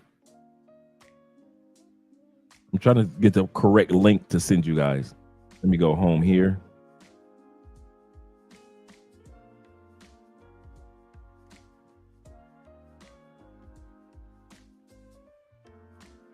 Because I want you guys to be able to join us tomorrow for Rumble.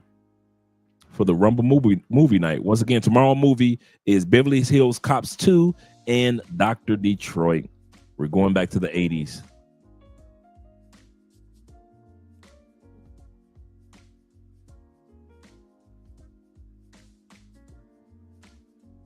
Why is it not letting me go directly to Love Crossing Borders?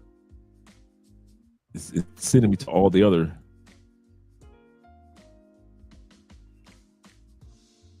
All of our other channels. Give me a second, gentlemen. Okay, channels. Love Crossing Borders. Okay, there we go. There we go. Okay, let me show it on the screen. Then I want to drop the link for us, so you guys will see what movies we've been watching. Let me copy that, and let me remove this down, add this to the screen, and then bring it over to the Rumble. Boom. Okay, here we go. So let me remove the comment. So I'm going to drop the link, guys. The movies that we've watched so far.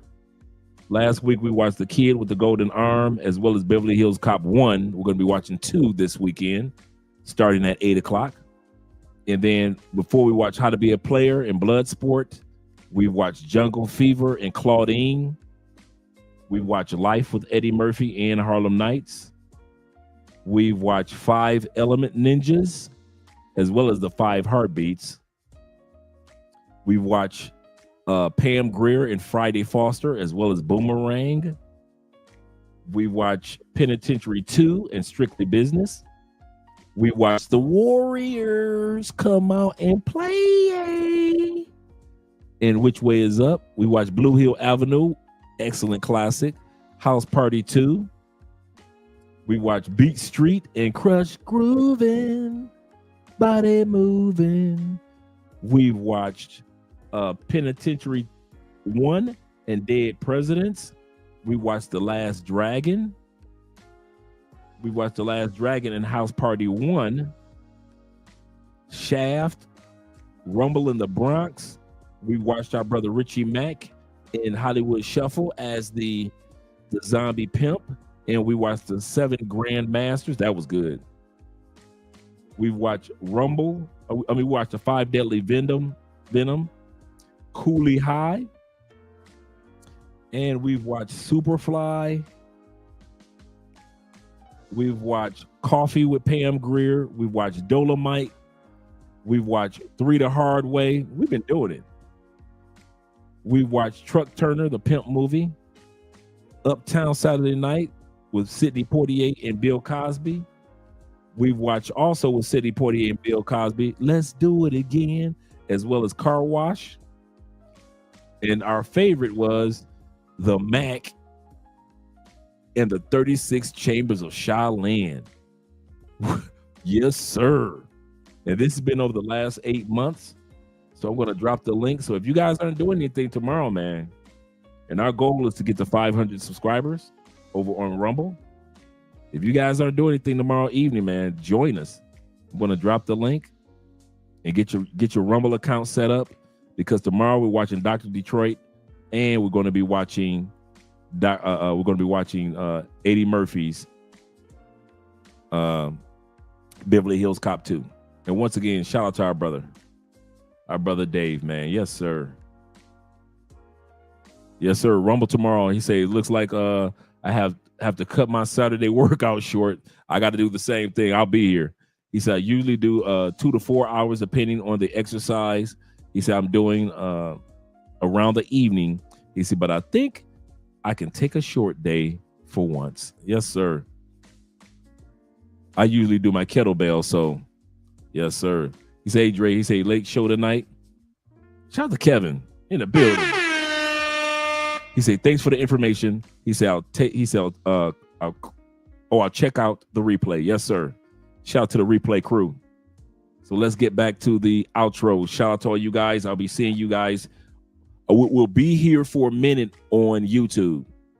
So we'll be here for the first 15 minutes on YouTube, just to let everybody come. And then we cut the YouTube off and we're all on Rumble. That's how we usually do it. We cut the YouTube off and then we're all over on Rumble. Shout out to you guys. Let me scroll down and get ready with the outro videos. Let's go with, well, let's start with this one.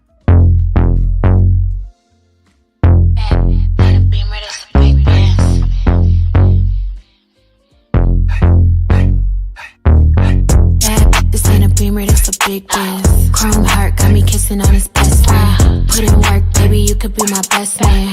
Sending cash to my account, he investing. Dark shades on when I'm off the Migos. He's tryna cuff me like a in a Rico. Moving through this like GTA with a cheat code. He claimed that he love me, but before not a freak. I just wanna dance all night. Can't nobody do it just like I. Boy, you got just what I like. Come on, baby, let's kiss, don't fight. What you wanna do? Tell me what you like. What you wanna do? Tell me what you like. What you wanna do? Tell me what you like. Just say the word, baby, I'ma get you right. What you wanna do? Tell me what you like. What you wanna do? Tell me what you like. What you wanna do? Tell me what you like. Ain't gotta say it, I know I'm the one you like.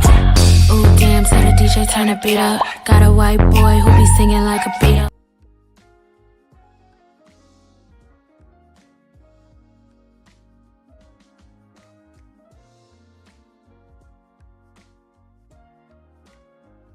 I think I just remember something. I think candle lighting day in Colombia is tomorrow.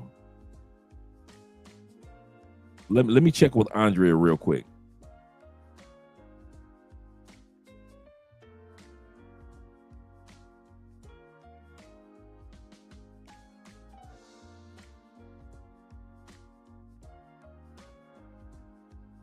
All right, we good for tomorrow. It's Sunday. Candle lighting day is Sunday. All right, let me bring that beat back. Let me bring the cowgirls. I'll bring the cowgirls in. And I thought I saw a question. I'm putting that on Patreon. Shout out to Will. Yes, sir.